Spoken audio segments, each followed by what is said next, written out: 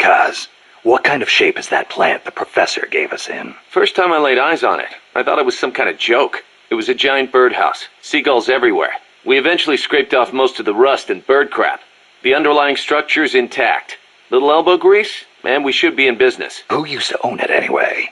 Whatever shape it's in now, somebody sank some serious money into building it. From what I can tell, an American university built it as a research platform for ocean thermal energy conversion. The name's still on some of the rusty old power turbines. I'm guessing they must have had government and corporate assistance to build it too. But they couldn't solve the thermal efficiency problem, and the project was cancelled. Then after the university abandoned it, a KGB front company scooped it up for next to nothing. At least that's my theory. How'd the KGB manage to buy a plant built with American capital, front company or not? Yeah, that professor is quite the operator. One other thing. The plant's set up so that it can join up with other plants of the same standard. So, they were originally planning on expanding the place, huh? Hey, let's give it a shot. We can get some more people together and build this place up into a proper home for MSF. You're with me on this, right, boss? The new plant is a hex type. That gives it more surface area than previous types, and also makes it easier to plan expansions. We're gonna make this place huge. Hex, huh? Like a beehive. Nothing wrong with that. They say the honeycomb design is one of the strongest. I hear they're even thinking of using it in tank armor. Good enough for me. I'll see about finding us some worker bees. Appreciate it, boss. By the way, Kaz, who do you think's our queen bee? Good question. I was thinking maybe Paz. I was thinking Strangelove. Well, I can see that. Or maybe Cecile. On second thought, I might go with Amanda. How about this, Snake? We'll have an army of queen bees. Sure. Why not? Snake, you can use the Fulton surface-to-air recovery system to send prisoners and unconscious mercenaries you encounter back to Mother Base. I know you've used the Fulton before, but just to make sure I'm not missing anything, let's review the steps. Okay. First, attach a balloon to the unconscious enemy or captured prisoner. Right. I hook a wire to their waist, and on the other end of the wire, there's a helium balloon. Right. Then we'll send over a chopper to catch the floating balloon with its recovery hook and reel it up into its cargo hold. And that's it? And that's it. We finished installing the recovery hook on the Huey. Wait, Kaz. Something doesn't make sense about this whole process. This again. Well, normally, Fulton recovery is for when you're using fixed-wing aircraft. With a helicopter, isn't it simpler to land and pick up directly? Listen, Snake. You're going to be calling for recoveries repeatedly throughout your mission. We want to keep the risk of taking enemy fire to a minimum. The best way to get that done is to do the recovery in a high-speed flyby. That's what the Fulton surface-to-air recovery system is for. Uh-huh. What's the real reason? Helicopters are cheaper, and the repair bills will start adding up once the bullets start flying. I thought so. Kaz, I know we need to keep costs down, but... Boss, you really need to get rid of this whole army mentality. We're not the Pentagon. We don't have billions of taxpayer dollars to play with. And besides... Fine. Just pick a reason that makes sense. Helicopters have quicker response time. Sounds strange, yeah, but it works great. I promise. You'll get used to it before long. Yeah, I hope so. Remember why we created MSF Snake. To provide military force to whoever needs it, wherever they are, regardless of nation or ideology. Our beliefs aren't all that lofty. We just won't be the tools of any one country. Exactly. We know only how to fight. But we refuse to live our lives at the whim of the state. The MSF seal is patterned after Pangaea, the supercontinent from 250 million years ago. Back then, the whole world was one landmass, one world. No gaps, no rifts. Our strength will take us back there. What about you, Kaz? Any interest in expanding MSF? You'd better believe it. I want to make us into an organization that doesn't take orders from any country. Just like you were saying, we have to be strong. Strong enough to defend ourselves. We need money, too. Money to train soldiers to fight. The way I see it, we make MSF into something along the lines of a new kind of business. A contractor providing the full range of military services. Not just combat, but logistics, training, weapons, outfitting, and R&D. Combining the small footprint and exceptional performance of special forces with the raw military might of a full regular army. Only with that kind of power can we break free of nation-states. What I need from you, boss, is to go out and find guys we can bring back here using Fulton Recovery. Then tell us what assignment to use them for. I'll take care of the rest. Your old mentor, the boss. She was known in the West as the Mother of Special Forces, right? Nothing but propaganda. Actually, it's not all that far from the truth. I heard the KGB just set up a counter-sabotage cell. Alpha Group, I think they call it. There's even a rumor that West Germany created a counter-terrorist unit within its border police after the debacle at the Munich Olympics. Back home in the States, they've got the illustrious Green Berets, the SEALs, and your personal creation, Foxhound. The seeds sown by the boss are beginning to sprout. Same goes for MSF, right? In creating it, you were carrying on the will of the boss. Yeah. She taught me how to fight the hard way. She beat it into me. And now, thanks to her, we can take on missions other than just conventional combat. After all, we've got the same mother as the Army's Special Forces. You know, Snake, you're right. As long as we're soldiers without borders, we're going to be a target. We need our own deterrent. Yeah, we're going to be stepping into a lot of different conflicts as we roam the world, each one unique, and with its own set of geography, ideologies, and politics. If we're going to intervene in those kinds of situations, we need the threat of a Metal Gear. Unless we want to end up like Che Guevara did in Bolivia. Well said. Our army without borders doesn't have a land to call home. We're nomads, wanderers. What we need now is a sheepdog to guard our flock. Right. Maybe it's not the way the boss would have gone about it, but there are places in this world that need us, and soldiers that need MSF. And as long as we're needed, we'll keep on moving. Ours is a journey that never ends. We're the real peace walkers. Still can't believe Professor Galvez was KGB.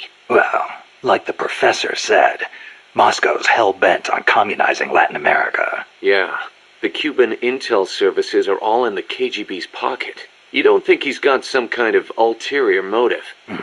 If the CIA is up to something, it's only natural that the KGB wants to know about it. But I doubt they're showing us their full hand. We'd better watch our backs. What do you think, Kaz? Why did Paz come all the way to Colombia herself? It's a long trip to make just to be Exhibit A in Galvez's sales pitch. She's only 16, still a kid. Maybe we should take her wish for peace at face value. Remember that habit Paz had, Snake? How she always had her index finger on her upper lip like this? Yeah. It bugged me ever since we first met her. Never figured her for a snuff user. I can't believe we never noticed. She used the kind where you keep a pouch of leaf in your upper jaw, let it absorb through your gums. She might not have been used to it. Probably used her finger to keep it in place. How could Paz... We were going to start a band together. She was posing as a KGB agent, too. She must have put on the act to get close to Galvez. Wonder how much Coleman knew. But the whole time she was working for some organization called Cypher. Cypher? Ring any bells, Kaz? Cypher. It means code, or zero in Arabic numerals. Zero. Does that mean something to you? Not sure. You know, cypher and zero were basically the same word. It's a linguistic redundancy. The word stems from the Sanskrit shunya. It corresponds to the Buddhist concept of emptiness. In Buddhism, shunya means hollow. It supposedly refers to something that's swollen and empty on the inside. A big swollen emptiness. Just like outer space. Costa Rica isn't alone. All of Latin America is getting swept up in the superpowers' Cold War. The whole ideological split between East and West. In the end, it's just a greedy scramble for wealth by the ruling classes. The Western bourgeois stand to lose everything if their countries go communist. After all, The communists want to abolish private property altogether. So the capitalist rulers desperately tried to halt the global spread of communism. Hence the phenomenon of red baiting. And the communists, for their part, didn't exactly stay true to their principles. They tried to escape class-based society. But between Stalin's autocracy and the rise of the nomenclatura, they ended up creating one anyway. Once people have power, they stop caring about equality. That's where communism, where society in general reaches its limits. The rulers only care about their own gain. The opposing side becomes a risk factor that threatens the profit, and thus the ongoing struggle between capitalism and communism was born. And now, nuclear deterrence is part of the picture. Exactly. They say nuclear weapons are the reason we haven't seen conflict on a global scale since World War II. The thought that your opponent might launch nukes against you sort of makes it tough to start an armed conflict, especially now that they've got intercontinental ballistic missiles. Nowhere is safe. Of course, all that has caused military expenditures to skyrocket. Well, the only way to ward off a preemptive strike is to flaunt your own nuclear stockpile, and that's caused their numbers to increase exponentially, not just with regards to destructive power, but in terms of targeting technology too. Now they can hit a target halfway across the world with pinpoint accuracy. In a way, the space race was a demonstration of that technological progress. And as a result of all that, we now have mutually assured destruction. It's the ultimate form of deterrence. No one's going to launch their nukes knowing they'll be obliterated in return. I don't know. The chance of somebody hitting the button by mistake is never zero. You're right. Even with peace guaranteed by MAD, there's always the risk of an accident. Nobody wants the world to end on account of some machines malfunctioning. On the other hand, thanks to deterrence, we haven't had a world war since 1945. You gotta admit, it has been pretty peaceful. Not that it matters to us. People point at the nuclear arms and space races and call it a Cold War. I say if they're not shooting at each other, why not call it world peace? Doesn't mean war is gone. Look at Korea. Look at Vietnam. Well, yeah, but I'm talking in relative terms here. Besides, if war died out completely, we'd be SOL. We're not warmongers. And yet, we can't survive in a world that's at peace. You got a point. So it's been more than 10 years since the Cuban Missile Crisis, huh? I don't think we'll ever forget it. No kidding. Those 13 days starting October 15th, 1962, were probably the closest we ever came to all-out nuclear war. The Russians deployed nuclear missiles to Cuba. America responded with a naval blockade. Then Russia shot down an American spy plane. I was still a teenager back then, but I remember what it felt like to be one step away from nuclear war. The adults were freaking out. If it wasn't for the Cuban Missile Crisis, there might never have been an Operation Snake Eater. And what's the matter, Snake? It's not like you to get all hypothetical. I guess not. It was the reassessment after the missile crisis that paved the way for the hotline between Moscow and Washington, and also for détente. That's irony for you. The Treaty of Tlatelolco was enacted to make Latin America into a nuclear-free zone. It bans the testing, use, manufacture, production, acquisition, storage, and deployment of nuclear weapons. The impetus was pretty obvious. The series of crises triggered by the deployment of nukes in Cuba. Not hard to imagine. Those 13 days had the whole world frozen in fear. Of course, the country that started it all, Cuba, hasn't actually ratified it yet. Still, the treaty's backed by over 20 countries. Anyone flouting it risks becoming an international pariah. True. Opinol would investigate, no doubt. I heard they used Japan's 3 non-nuclear principles as their model when they drew up the treaty. I think the Treaty of Tlatelolco might have been their way of asking nuclear powers not to use nukes against them. That's the biggest difference between the treaty and the 3 principles. I guess you could call it a 4th principle. So Costa Rica abolished its army back in, what, 1949? Pretty gutsy move for a Central American nation at the time. Yeah, well, they'd just come out of a civil war. I'm sure they were driven by a desire to avoid another tragedy like Paz said. But I think they had a more compelling reason. Army coup d'etat are a way of life in so many Latin American countries. Imagine seeing that up close. No army, no coup. Makes sense. Plus, their economy was in ruins, so they honestly didn't have any money to spend on an army anyway. Yeah, but weren't they on less than friendly terms with Nicaragua? Yeah, and in fact, Nicaragua did end up invading. But the Civil Guard fought back and the OAS brokered a ceasefire. The US and the rest of the OAS had their back, and they used it to full advantage. For a quarter century, they survived in the powder keg of Central America. That must have taken some serious diplomacy, even if the Civil Guard is pretty decked out for a police force. Must be tough to be a country without an army. Hey, Snake, mind if I ask you something? Since when did you start asking permission? So, you used to be part of a CIA paramilitary unit, right? That's right. Ever do any ops in Central America? No, not personally. But there were other units who did all kinds of stuff. I remember the Bay of Pigs invasion back in '61. The papers had a field day with it. Operation Zapata. That was the CIA code name. The whole thing went south. Then there was Che Guevara, being hunted down in Bolivia. I heard the CIA had a hand in that, too. There were several units similar to mine. MSP, SOG. They'd recruit former special forces, train them as intelligence agents, and send them on deniable covert paramilitary operations. One of those units trained the Bolivian army in counter-guerrilla tactics. And then had them shoot El Che. So the story goes.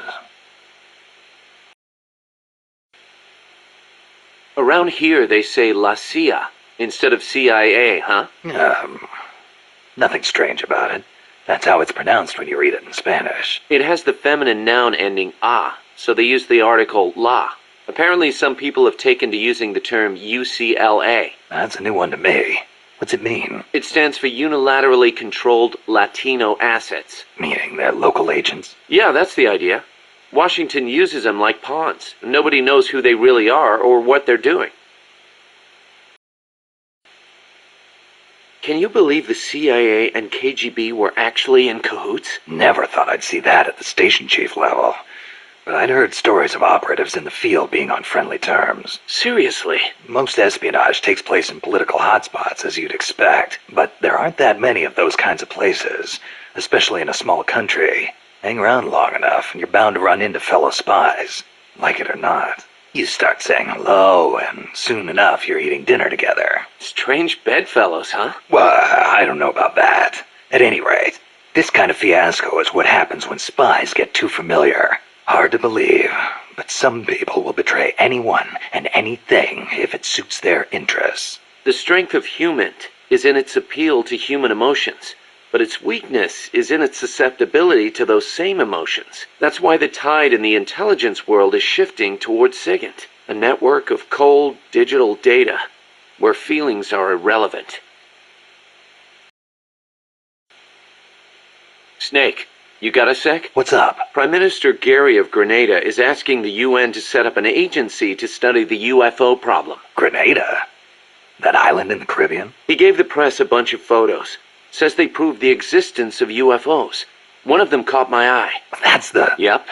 The weapon Huey called the Chrysalis. Kaz, this is the photo I gave to Chico. He said something about selling it off as a photo of a UFO. Looks like it found its way into the pages of a magazine. But why would the Prime Minister of a country believe tabloid trash like that? There's been reports all over the Americas of abductions and cattle mutilations lately. You think that's true? I think the CIA might be involved. If they are, then Gary could be. I know.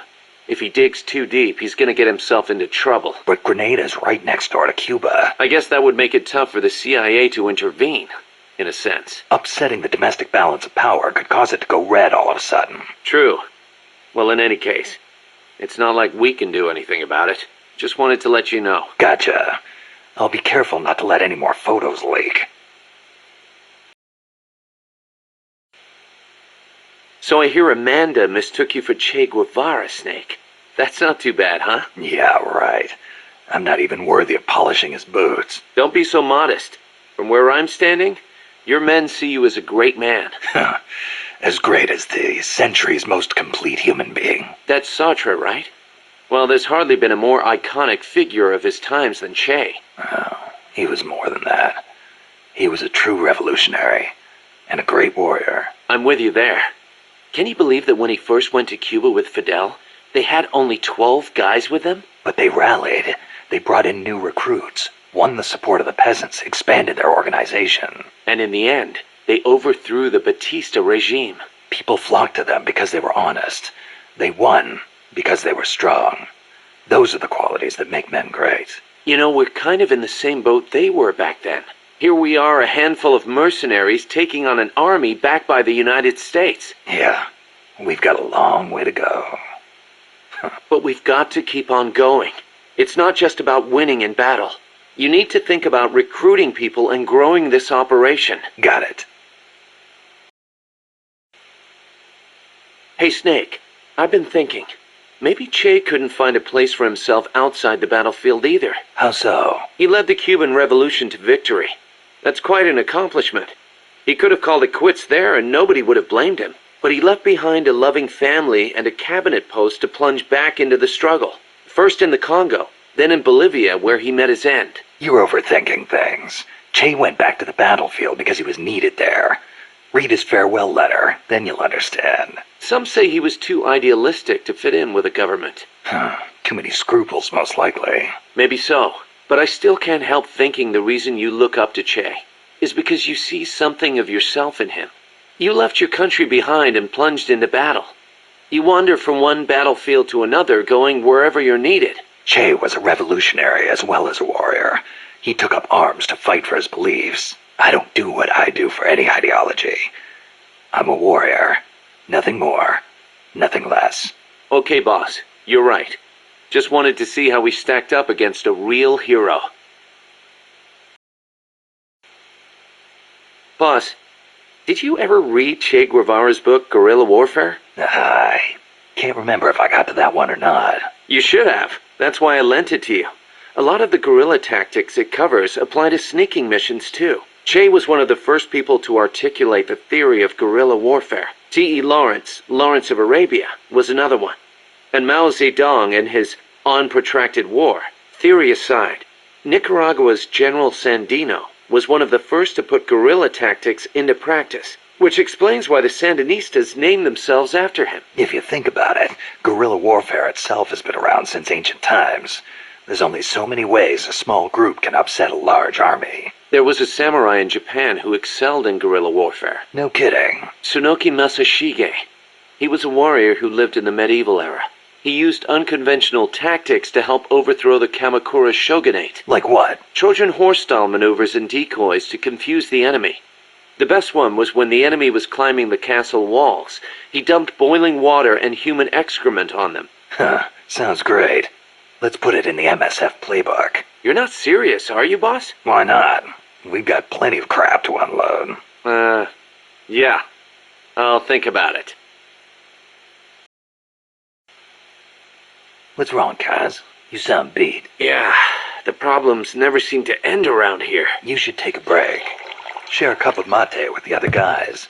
It'll give you a chance to connect with them. I wonder if Che and his men ever sat around and drank mate. I bet they did. Che was famous for his love of the stuff.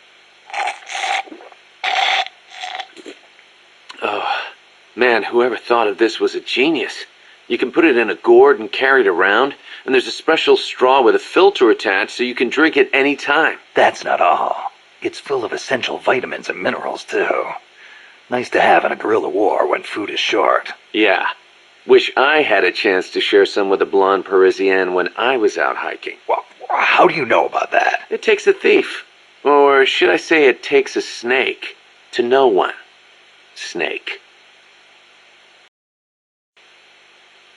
The year the Cuban Revolution was won, Che visited Japan as a member of an economic delegation. While he was there, he visited Hiroshima. Hiroshima? Since he was there to discuss economic issues, Hiroshima wasn't part of the original itinerary. Some said the Ministry of Foreign Affairs didn't want to let him go, but he went anyway. He snuck out of his hotel and took an overnight train. Traveling guerrilla style. Sounds like Che, all right. He visited the Peace Memorial Museum and the Atomic Bomb Survivors Hospital. Apparently it gave him quite a shock. As a doctor, it must have been painful for him to see how the victims suffered. Nukes destroy everything. He was quoted as saying, "They put you through this, and still you do whatever America says." Those words really hit me hard, especially when I think of my mom. He said something else, too. Let us all love Hiroshima and its people. I can believe it. Che never managed to numb himself to other people's pain. That's why people loved him. And why he died. That bandana you're always wearing, that thing's a real antique. Ever think about getting a new one? This one's fine. Come on, we can't have our boss wearing a raggedy old thing like that. It was a gift, okay? It wouldn't be right to get rid of it. It was. Okay then. Speaking of which, Che supposedly had a black scarf he used to take everywhere with him. A scarf? One of his comrades gave it to him when he broke his arm in battle. Che used that silk scarf as a sling, and the comrade who gave it to him became his second wife. Alida, right? Even after his arm healed up, he never went anywhere without that scarf. What about you? You get that bandana from someone special? No, nothing like that. It's important to me. That's all. You were saying Japan has a peace constitution too. Yep. Japan renounced war in Article 9 of its constitution, aspiring sincerely to an international peace based on justice and order. The Japanese people forever renounce war as a sovereign right of the nation, and the threat or use of force as a means of settling international disputes. In order to accomplish the aim of the preceding paragraph, land, sea, and air forces, as well as other war potential, will never be maintained. The right of belligerency of the state will not be recognized. You know it by heart. Some things you never forget. Impressive. There were some parts I didn't quite get, though. Like the whole means of settling conflicts thing. Yeah, that's been the subject of debate.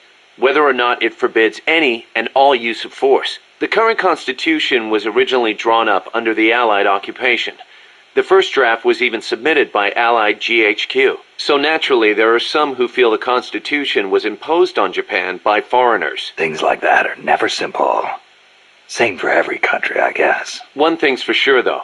Not having an army let Japan focus on economic recovery after the war. In that sense, it's the same as Costa Rica. Kaz, you were in the Japanese Self-Defense Force, right? I thought that Article 9 you were talking about earlier prevented Japan from having an army. Yeah, and that's another subject of controversy. The Self-Defense Force is an organization for the purpose of defense. Article 9 of the Constitution does not deny Japan's right to self-defense. Therefore, the SDF is constitutional. That's Tokyo's official stance. Sounds complicated. Call it what you will. It's a distinctly Japanese way of interpreting things. The U.S. has military forces stationed in Japan, right? Right.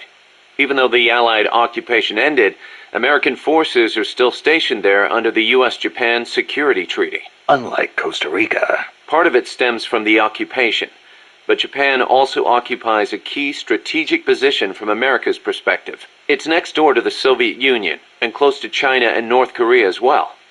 It's integral to the security of Pacific Asia. For America, Japan represents a barrier against communism. What about for Japan? As you might expect, there's deep-rooted opposition to the alliance. In 1960 and 1970, when the treaty was up for revision, there were mass protest movements against it, especially in Okinawa. The U.S. only gave it back to Japan 2 years ago, and American bases are still concentrated there. It's a heavy burden for the Okinawans to bear. Then why don't they scrap the treaty? Lots of reasons. There's the imbalance of power with the U.S., of course, and if Japan pulled out, they'd be losing the nuclear umbrella America provides. And as for whether the JSDF could defend the country after the Americans left, I really couldn't say. Costa Rica is in a similar situation. They depend on the Inter-American Treaty of Reciprocal Assistance, the so-called Rio Pact. So, the countries with peace constitutions end up having to rely on other countries' armies. Kind of ironic. On the flip side, not everybody in America is satisfied with it either. Some people argue Japan is freeloading off America's security guarantee. And you know how Japan's industrial exports are making inroads in the States. Yeah, I've got a Japanese camera myself. Best damn camera around. Japan's low defense spending allows it to invest more in economic recovery and expand its share of the American market. That's a bitter pill for Americans to swallow. You know that today, Japan is under the American nuclear umbrella. Right. The U.S. vowed to retaliate against any country that launches a nuclear strike against an allied country. That promise deters nuclear attacks against America's allies, hence the term nuclear umbrella. But suppose the Russians nuke Tokyo. Would America really nuke Moscow in return? If they did, the Soviet Union would undoubtedly retaliate. Would Washington really be willing to risk having a bomb dropped on itself in order to avenge Japan? I'm not so sure. Don't tell me you're still worried about Japan. After all these years? It's not that. To be honest, I'm not convinced either. But Moscow faces the same dilemma. Maybe Washington wouldn't retaliate on Japan's behalf. Then again, maybe it would. So you're saying Moscow wouldn't want to risk being attacked either? The whole concept of nuclear deterrence is entirely hypothetical to begin with. When you get down to it, it's all smoke and mirrors. Japan shall not possess, manufacture, or allow the introduction of nuclear weapons into Japan. Those are the 3 non-nuclear principles set forth by the Japanese government. Allow the introduction? That's funny. Some of the U.S. warships that visit Japanese ports are armed with nukes. Or are you going to tell me they transfer them at sea onto other ships every time they visit? You raise a good point, Snake. But the Japanese government doesn't recognize it as such. The introduction of nuclear weapons into Japanese territory would need to be agreed upon in advance.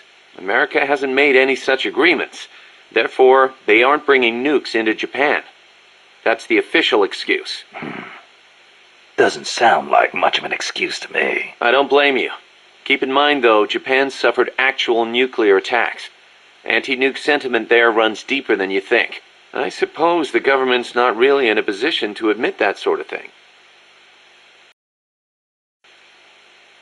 So tell me, Kaz, how's the self-defense force you were in different from an army? The JSDF is set up for national defense. It's not configured for aggression against other countries. It's what you'd call exclusive defense. Exclusive defense? It's the fundamental strategic posture of the JSDF. No preemptive attacks. Only the minimum defensive action necessary after an enemy attacks. Anything defined as self-defense, then? The JSDF originated as the National Police Reserve. Back then, American forces stationed in Japan were being sent over to fight in the Korean War. So in a sense, the NPR was filling a gap. Police, huh? Reminds me of the Costa Rican Civil Guard. Yeah, exactly.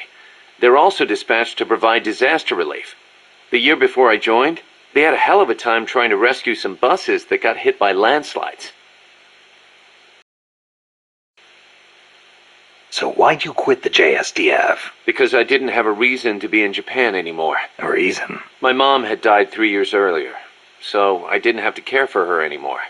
With her gone, there was no point hanging around in Japan. Yeah, but a man with your talents could have risen pretty high in the ranks, I imagine. I don't know what they made of me. Could be it actually alienated me from the brass. And personally, I could never get used to the idea of exclusive defense. Meaning? On a strategic level, I can see how a country could go with the exclusive defense model used by the JSDF, and I've got nothing against my fellow soldiers who believe in it. On a tactical level, though, it just rubbed me the wrong way. To put it simply, I was itching for a real fight. I figured. And I felt as long as I was in the JSDF, I'd never be able to stand shoulder to shoulder with my father, who was in the U.S. Army. Seeing Yukio Mishima's suicide didn't help either. Yukio Mishima, the guy who wrote The Temple of the Golden Pavilion. The way he questioned the status quo hit home with me. Not that I admired his vision or anything, but it did get me thinking, that's for sure. Don't forget to give the MSF staff assignments. Where you place people will determine how Mother Base grows. Right. That goes for me too. Assign me wherever you think is best. You? I thought you were second in command. Don't worry, I've got that covered. But MSF is still small. and I don't have the leisure of sitting around on my butt all day. I see your point, but... Not to brag or anything, but I kick ass at whatever job you gave me. Put me in the area you want to focus on developing most. I'll take real good care of the staff there. Easy, Kaz. March 10th, 1945. 381,300 cluster bombs were dropped on Tokyo. Japanese houses at the time were almost all made of wood. In that single day, a third of Tokyo burned to the ground. My mom lost her family and home in that raid. She had to move to Yokosuka and live with her cousin. The B-29s kept on coming, razing other major cities throughout Japan without mercy. Then, in August, they dropped atomic bombs on Hiroshima and Nagasaki, and Japan surrendered to the United States at last. After that, Yokosuka was flooded with American soldiers come to occupy the country. My mother was still in her mid-teens, and she learned from her cousin how to survive in that town, by servicing the troops. That's how she met my father, and how I was born. My father was an officer serving with the government section of Allied GHQ under General Whitney. Whitney was known as MacArthur's shadow, and my father rode his coattails to a pretty high rank. While he was in Japan, he treated my mom like a wife. After he went back to the States, though, she never heard from him. I wasn't born until after he went back. My mom raised me as a single mother. She used the money my father left her to open a shop selling cigarettes and stuff to occupation troops. It was a decent living, but I didn't have citizenship. They're working to change the law now, but back then if your father was unknown, you couldn't get onto the Japanese family register. And in Japan, that means you can't be Japanese. So as I watched the American soldiers around town, I said to myself, I'm a son of America, the victor. My hair and eyes were different from the skinny, downtrodden Japanese around me. I told myself I'd leave this country someday and return to my true homeland. When I was around 10 years old, my mom fell ill, pretty much leaving me to run the shop in her place. One day I found a single picture of my father in the back of a drawer in the shop. I'd show it to the American soldiers who came into the store. A few years went by before one of them told me who he was. I know him, that's Miller. I started asking other guys, do you know where Miller is now? Can anybody tell me where Colonel Miller is now? Turns out he'd left the service and was making a living as an instructor for soldiers in Virginia. It was one of his students who finally told me that. I wrote him a letter in English. I'm your son. I want to go to the United States. Day after day I waited. Then just when I was about to give up, the post office delivered my future to the door. My father sent me some money. I thought my dream was going to come true. I was only thinking of myself. So I went to my bedridden mother and convinced her to let me go. My father arranged for a car to pick me up. It was jet black. When the neighborhood kids who'd always made fun of my hair saw it, their jaws practically hit the ground. I put my mom in a hospital and went on my own to America. When I met my father for the first time, he was living alone in a big house. He told me he'd lost his son, his American son, in Vietnam. He showed me a picture of my older brother. I guess that and his divorce left my father feeling lonely, which is probably why he finally took an interest in me. He'd retired from teaching. He was stooped over, could hardly walk, but he gave me two things: the name Miller and money for school. I used it to learn English and then go to college. America was exhausted from years of fighting in Vietnam. They were waging war in a foreign land, while at home, people were screaming for peace. Right after I graduated, I went back to Japan, alone. My father refused to see my mom. It was the first time I'd seen her in years, and she wouldn't even look at me. At first, I thought she was mad at me, but that wasn't it. Disease had taken her mind. A disease she got while she was young and desperate. She didn't even know who I was. I said, Mom, it's me, Kazuhira. As I spoke, the sound of my own voice rang in my ears. Katsuhira, the name my mom gave me. It means peace in Japanese. I was Japanese. At least, I was the son of this tiny Japanese woman. It was then, for the first time, that I understood the reason, the emotion that inspired my mother to give me that name. She'd watched her hometown and family go up in flames. Her body and her mind were ravaged by war.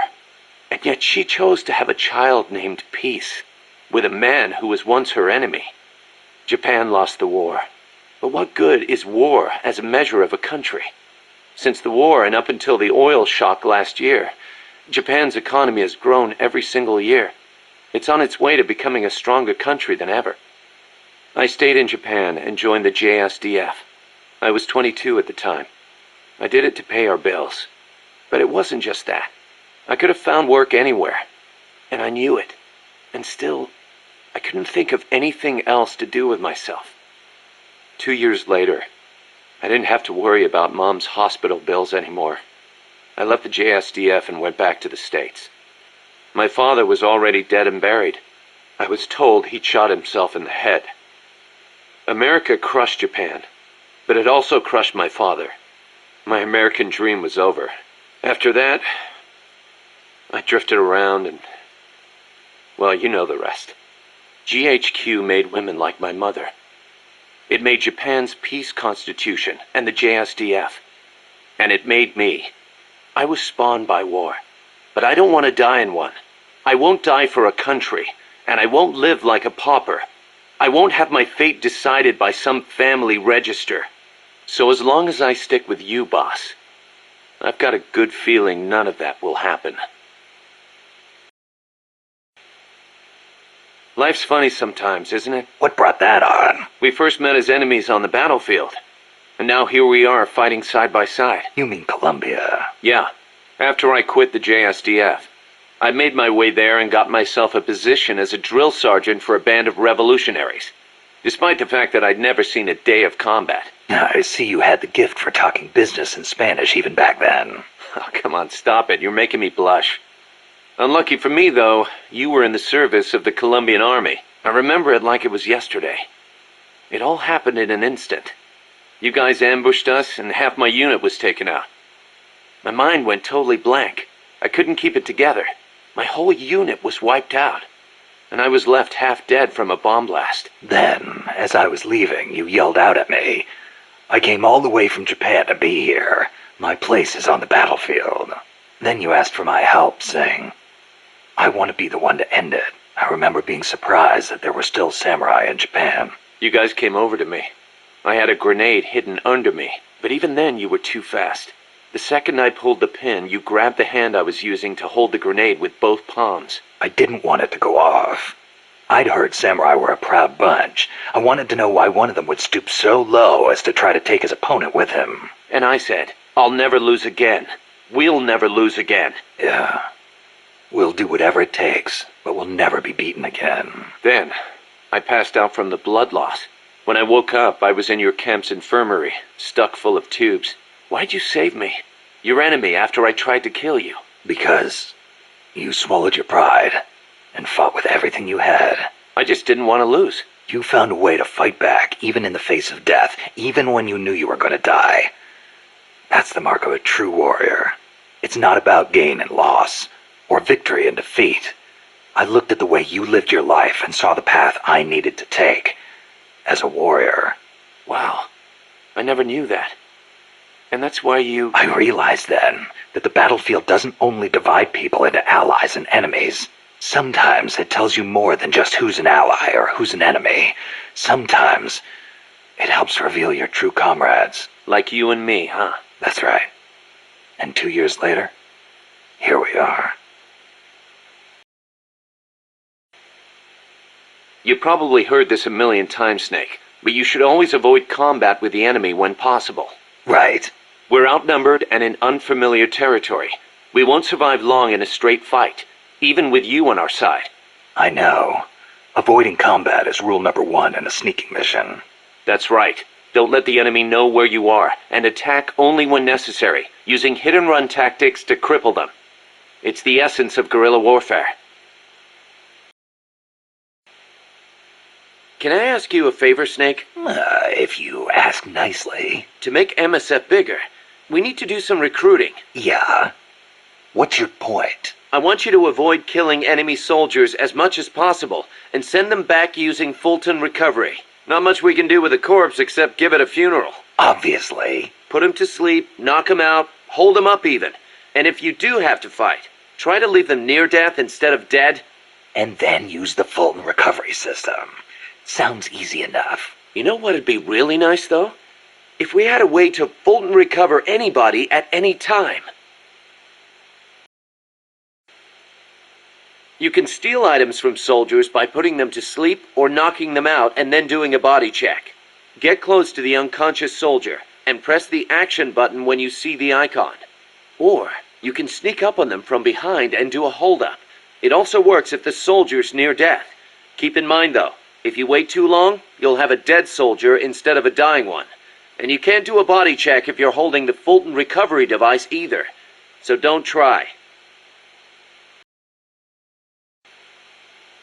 Don't carry any more gear than you need. If you try and stuff your entire arsenal into your backpack, it'll be too heavy and your mobility will be impaired. You'll only be hurting yourself. I know. Take only what you need. Every rookie knows that. You can check the weight of your gear before heading out. So make sure you do. Got it. Even a born warrior like you gets hand tremors, Snake.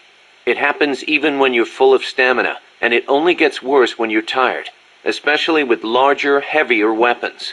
Obviously, you'll get better aim crouching than you will standing.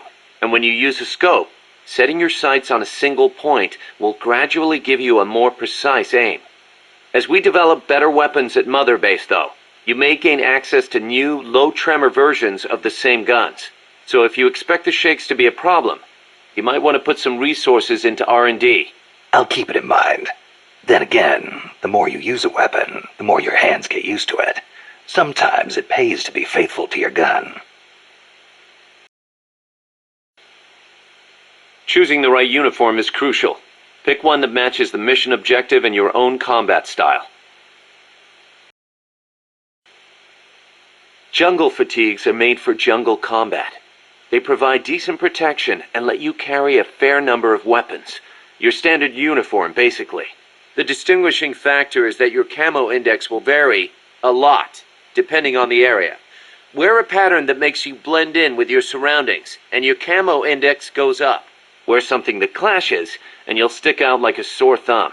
Pick the right pattern for the occasion. Sigint used to lecture me on it all the time. The sneaking suit is a specialized uniform for stealth missions. It provides excellent camo in any stage. Even better, you won't make a sound when you walk. Ooh, so I won't need to tiptoe all the time. And to top it off, it also makes your wounds heal faster. The fabric exerts just the right amount of pressure on your body to help stop bleeding. Huh. Not a bad little trick. The battle dress uniform is the opposite of the sneaking suit, in that it's specialized for combat. It lets you carry plenty of weapons and ammo, and provides excellent protection. Not the best choice for sneaking, but if you feel like playing one-man army, this is the uniform of choice. Looks pretty damn heavy. It is. You won't be able to move as fast with it on, meaning it's not good for running away either. Keep that in mind. Naked. That's exactly what you are with this uniform. The pants are the same as the jungle fatigues. Obviously, since you're exposing your bare skin, your defense and camo index are gonna be low. On the plus side, it's so light you can move around quicker. Good for showing off muscles, too. Hey, Snake, I heard they gave you your old code name because you used to run around with your shirt off. Is that true? Don't believe everything you hear. They called me naked because I went in without gear or food. I had to procure everything on site. You mean they sent you into the jungle without even a pair of pants? On a halo jump from 35,000 feet? Sweet Jesus, you are a legend. You're busting my balls, aren't you, Kaz? Little bit, yeah. Hilarious. Cooperative operations, or co-ops for short, is the term for taking on missions in teams of 2 or more. The basic co-ops unit is a 2-man cell. Even a single teammate is great to have in enemy territory. And there are actually quite a few things you can't do by yourself. You can help each other climb walls, divide up mission roles. On the other hand, if one of you is spotted, the other one's screwed too. And it's kind of tough for 2 people to hide in one small space. Good point. But what's more important than anything is how close you are to your comrades. Well said. Working as a two-man cell can make the mission easier or harder, depending on how well you work together. It's also good to note that if you've got a clear, specific objective, it can be to your advantage to use an even bigger team. That said, teams of 3 or more run a much greater risk of being spotted. Yeah. In a sneaking mission, the fewer people you have, the easier it is to get around. In co-ops, you can trade weapons and equipment with your teammates. You can also display your teammates' inventories from your weapon or equipment menu. Ammo is shared too, of course. Ammo, sure. How about life? That also shared? Yep. You all sink or swim together.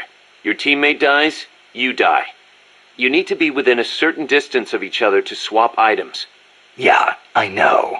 I've been in this business so long I can virtually see that distance. Looks kind of like a ring in my head. That's why you're the boss. Okay, we'll call it the co-op ring, and entering the ring will be called going co-op in.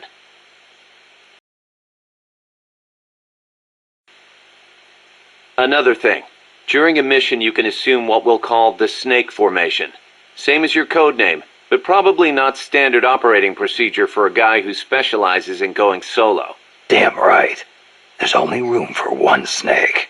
In co-ops though, it's a highly effective formation. The signal for snake formation is to tap your teammate on the shoulder. Can't form up until you're close enough to reach out and touch someone. Entering snake formation is called going snake in. When you're snake in, the soldier at the front of the line controls movement. The soldiers in back focus on scouting and attack.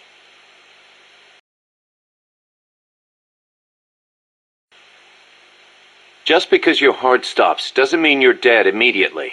Right. The heart just circulates blood through the body, but stopping it does cut oxygen supply to the brain. You'll be dead soon after.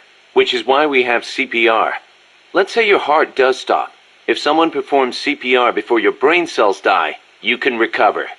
In co-ops, when the life gauge drops to 0, it means you're in a near-death state. You won't be able to move or anything else. Performing CPR on near-death teammates can bring them back into action. Of course, performing CPR in the middle of battle isn't exactly safe.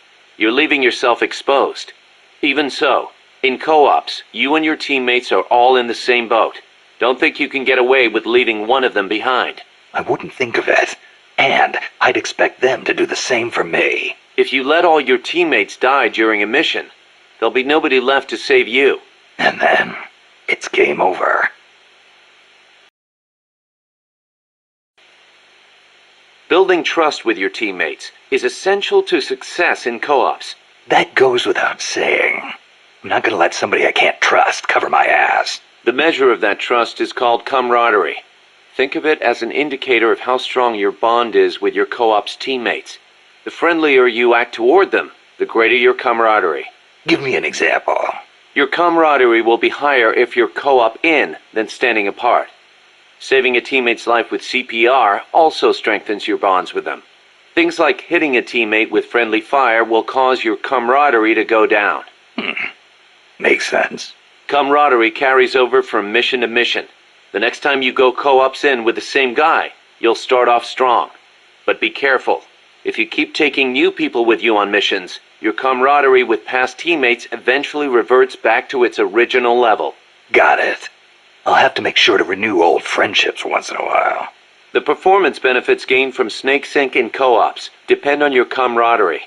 It's always best to keep things cool with your teammates. Stand still when you're snake in, and you and your teammates will start to get in sync.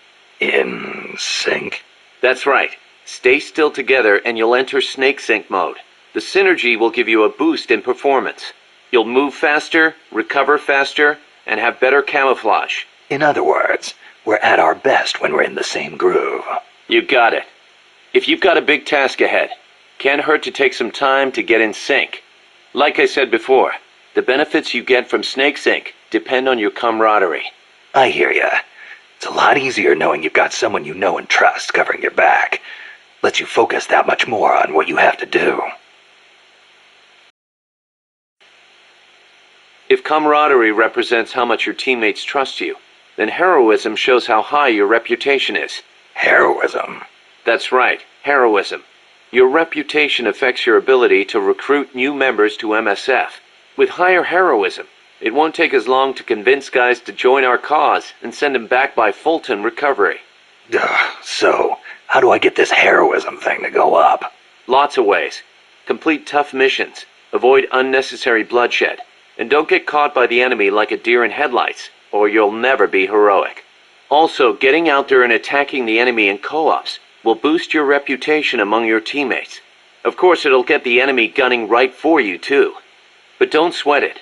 Be yourself. Be the boss. From where I'm standing, you're plenty heroic already. Knock it off. Seems the R&D team's been busy working on co-ops only weapons. Co-ops only? Like a gun with extreme firepower, but only when 2 people fire it at once. I hear it's still in the concept stage. I know some rocket launchers need 2 people to operate, but a co-ops only weapon? Hey, if they come up with something good, you'll have that much more reason to go co-ops. Why don't you check in and see how they're doing every once in a while?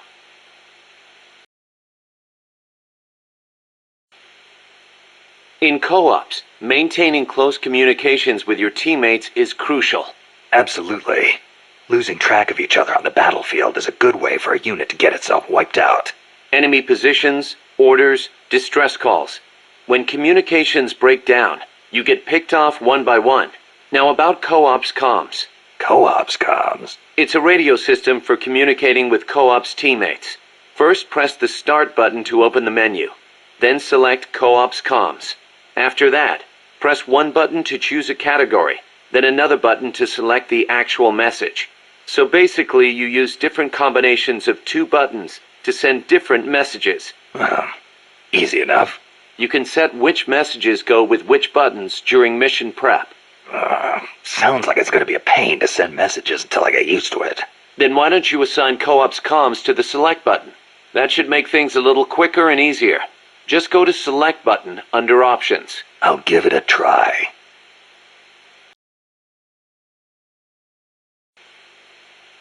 Snake, you familiar with the Japanese word kotodama? Kotodama. Unfortunately, there's no direct equivalent in English. But to keep it simple, let's call it a sort of battle cry. Battle cry, huh? Right. But kotodama is actually a deep Japanese concept. Koto means word, and dama means spirit. It signifies that words have power that affect our reality. Are you feeling okay? I guess I made it sound kind of like mumbo-jumbo, huh? Seriously, though, haven't you ever felt energized when a teammate cheered you on? Or the other way around? Ever had your legs cut out from under you by a thoughtless remark? Yeah, I know the feeling. Words can have a powerful mental effect on people. Same goes for co-ops comms. Offering praise to somebody could make them run faster than usual, or make somebody who thinks they're done for get up and fight again. See what I'm saying? I get the picture. So it works in reverse, too. The powers of words are many and varied. Try using them for yourself.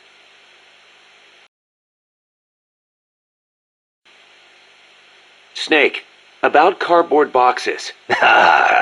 It feels kind of weird me explaining this stuff to you, but there have been a few recent developments in cardboard box technology. So just to be safe, here goes.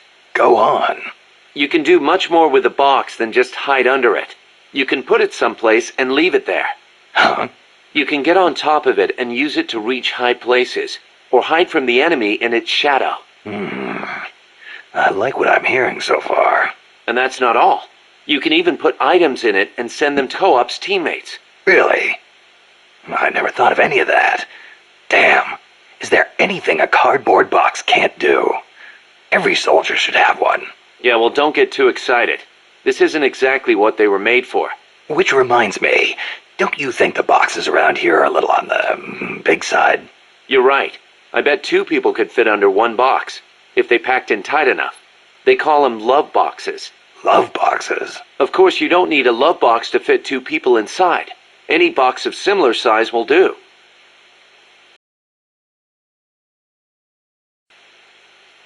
Up to 2 people can fit inside a cardboard box. Tell me how. Move close to a box with a teammate inside, and an icon will appear. Then press the action button. You'll stay inside as long as the action button is pressed. So, same as snake formation, huh? Exactly the same. In fact, when you put on a cardboard box when snake in, both of you can climb inside. Ah, a box big enough to hold me and my buddy. These are fine times we live in, hey Kaz? Yeah. Sure, boss.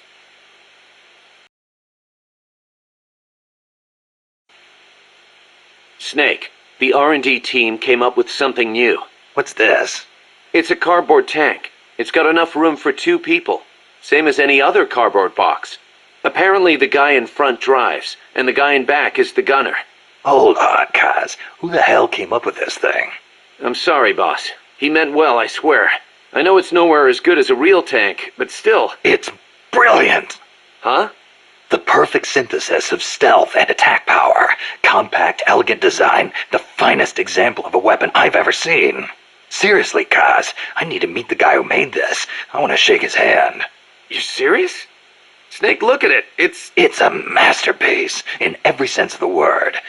You don't agree? No, What is that? A tank? I like it. Paz? I hate tanks, but this one I think I could get used to. I love that it's a zero-emissions vehicle. It will not hurt the forests of Costa Rica. What? Nice work, Kaz. I see I made the right choice making you second in command. But is there something wrong with me?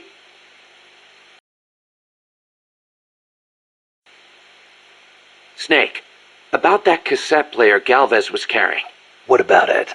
That was no Russian imitation. It was the real deal. A prototype developed by a Japanese company. Get out of here. It's true.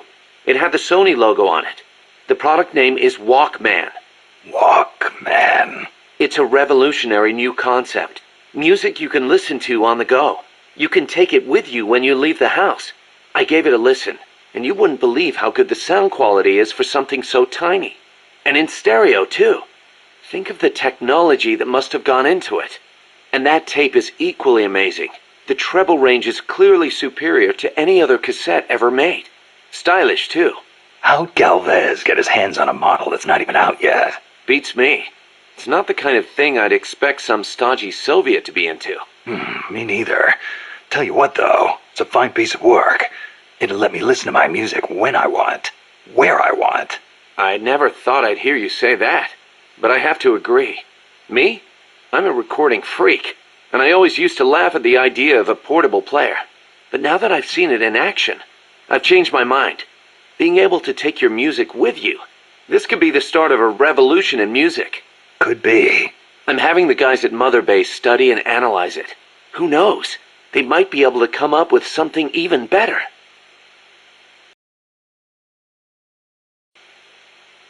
Amanda and her crew tell me they've managed to identify several different categories of mercenaries employed by the CIA. Give me a rundown. Sounds like info I could use. No problem. I'll go through them in order.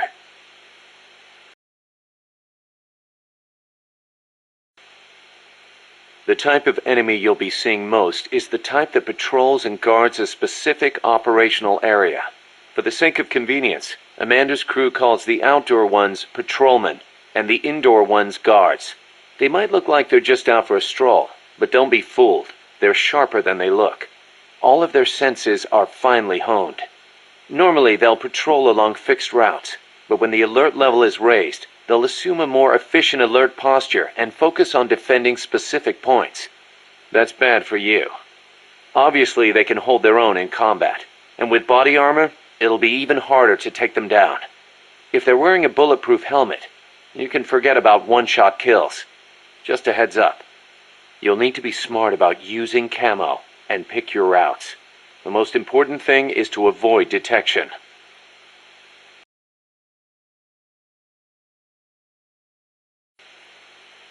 When the enemy spots you and goes on alert, they may call in a backup strike team.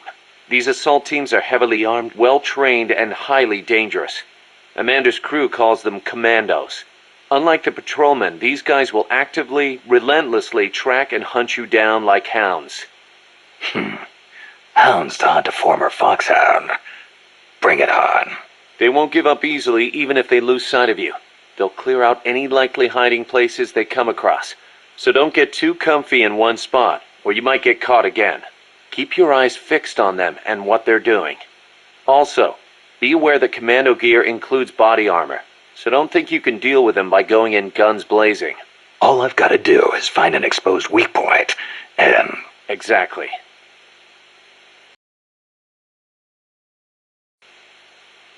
There's one type of commando you really need to watch out for, and that's the kind toting shotguns. They can take a few hits and still keep charging you. And believe me, you don't want them closing in between those shotgun blasts. When they start charging, you need to stop them immediately. Use something with serious stopping power.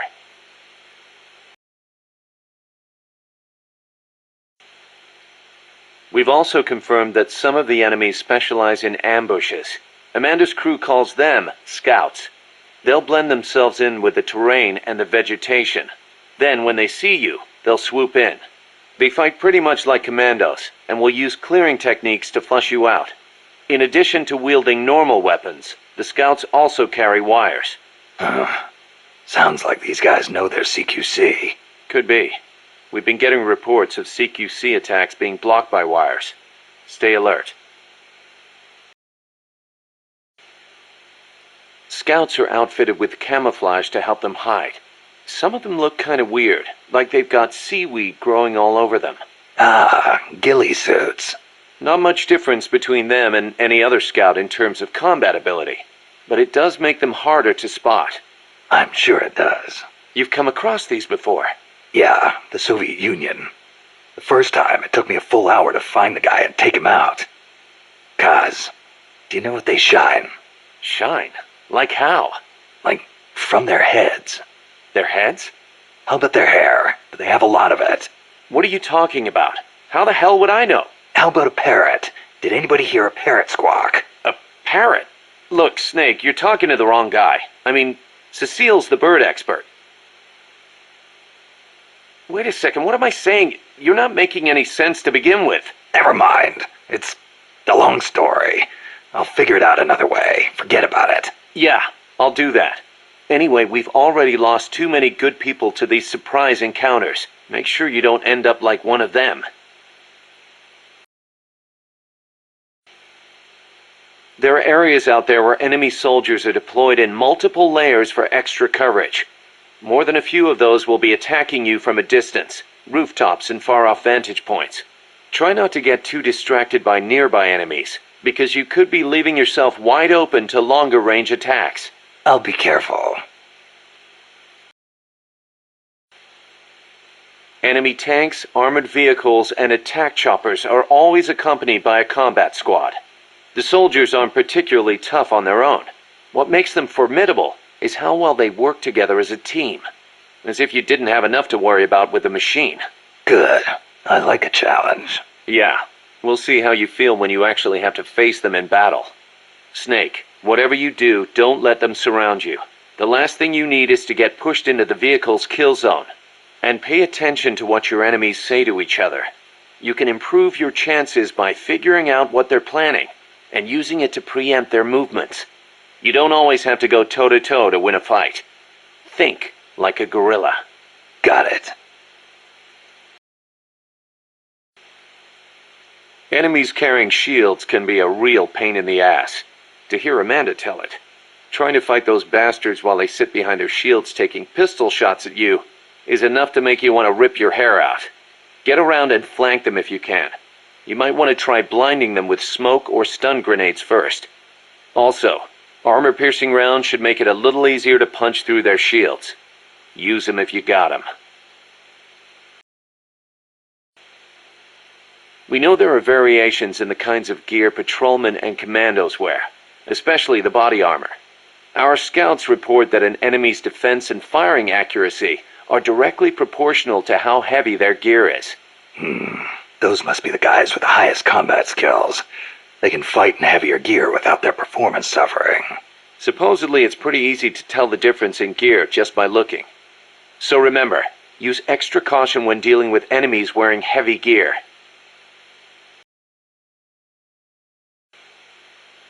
Enemies will try to fight you from different distances, based on the weapon they've got equipped.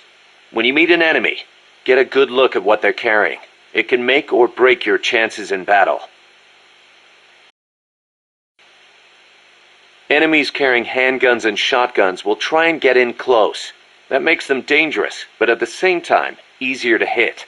Keep your wits about you, and you can turn a threat into an opportunity.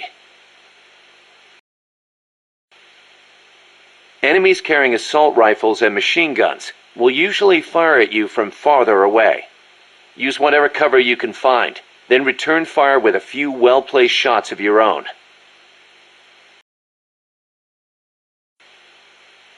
Don't expect enemies carrying sniper rifles or rocket launchers to get up close and personal.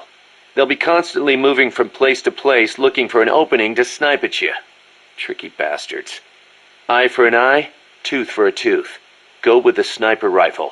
Make sure you stay out of their line of sight, and when they expose themselves, take them down. Going by this map, you've got a lot of different terrain types between you and the hut where the Sandinista Comandante is being held. Looks that way, doesn't it? Starting with jungle. The enemy won't be able to see you very well, but your visibility won't be so hot either. Stay alert. Next, you've got the swamps along the river.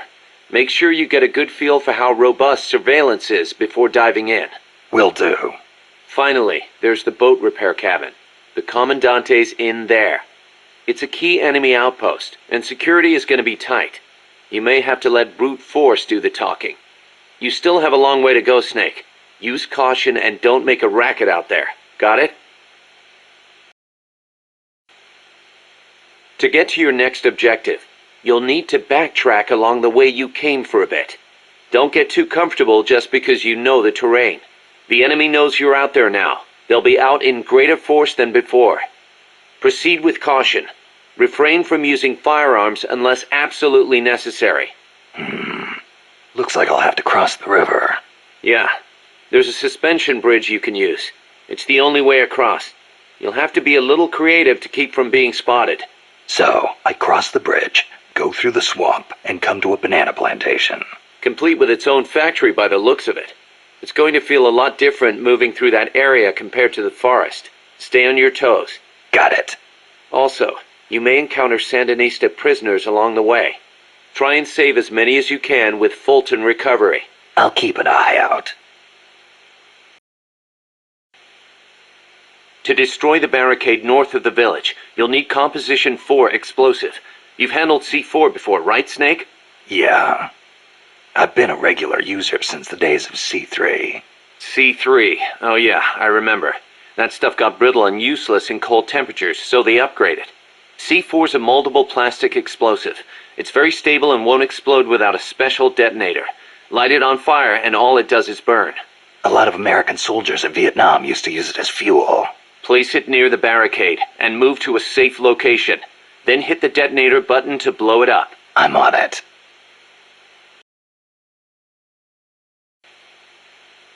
Those giant footprints near the terminal. What do you think they were, Kaz? It beats me. They're way too big, even for an elephant. Made me think of that basilisco Chico was talking about. Hope it's not for real. Same here. If they really do have that kind of weapon, we could be dealing with a basilisk in more than just looks. What do you mean? There's a medieval encyclopedia that describes the basilisk like this. The basilisk is the king of snakes. All snakes fear the basilisk and flee at its sight, lest they be slain by its foul breath. A snake to take out a snake, huh? I don't mean to scare you or anything, but it never hurts to be careful. Will do. Apparently, each part of an AI weapon is connected to a memory board inside the AI pod. Destroying a part will release the lock on the memory board. After that, climb in the pod and you'll be able to grab whichever boards you've unlocked. Only thing is, any parts you destroy can't be collected and reused, so you'll have to decide which is more important. Damn, that base is even more heavily guarded than Amanda's men said it would be. No kidding. It's gonna be tough to crack without some serious hardware. You may end up having to fight fire with fire, so be ready to use force if necessary. Take as many weapons and items as you can carry. The more protection you have, the better. Roger. I'll keep that in mind when I pick my suit. I'll meet up with you ASAP, Snake. Hang tight for just a little longer. You got it. Right now, there don't appear to be any enemy soldiers in the area. Relax and concentrate on your target practice. And don't forget to look for targets in the shadows near the crates and forklifts. These are medium-range targets. You may want to consider taking something like an assault rifle with you. But I'll leave that up to you. Use whatever weapon you want to get some practice. We've already taken care of the enemy soldiers in there. It should be deserted. All you need to do is focus on hitting those targets. It's geared toward long-range target practice. You should think about bringing something like a sniper rifle. Then again, nothing's stopping you from giving it a shot with a handgun either. We've cleared this prison out already. No enemies to worry about in there. I'm thinking you could use these twisty streets for urban combat training. This could be the perfect place to practice with throwing weapons. What do you think? No sign of the enemy in there. You should be clear to focus on training. Some of the targets might be a little hard to spot, but keep at it. They're out there somewhere. This is a medium-range area, good for whatever weapon you want to practice with. Aim quick and aim true. The enemy presence in these barracks has been neutralized. It's all yours now for target practice. The key to hitting all the targets within the time limit is cutting down on movement time. Some of them you may find easiest to hit from a sniping position up on the roof. Not that it wouldn't be an effective way to train with other weapons too. As you're probably aware, this is a Fulton recovery mission. Be careful you don't shoot and kill any prisoners by accident, and don't forget to take the recovery kit with you. I'd suggest arming yourself with a tranquilizer gun just to be safe, so you don't kill any prisoners. It's going to take more than small arms fire to take down a truck. Some kind of rocket's your best bet. Another tactic to try would be setting off an explosion from afar. You could also call in a support strike if you can manage to tag them with a marker. This is a sweep and destroy mission, not a sneaking mission. Don't think you're going to slip through this one unnoticed. You will fight. Forget about your camo index. What's more important is choosing gear that offers physical protection. And of course you'll need a big enough arsenal to take care of business. Oh, and don't forget your recovery items either. To hold up an enemy, you need to get behind them without being seen. Get close enough without their noticing. Point your weapon, and even a trained soldier will reach for the sky. No sense in holding up an enemy only to have his buddies attack you, though. Make sure you get him when they're alone, and be careful you don't shoot him by mistake. Kill a soldier here, and you fail the mission. Alternatively, you could try planting claymores along the routes they walk. We need you to stop that nuke boss. We'll keep you safe, no matter what it takes. In this mission, you're prohibited from killing any enemy combatants, and if you're spotted even once, you fail. Bottom line, proceed with caution. Stay low to the ground. If there are any enemies nearby, walk slowly and don't make a sound. Another good technique is to hide behind something, and use the L button to check out your enemies.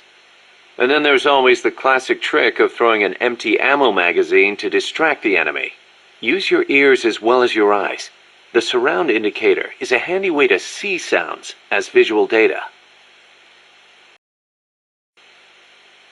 You'll be using C4 for demolition. As you might imagine, it's going to make a big noise when it detonates. For your own safety, make sure you put plenty of distance between yourself and the C4 before detonating it. A real veteran ought to be able to take out multiple enemies with a single bullet. Not by shooting them, but by using it to set off an explosion. Find something flammable, like a gasoline drum or an unmanned weapon with a full fuel tank. Then shoot it and blow it up. And make sure it takes a few enemies with it. all I have to do here is shoot down the Fulton recovery balloons, right? Right. And don't shoot the soldier dangling underneath by mistake. I'd go with a sniper rifle, but really any weapon will work as long as you aim carefully. Balloon popping. You might get more balloons if you do this one as a co-ops. The, sky's the limit. Look at it this way. It'd get real depressing real quick if every single mission were a bloodbath. It's good to have a nice, relaxing challenge like this once in a while, you know? Oh, come on, don't those Fulton balloons look tasty? Like big, juicy, floating pigs?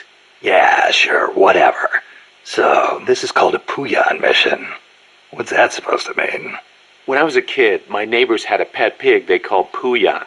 Every time I see a Fulton balloon, it reminds me of that little porker. Okay, but the objective here is to pop those balloons, right? Doesn't sound like a good idea getting emotionally attached. Good point. Man, if only those were real pigs dangling from the balloons. Now wouldn't that be something? Ugh.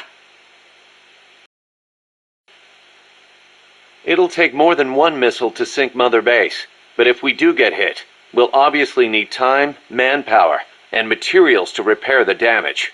Do everything you can to keep Mother Base safe. And, at the risk of stating the obvious, if a missile hits you, you're toast. So don't get hit. This is a sniping mission, so don't forget your sniper rifle. When equipping a sniper rifle, you can look through the scope to aim. You can change the scope's zoom level by pressing the left and right buttons. Keep in mind, though, that using the scope cuts down your field of vision.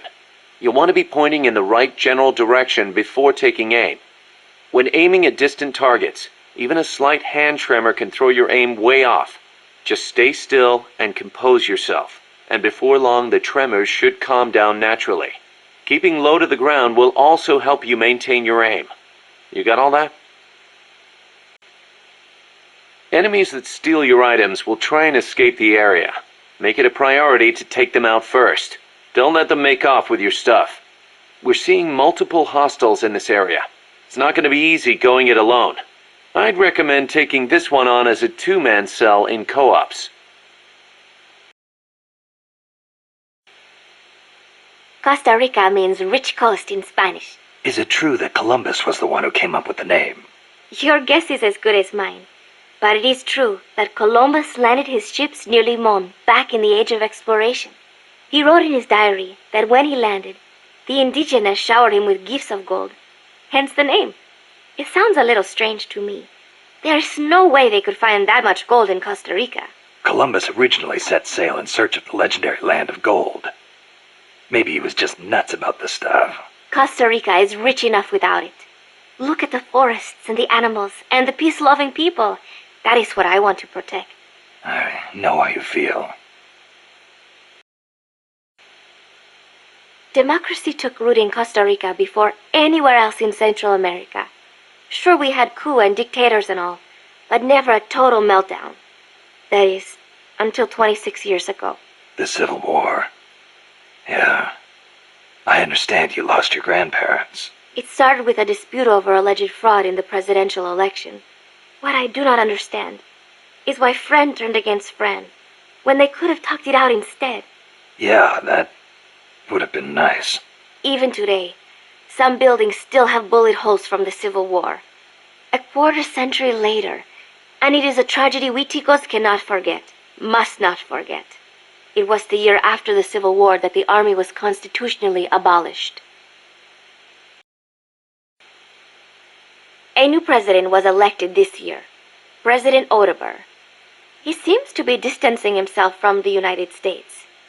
He has limited the privileges granted to American banks, lifted the sanctions on Cuba.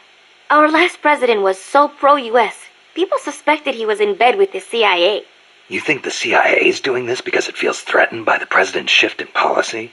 It is possible, but would they really bring in such a huge army just because of that? Part of our job is finding out. Exactly. Thanks, Snake. Peace. So, are you a student at the University for Peace, Paz? No, I am still in high school, but Professor Galvez lets me visit his office and study with him every now and then.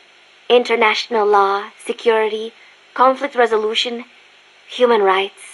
We study all these subjects and then use them to build the foundations of peace. Yeah, I get it. I just never heard the UN had a university for peace before. Oh, that. Well, to be precise, it is still being set up. They have started conducting research, but the UN has not passed the necessary resolution yet. Professor Galvez couldn't wait that long. Oh, right. Costa Rica abolished its army, and has also hosted the Central American Court of Justice. It is the perfect place to build a university like ours. Don't you think? Professor Galvez was a KGB spy? I thought he helped me out of genuine concern for Costa Rica's future. You didn't know? How could I? Believe me, Snake. He introduced himself as a peace researcher at the university. He had an office and credentials and everything. They're masters at creating cover personas. They think of everything. ID papers, jobs, sometimes even families. Don't feel bad you didn't see through it. But you did? From the first time we met. I wish you had told me. Sorry. I didn't know if it'd be right. You might have gotten mixed up in things you shouldn't. That is impressive, though. Sizing him up at a single glance. He reeked. Reeked? He had this unmistakable air about him. The air of someone who's been given a mission and will see it through no matter what. Like me. I could just smell it. That is amazing, Snake. I'm just kidding. It was his prosthetic hand. Why would a professor from a peace university need a tool for assassination? That coffee you guys brought us is pretty damn good. Isn't it? Costa Rican coffee is the best. The Central Basin has all the right conditions for growing coffee. It is high in elevation, with steady temperatures and well-drained volcanic soils. The professor certainly seems attached to it. The coffee we drank on the boat coming over was awful. It put him in such a terrible mood. Well, how come I never hear about Costa Rican coffee then? Because it gets bought up by wholesalers and mixed with beans from other countries. It is really a shame. Such wonderful beans, and nobody knows they are from Costa Rica. They should launch an ad campaign or something. Right. I hope one day people will recognize Costa Rican coffee for what it is. I'm with you there. Are there any large-scale ruins in Costa Rica, Paz? There is a place east of Cartago called Guajabu. They have ruins there, but they're not especially big. Not the place I'm thinking of. Any others? Well, if you go a little way across the border into Nicaragua, there is a place called La Fortaleza de la Inmaculada Concepción. That is the only famous one. Then what were those ruins I saw from up on Irazu?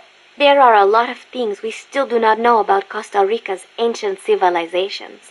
There are giant stone spheres throughout the country. What they were used for is still a mystery. Paz, you said Costa Rica has no army, right? Correct. Article 12 of the Constitution declared that the army as a permanent institution is abolished. It does permit us to organize armed forces for national defense based on inter-American treaties. Only temporarily, then. In effect, yes. But in the years since the Constitution took effect, Costa Rica has not once raised an army. Paz, how does your country defend itself without an army? Especially in a rough neighborhood like Central America. With the right kind of diplomacy. If we live up to our ideals and earn the respect of other countries, the international community will support us. The 2 times Nicaragua actually did invade, the conflict was resolved diplomatically under OAS auspices. Doesn't that leave you depending on the U.S. after all? American influence is unmatched, it is true. San Jose was critical of American policy at the time, but America supported us all the same. It was because we practiced peaceful diplomacy. That is what I like to think. That's one way to approach it, sure. But there are countries out there who will use force no matter how bad it looks. Maybe so. I know my way of thinking probably looks naive to you, but it is not like we expect peace without working for it. Diplomacy is a battle in itself, and we have to make the effort to seek out causes of misfortune and nip them in the bud. It was that kind of thinking that got me trapped in their base. I'm not blaming you. You haven't done anything wrong. The army was abolished 25 years ago, the year after the Civil War. I learned about the sorrow of civil war from a very young age, the futility of countrymen fighting each other, and the tragedy. Costa Rica learned the hard way. That is why it abolished its army. It decided to pour its efforts into education instead. More teachers than soldiers was the slogan. Education is essential, no question. Even Che used to teach reading and writing in between guerrilla campaigns. Costa Rica was poor at the time. We did not have many resources.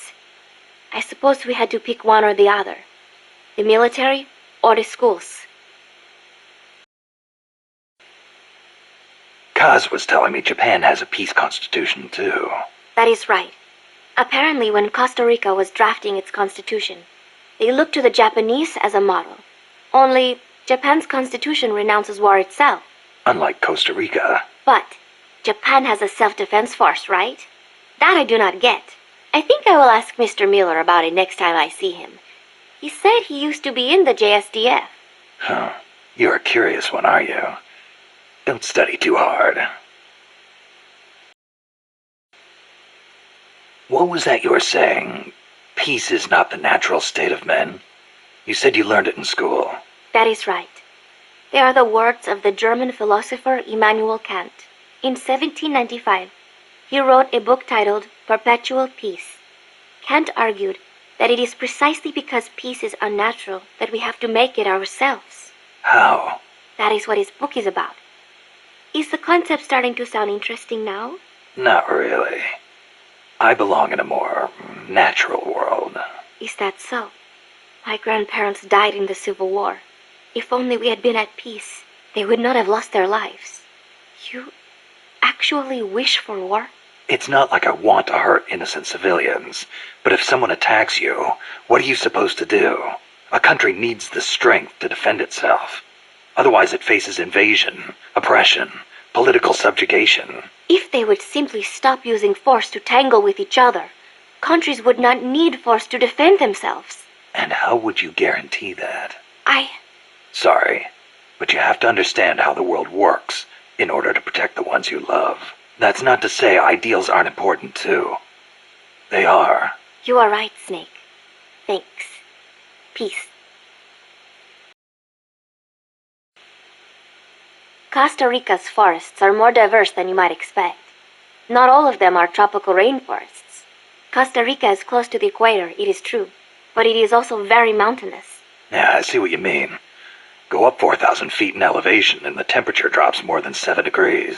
There are basically 3 types of forests. The lowlands are covered in tropical rainforests, the highlands by tropical cloud forests, and areas where there is a dry season have tropical dry forests. The lowlands along the Caribbean coast are mostly covered by hot, humid tropical rainforests, what most people envision when they think of jungle. The closely packed trees spread their branches out at great heights to soak up the sun.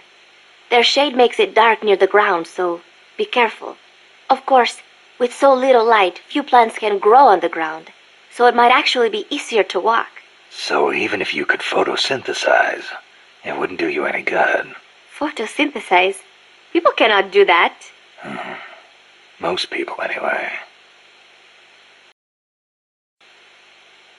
Areas with a distinct dry season, like the Pacific coast, have tropical dry forests. During the dry season, the trees drop their leaves. It gives you a clearer view, but at the same time, there are fewer places to hide. So be careful. Sounds dull. It is not really. A lot of trees flower during the dry season, including my favorite, the tabebuya. It has these amazingly vivid yellow flowers. The cloud forests cover the central mountainous region of the country. They are perpetually shrouded in fog. You get wet just standing there. It is as if the entire forest is inside a cloud. Must make for poor visibility. It does, but beauty too. It is like being lost in some mystical green labyrinth. I'd rather not get lost, if that's okay. The forests are also home to lots of rare animals, especially bright-colored frogs. They like the humidity. You know that butterfly painted on Peace Walker? Any idea what that is? It is a morpho. A Palladius morpho, if I'm not mistaken. Palladius morpho. Uh-huh. It is the most common type of morpho in Costa Rica. Huh. It has these gorgeous metallic blue wings that shimmer in the light.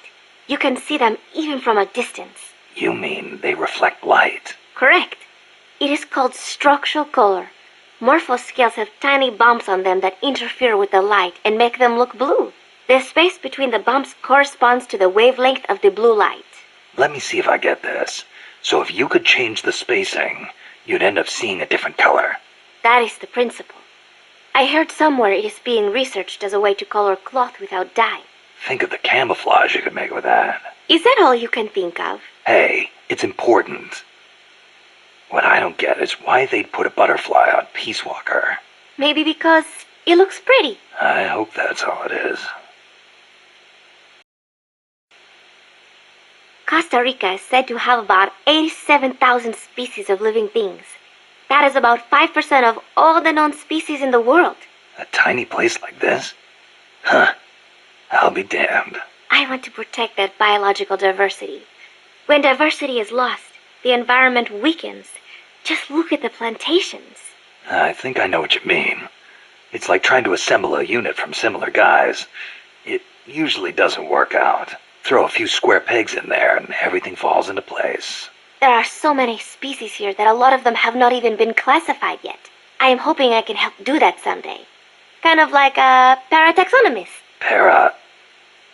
Say that again? Parataxonomist. Someone who helps a taxonomist. Oh. Huh. I thought you were going to say it had something to do with parachutes. You're weird. The Development Corporation of Costa Rica, or CODESA, was established 2 years ago. Since President Oduber was elected this year, the state has been putting a lot more effort into development. The corporate state, so to speak.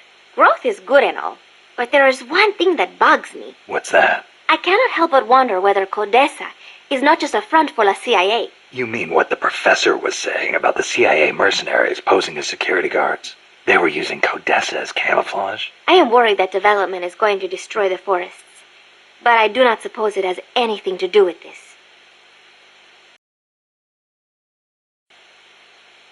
My mother was the one who named me Paz. She said it was an expression of her wish that the country stay at peace. It is a pretty common name in Central America. My mother always used to tell me, never make war. Always help keep the peace. I remember. Your grandparents. Yes. They died in the Civil War. I think that is why my mother hated war so much. That's another thing you've got in common with Kaz. His mother named him Peace, too. See, because Japan also suffered through war. I think I know how Mr. Miller's mother felt.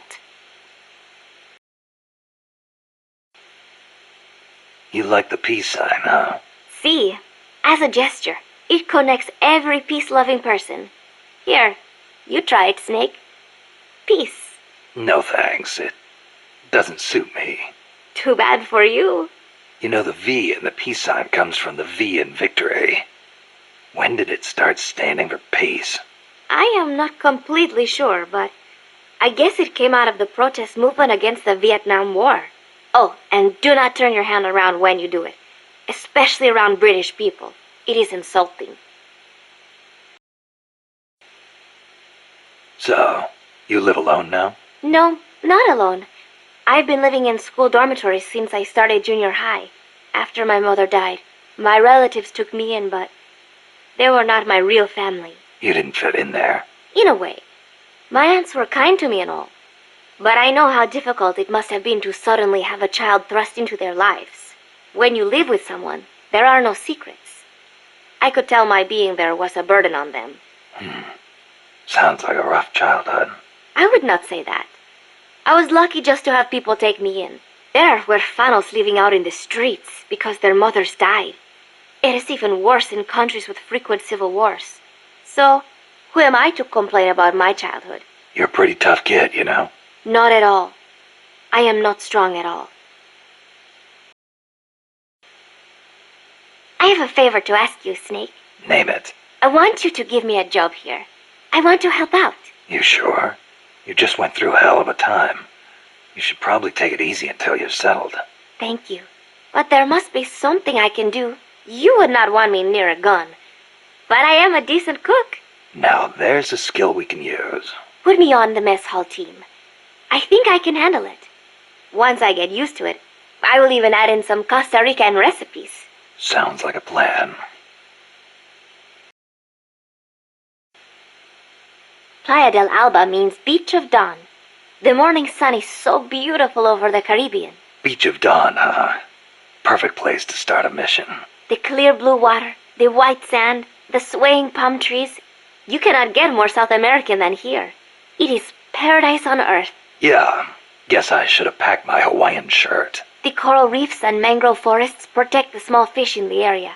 Sea turtles come to lay their eggs on these beaches. We are not the only ones who enjoy this place. It is heaven for more than just humans.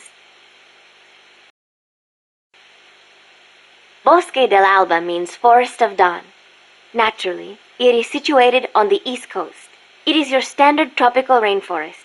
Everything you would imagine in a jungle. No sign of morning sun here. The foliage is too thick for direct sunlight to hit the floor. I do not know how easy it will be making your way through here. I'll be fine. This isn't my first trip to a jungle. The mercenary supply base is situated on elevated ground by the coast. I heard them call it Puerto del Alba, Port of Dawn. They have perfect visibility of the area from up there. We did our best to sneak in undetected, but one of the guards spotted us and we... What is it? I'm sorry. You'll have to ask Professor Galvez the rest. It's okay. You've been through a lot. I am sorry. I just cannot. You did great, Paz. I won't let your efforts go wasted. This is a tropical rainforest, just like Bosque del Alba. The temperature and humidity can be brutal. El Senegal means place of mud. No, mud. Great. I'll watch my step. This area often gets flooded by the river. There are canals here and there carved out by water. Good places to hide. But they will also make it harder for you to see. Be careful, Snake. There should be a suspension bridge around there. In lowlands like this? The ground nearby is harder and higher than usual. The river cut through it, eventually creating a valley. There might be another way to get across the river somewhere. I wouldn't want to run into someone on the bridge. The valley tends to be misty, so you might not be able to see the water from up there. Fall and it will leave more than a bump. I'll be careful. When a river floods an area, the banks can collapse, creating a marsh. You see a lot of them around here. I'll need to watch the noise my feet make in El Senegal. There is a marsh on the other side of the river too. The suspension bridge will take you there. The river running through here is Rio del Jade, or the Jade River. Jade? Are there minerals around here? No, it refers to the color of the water. You will have to go to Guatemala for jade. Doesn't look all that pretty from where I'm standing. We are still in the rainy season, so the river is a little muddy. It will return to normal once the dry season starts. Rivers are an important means of transport around here. They are relatively calm, and there are plenty of canals along the coast too. A boat would be more than enough to transport some good-sized cargo. Like a nuclear weapon. We don't know enough yet. I'll keep looking. Thank you, Snake. There is a lot of banana cultivation along Costa Rica's Caribbean coast. The area is dotted with banana plantations. Bananas have been Costa Rica's main crop since they were introduced from Panama in the 19th century. They bring in a fair amount of foreign currency. A real fruta de oro, huh? See, but exporting all those bananas require a ton of land. Hence all the plantations. Clearing all that forest just to grow bananas robs animals of their habitats. I do not know how good that is for Costa Rica in the end. Panama disease was rampant here about 20 years ago, putting a lot of banana plantations out of business. Panama disease? It is caused by a type of fungus. Apparently it killed off almost all the banana species that used to grow here. How could that happen? Cultivated bananas do not produce seeds.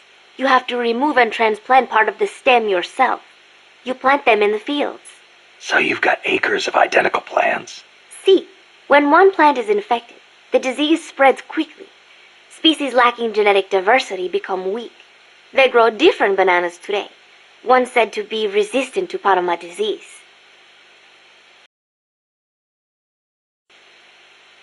Costa Rica has several active volcanoes, Irazu being one of them. That's where Camino de Lava comes from, huh? The tropical dry forests around here are quite different from our rainforests. They lose their leaves in the dry season. Tropical forests are not all thick jungles. A few of them even have cacti. Some of Costa Rica's greatest assets are its diverse forests and natural landscapes. Costa Rica got its first real railroads up and running about 100 years ago. Their primary purpose was to move coffee harvested in the Central Basin to the Caribbean coast. They built railroads here 100 years ago? That's impressive. It was even more difficult than you would imagine. Later, they started using the railroads for shipping bananas too. There still might be some branch lines around here. Aldea de los Despiertos means Village of the Awake. Weird name. The area is littered with coffee fields, and there is a factory nearby. The villagers are fans of coffee, so... Nah, they don't get much sleep, huh? They've got a sense of humor, all right. I cannot believe they would take over a place like this and use it as a prison. It is unforgivable for both the CIA and the thugs they employ. All the villagers wanted was to live in peace. What gives the CIA the right to crush them like that? They don't care about anyone's rights but their own. It's just the way some people are. You really think so? Don't worry. It just gives me the right to teach them a lesson. The CIA has taken control of this coffee factory too, all to produce its drugs. It was famous once for its fine beans. Cafetal aroma encantado. Enchanting aroma, huh? See, once we have thrown the mercenaries out of Costa Rica, I know it will make wonderful coffee again. And then you must come and try some, Snake. Sounds great. I wouldn't mind a cup of joe after all this is over. Oh, wait. What is wrong? No, I just remembered this guy I knew who wasn't big on coffee. English. Get rid of that muddy water and get a cup of black tea down your gob, he'd say. That is too bad for him. It is delicious. As I said before, building railroads in Costa Rica was a dangerous job. A lot of men died, and sometimes they stopped work altogether. This is one of those places. They had to cut through steep terrain, so when they finally made it through, they just built the rail terminal right there. And that is why they named it... El Cadalso. The gallows. Charming. I'm surprised the construction money didn't dry up the way things were going. Actually, it did. But the bananas helped complete it. So they say. You mean the energy the workers got from eating bananas? Oh, I suppose they do have plenty of vitamins and... No. I meant the money they got to finish it came from exporting bananas. Oh. But one thing is for certain. The owners of the railroads expanded into the banana trade after construction was completed. That was the start of banana cultivation in Costa Rica. Snake, to the north of the village is a bridge that crosses a hydraulic pipe. Though normally the bridge is not used by people, if you slip, you will fall straight to the bottom of the valley. Be careful. What's a channel doing here? It is not for irrigation. They are hydroelectric pipes. I wonder if they run into Irazu's crater lake. Normally they would build a reservoir at the bottom of the valley, but it was probably too dangerous. Los Cantos means sword peak. You should be able to see across the Irazu mountain range from there. There are not as many big trees at that elevation, and you'll probably be well above the mist. It'll be tough to hide up there. You're not thinking about the scenery right now, are you? Not while I'm surrounded by bad guys. You should have seen it when the country was at peace. I know you would have been impressed. Well, that'll be our reward for a successful mission. Sound good? Wonderful. Thank you, Snake. There is an old fort around there. What is it, boss? You sound upset. Well, you see, it was built during the Civil War. Let me guess. Disputes between Costa Rica's political parties escalated into all-out conflict. See, conflict that cost my grandparents their lives. The most senseless sort of war. Countrymen mindlessly slaughtering their own. That fort is a reminder of that senselessness. Sadly ironic, given who's occupying it now. That war was the reason Costa Rica abolished the army. Please, Snake, get them out of our country. I intend to. Paz, what was the government thinking building a power plant at the top of a mountain? With no river to replenish the water, the lake would dry up pretty quick. If it were an ordinary power plant. But the plan called for a pumped storage power plant. Pumped storage power plant? Kaz mentioned that too. What is that? It is a facility that generates electricity by pumping water up to the lake, then letting it run back down. Seems Sisyphean to me. If they turned the water into electricity as soon as they had pumped it up, sure. But a pumped storage plant acts as a kind of battery. A battery? For instance, they could pump at night, when there is surplus electricity, and store it for later use. If they need extra power during the day, they can generate it using water pumped up during the night. I get it. It's a little more difficult to adjust output with thermal or nuclear plants. The thing is, Costa Rica won't have enough electricity to meet its needs. Right now, there is no surplus. Maybe that's what put the brakes on the project. Must have played right into the CIA's hands.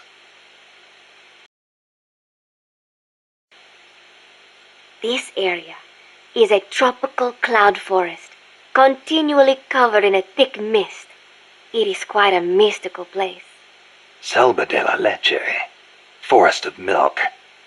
I can barely see in front of me. There you go again. The forest is basically sitting in a cloud, so of course it's going to be hard to see. But you know, the cloud forest is the only place many exotic creatures can live. Well, if they're not edible, I'm not interested. Snake, I'll have you know people travel from all around the world to witness Costa Rica's unique fauna. Snake, watch out for the frogs. Why? They bite? Relax. No frog's ever eaten a snake. Although, I've feasted on a few frogs' legs myself. But they are dangerous. They are poisonous. Poisonous? Poison dart frogs live up to their name, I assure you. Their poison is so strong, the Indígena use them to make poison-tipped arrows.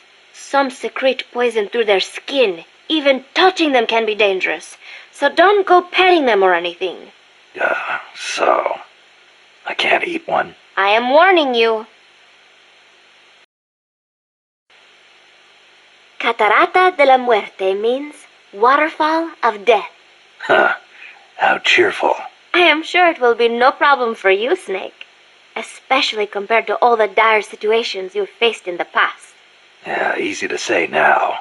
We'll see what really happens. Sorry. Still, you have surprised me. Everything they say about the legend is true. I'm neither hero nor legend.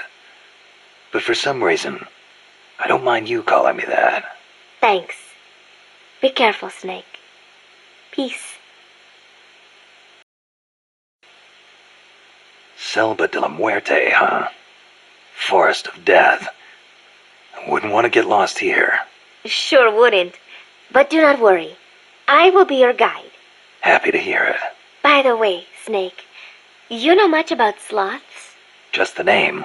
They are amazing. Sloths spend almost all of their lives up in the trees, except for when they have to go to the bathroom. Plus, they barely eat a thing. What? How do they survive? Why do you think they are called sloths? They hardly move, so they hardly burn any energy. They are also able to maintain a low body temperature, lowering their metabolism further and allowing them to survive on very little. Wouldn't that make it easier for them to get picked off by predators? They stick to the trees, helping them blend in and stay out of sight. They say there are even some sloths that grow moss when they reach a certain age, like some sort of fairy tale forest hermit, huh? I knew a great old sniper once. Guess he was even more in tune with nature than I thought. Old sniper? What are you talking about? La Ruinas de Xochiquetzal will be around there. They have not been restored at all, so they may well be covered in plants. Xochiquetzal? An Aztec goddess of fertility and beauty. They say she was always accompanied by birds and butterflies. One theory states she was the mother of the god known as Quetzalcoatl. Quetzalcoatl. The Quetzal is said to be an incarnation of Quetzalcoatl, hence its name. I get it. Well, this place definitely matches the atmosphere of a cloud forest.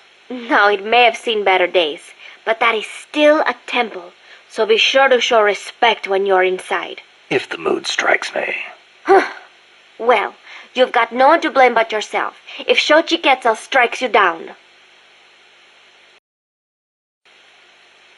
I do not know if I recall such large ruins being there. Well, didn't you say there's a lot we don't know about Costa Rica's ancient civilizations? You talked about some giant stone balls, too. What are those? Oh, the stone spheres of Costa Rica? They are an assortment of giant spheres carved from stone that were discovered in the jungles of Costa Rica about 50 years ago. What's so special about that? What if I told you some of them are nearly perfect spheres, and that they were carved out of granite, which is quite a hard substance? Could be good for laying a trap. And if they're spherical, they roll easily, too. Snake!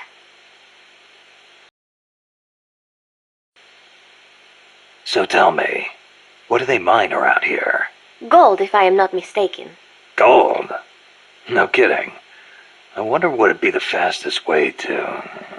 I do not know how much success they have had. You do not hear of anyone still operating mines around here. Oh. Generally speaking, people here are not too thrilled with outside capital coming in and taking away the country's natural resources. 4 years ago, a group of protesters hurled stones at the Parliament building when people found out the country had been bestowing mining rights to foreign companies. They must have had to clear a considerable amount of forest to open up that mine. No doubt. So much for any hiding places, too. And it is not just the forest. Without the proper precautions, the mine's wastewater could pollute the groundwater. And to top it all off, they are developing nuclear weapons there too. How can people care so little about their own country? I'm not the one to ask about that. Well, you may have abandoned your country, but you still treasure where you came from. You think so? Sure. I know you do. Paz, whatever you do, never stop loving your country.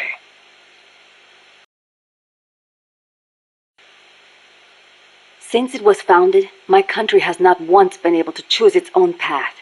First Spain, then America. Over 100 years of this. I know. In the 19th century, an American mercenary named William Walker seized power in Nicaragua. I'd heard he exploited rivalries between the political parties. Even after we expelled him, the Americans sent in their Marines under the pretext of quelling political unrest. And the real reason? To intimidate the government and thwart the construction of the Nicaragua Canal. I thought the U.S. already has the rights to build a canal in Nicaragua. They never intended to build a canal there. They'd already started digging in Panama. A canal in Nicaragua would break up the Panama Canal's monopoly. Reason enough for America to stick its nose into our affairs. They snagged the rights so nobody else could build there. It was General Sandino who finally stood up to los Yankees. General Sandino waged a guerrilla war against the Marines, at last driving them out. He was a true hero, and to us Sandinistas, like a father. But when they pulled out, the Americans left us something to remember them by. The National Guard. Yes, La Guardia. In name, a peacekeeping force, but in reality, Commander Somoza's personal army, answering to no one else. Unable to stay silent, General Sandino went to protest and was assassinated by Somoza as he made his way home. It was then that Somoza and Los Sapos began to eat our country alive from the inside. It has been 40 years since the Somoza family became the rulers of Nicaragua. With La Guardia at their command, no one can challenge them. You came here on the run from the National Guard, right? See, they took everything. Our land, our homes, our jobs. Now belong to Somoza. See, the law too. He's even got the judges in his pocket. You defy him, you face death. Everyone bows and scrapes before La Guardia. Even then you might get a beating if they are in a bad mood. And you're trying to change things. That's not all. These Somozas have used their power to line their pockets. They confiscate people's land and hand it to members of the Somoza family. By now, close to half the farmland in Nicaragua is theirs. We were powerless until... You remember the earthquake 2 years ago? Yeah, I heard the capital was hit pretty hard. We lost Managua, our capital city. People sent aid from all around the world. Tears of sorrow turned to tears of joy. Yet almost all of it was embezzled by the Somozas. They sold out those who'd lost everything for money. They feasted on our country's suffering. Public resentment is at the boiling point. The Somozas' days are numbered. We will see to it. The first Somoza was originally no more than the commander of La Guardia.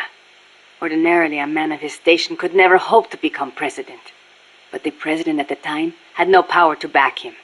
The only one with the strength to oppose him was General Sandino. No, better to say the general was the only one who dared oppose him. There was nothing special about him. Above all, it takes a strong will to see justice done. That is what he taught us. It's also what motivated Somoza to have him killed. Yes, the rest was easy. He got rid of the president, taking office in a sham election. And once he had the power, he never gave it up. Talk about heavy-handed. He had the Americans backing him, that's why. They didn't want to hand over power to a rebellious general. Even so, it's hard to believe Washington would give its blessing to a guy like that. The American president at the time put it this way. Somoza may be a son of a bitch, but he's our son of a bitch. In other words, better a dog or Los Sapos than an anti-US regime. The Managua earthquake struck 2 years ago, the day before Christmas Eve. Giant cracks opened up in the streets. Sleeping children were crushed in collapsing houses. No chance to escape. No visit from Santa Claus. Thanks to Somoza, the old houses could not even get rebuilt. It was a nightmare. I heard the epicenter was right in the middle of the city. Even today, it's too dangerous to build on top of the fault line. The city center is still in ruins. And to make things worse, Somoza stole the recovery money. We must not fail. We owe it to those who lost their lives. We will defeat Somoza. The river that flows between Nicaragua and Costa Rica is el Rio San Juan. It connects Lago Cocibolca to el Mar Caribe. It is a gentle river, safe even for small boats. You have to watch out for the sharks, though. Sharks? In a river? El Tiburón Toro live in the river, but there's nothing to fear. San Juan will protect you always. Juan? The Rio San Juan takes its name from San Juan, the man who baptized Jesus, the man you call John the Baptist in your country. John, huh? I'll be careful anyway. I'd hate to drown. End up a John Doe. There is a volcanic island in Lago Cocibolca called Ometepe. It's formed from 2 connected volcanoes shaped like a porongo. The one with smoke coming out of it. That's the one. The smoking volcano is Concepcion. It erupts once in a while. The other one is Maderas. It's never erupted in recorded history. There's a lake in the caldera at the top. A crater lake. Let's hope there's not another underground factory inside. Don't say that. If Peace Walker's nukes detonated there, it would destabilize the magma underneath. It could cause the volcano to erupt again. If that happens, my country is doomed. Snake, you must stop Peace Walker. We are Sandinistas, the heirs of General Sandino's will. Sandino, the father of modern guerrilla warfare. To you, maybe. To us, he's more like a real father. That why you named yourselves after him? Of course. La Frente Sandinista de Liberación Nacional. The Sandinista National Liberation Front is named in his honor. We share the general's goal, to take back our country's freedom. In his day, from America. In ours, from the despot Somoza. Times have changed, but the song remains the same. Patria libre o morir. That is our slogan. El Che used to say the same thing, you know. Patria o muerte, the slogan of the Cuban Revolution. So, you're fighting for a socialist revolution too, then? No, it's not about ideology. We only want to live normal lives. We are sick of living in a country where you can be beaten for walking down the street, where you never know if your neighbor is snitching on you. Our goal is to give back the country to its people. Yeah, the Cuban Revolution started out like that too. We are few in number, but we will win. Victoria o muerte. For a revolutionary, there is no other fate. Augusto Cesar Sandino, General and Hero of Nicaragua. 50 years ago, conflict broke out between the political parties of Nicaragua. The U.S. Marines intervened in the name of restoring order. The only one who refused to listen to their call for reconciliation was General Sandino. One man against the Marines. That takes guts. The general wasn't a professional soldier. Neither were his compadres. And they certainly could not match the Marines' equipment. But he used the land to his advantage, lurking in the fields and hills of Nicaragua, and using surprise attacks to harass the Marines. I know. I've read plenty of textbooks on guerrilla warfare. In the end, he drove them out. He was truly a role model for us. Yeah, but that was the 30s. Didn't the Depression have something to do with it? It takes cash to wage war. Perhaps. But there is no denying what the general accomplished. The people hailed him as the General de Hombres Libres, the General of Free Men. They loved him. And then he was assassinated by Anastasio Somoza Garcia, commander of La Guardia. The father of the current Somoza. Somoza had the Americans' backing. That is the way things were. The general may be dead, and the times may have changed, but his will lives on inside each of us. We are the sons and daughters of General Sandino. Hey, how's the watermelon business these days? Not bad. I hear the compas back home are hanging in there too. Good to hear. You know our nickname. I'm impressed. No wonder they call you boss. You used to hide your weapons in hollowed-out watermelons, smuggle them right past the National Guard. You even transported pineapple grenades that way. The name caught on among sympathizers in the region and... What are you talking about? They call us watermelon sellers because the general's name sounds like the word for watermelon. Sandia. Really? Si. Damn it, Kaz. A revolution to bring peace to your country, huh? No matter how much we fight, peace never gets any closer, does it? I do not like it, but it is the only way. If we do not fight back, they'll just keep exploiting us. You want proof? Look at our country's history. Revolution is a means and not an end. I know. When the revolution is victorious, I want my country to be at peace. But to bring peace, we have to first eliminate that traitorous scum. It's an old saying. We make war that we may live in peace. Who said it? Aristotle. You know your history. I had a good teacher. It has always been like this. People making the same mistakes over and over. And still, all we can do is fight. I hear you. If you've got a goal, you've got to keep moving forward.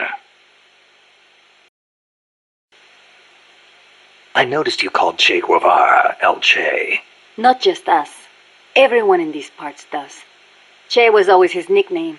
It does not feel right to call him by his last name. I was shocked the first time I saw you. You look so much like him. Huh.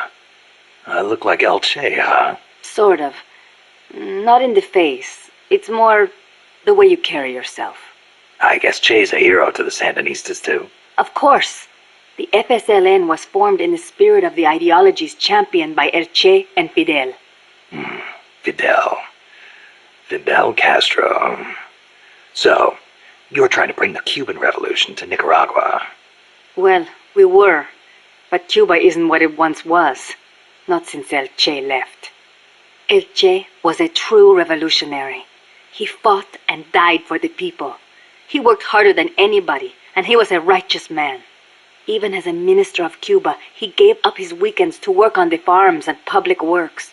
As a volunteer, no less. Yeah, I've heard the stories. But when you think about it, wasn't it that obsession that did him in? How do you mean? We can't all be supermen. He thought the ideals he applied in Cuba would work in Bolivia, but he failed to win converts and the support of the peasants, and it cost him his life. Maybe you are right. But at least he did not steal from those peasants, no matter how hard things got. Yeah, I can sympathize with that. There's plenty of guerrillas out there who'd rob their own people to feed their revolutions. If we had a comandante like him, the Sandinistas would find the will to fight. You called that giant chopper an hombre nuevo. Si. It means new man. New man? There was nobody piloting that thing. It must be controlled by machine. Yeah, it seems that way. No human being could pull off those crazy maneuvers. But it's not crazy. It's smart. It sings, too. When we first saw it, one of your men said, "Pilot must be an hombre nuevo." Me? I do not like the name. Why? Hombre nuevo was what El Che was striving to become. What all of us who joined the Sandinistas strive to become. That's why. An hombre nuevo is one who finds joy in virtue and voluntary labor. It makes me furious to see that name given to such a monster. I'll bet. Chico called that helicopter El Colibri. Our name for the hummingbird. You saw how that chopper moved, how it hovered in midair like a hummingbird? A hell of a lot bigger than a bird, though.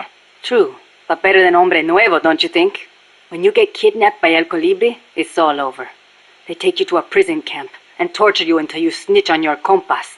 That's what took Chico. They have no mercy. Once you talk, they toss you out like trash. I knew this, and still I could not save Chico. If he cannot be saved, I will do what must be done. Don't write him off like that. Sometimes you have to survive, even if it means sacrificing your honor. I'll get him back. I promise. Snake, I need your opinion. How strong are the enemy's mercenaries? They're well-trained. They've got more than enough men. Seasoned, too. A lot of them probably saw action in Vietnam. They're a tough bunch. And armed to the teeth. I don't think I've ever seen a mercenary force field that many tanks and attack choppers. It shows how much cash they have to throw around. And connections. How did they get access to such weapons? How do you think? They're backed by the one and only CIA. And here we are. Half of us farmers, and the other half students. Children, even. And weapons. We're so short on guns, we have to steal them from the enemy. As much as I hate to say it, we're always going to be on the defensive. I know. And mi viejo. Without him, we... Yeah, I know. I don't know if we can win. Can we, Snake? Stop feeling sorry for yourself. But... Amanda. What? Listen to me. Don't ever let your men hear you talk like that. You're their leader, and a leader has to stand tall, even when times get tough, when it feels like the fear and uncertainty could crush you. You're the one your comrades look to for reassurance. That's what a leader is. Don't forget it. Snake. If you're looking for comfort, go find a church. That's all I've got to say. You are right. I am sorry.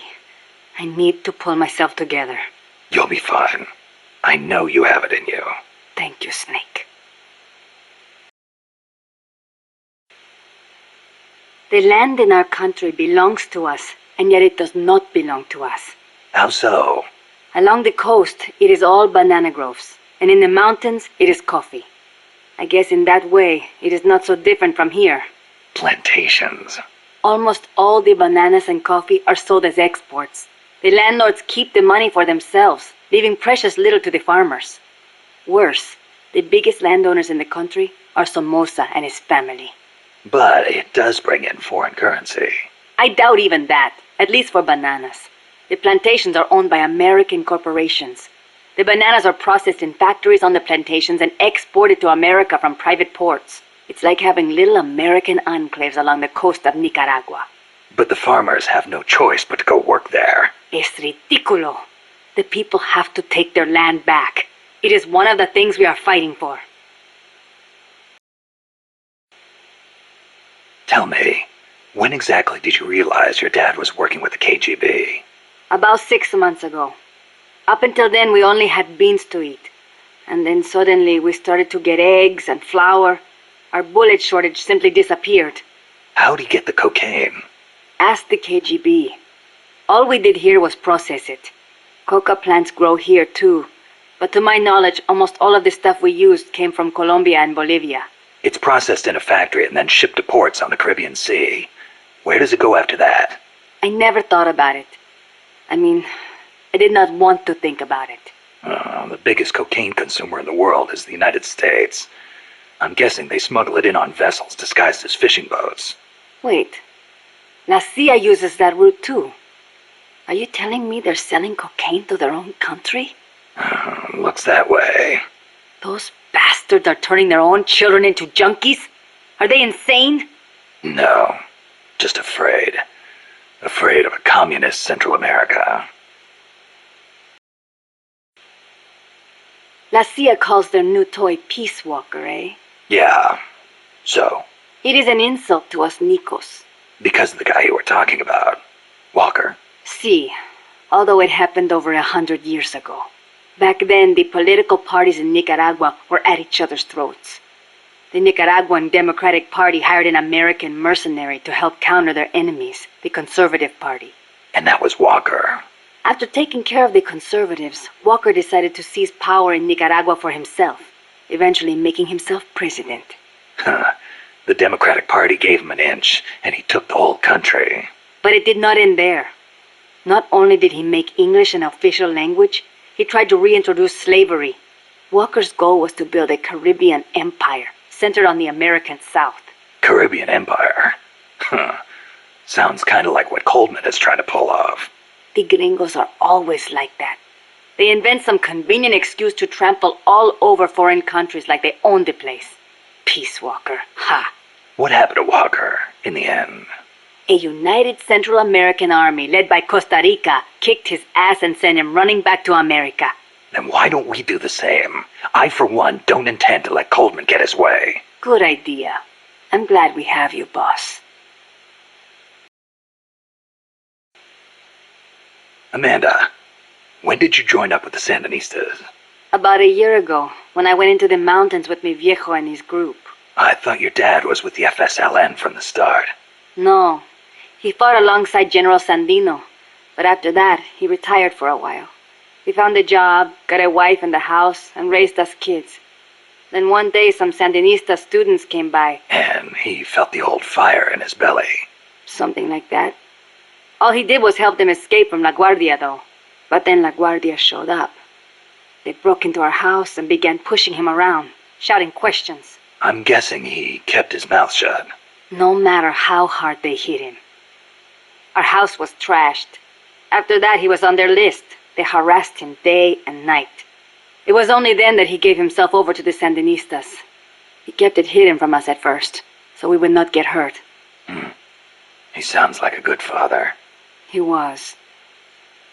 But my mother got fed up with it. She left us. I don't blame her. Why didn't you go with her? It was a hard decision for sure. But like my father, I could not let Somoza get away with his crimes. But most of all, Chico. he is too much like his papa. One way or the other, he was going to stay, and I could not leave him behind. Soon enough, La Guardia drove us out, and we found ourselves in the mountains. It just kind of happened. Well, for an accidental revolutionary, you sure put up a hell of a fight. The mountains make men into warriors. The training is harsh, but it brings us that much closer to being hombres nuevos.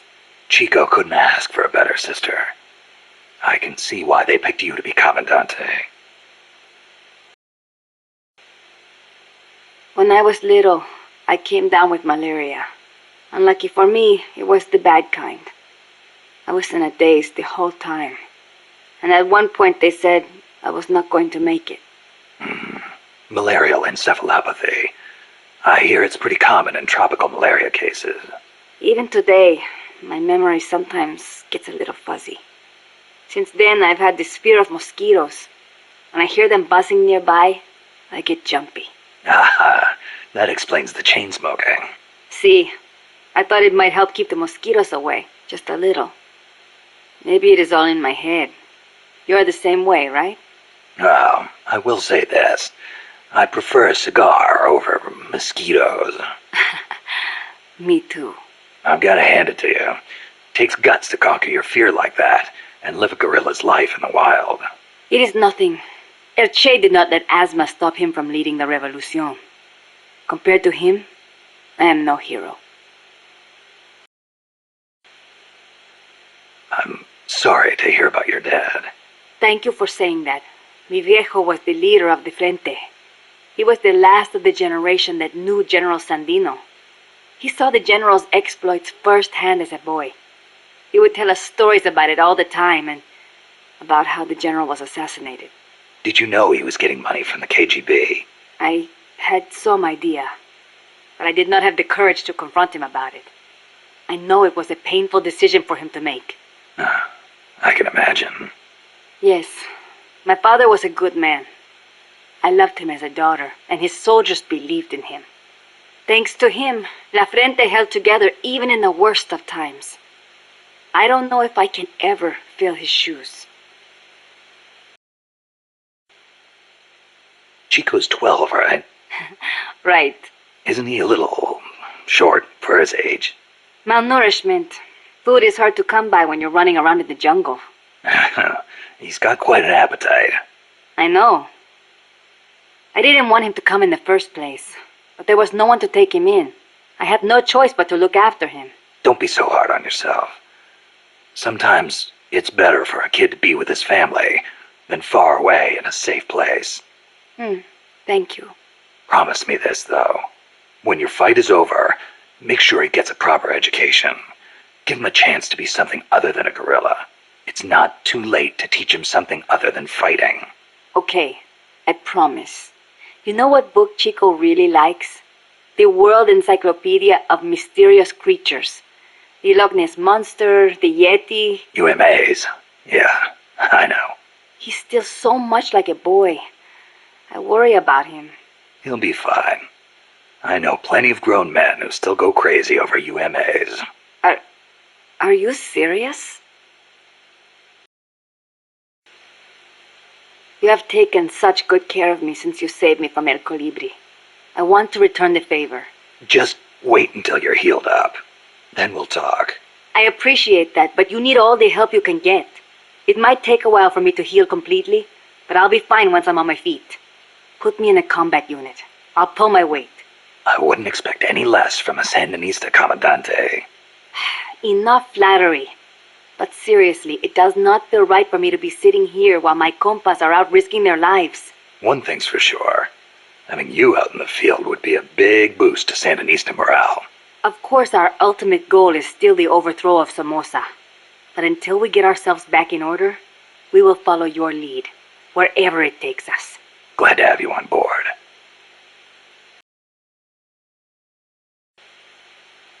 Amanda, you getting used to Mother Base? Yes, it is heaven compared to living in the mountains. We are no longer constantly on the run from La Guardia or mercenaries. Some of the new guys we recruited used to be mercenaries.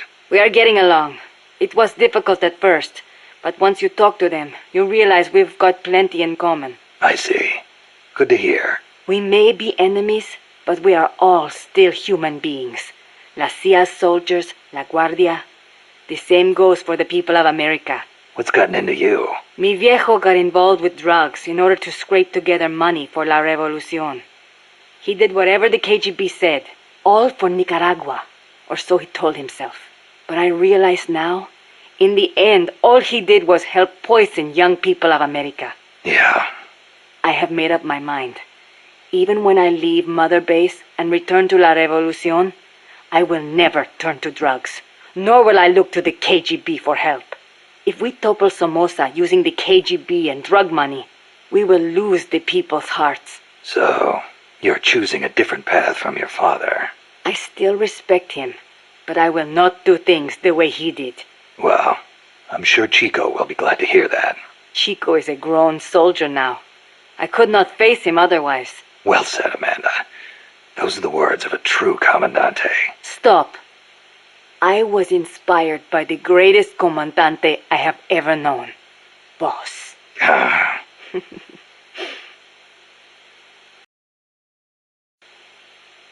Amanda, how do I get to the prison camp? First, head up the narrow mountain path. The path will gradually open up and you'll come to a fork in the road. Watch yourself up there. You'll be lower than the surrounding terrain, so if you head down the middle, you'll make for an easy target.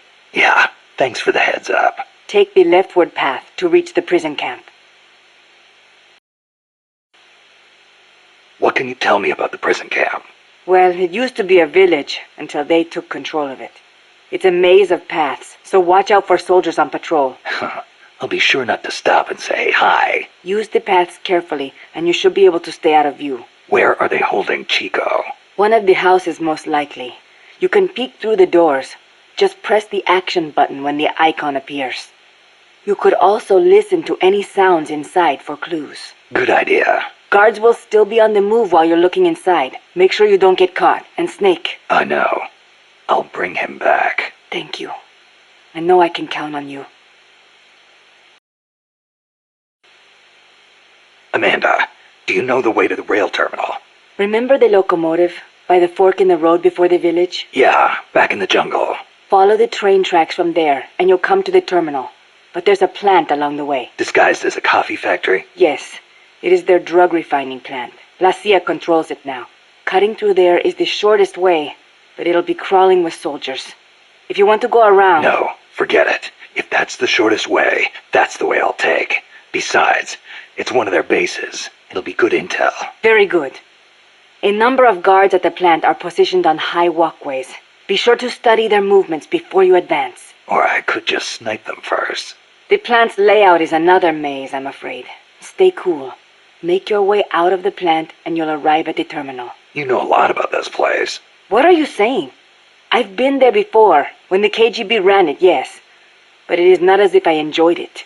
No, I just meant you know a lot about how the enemy works. I hope so.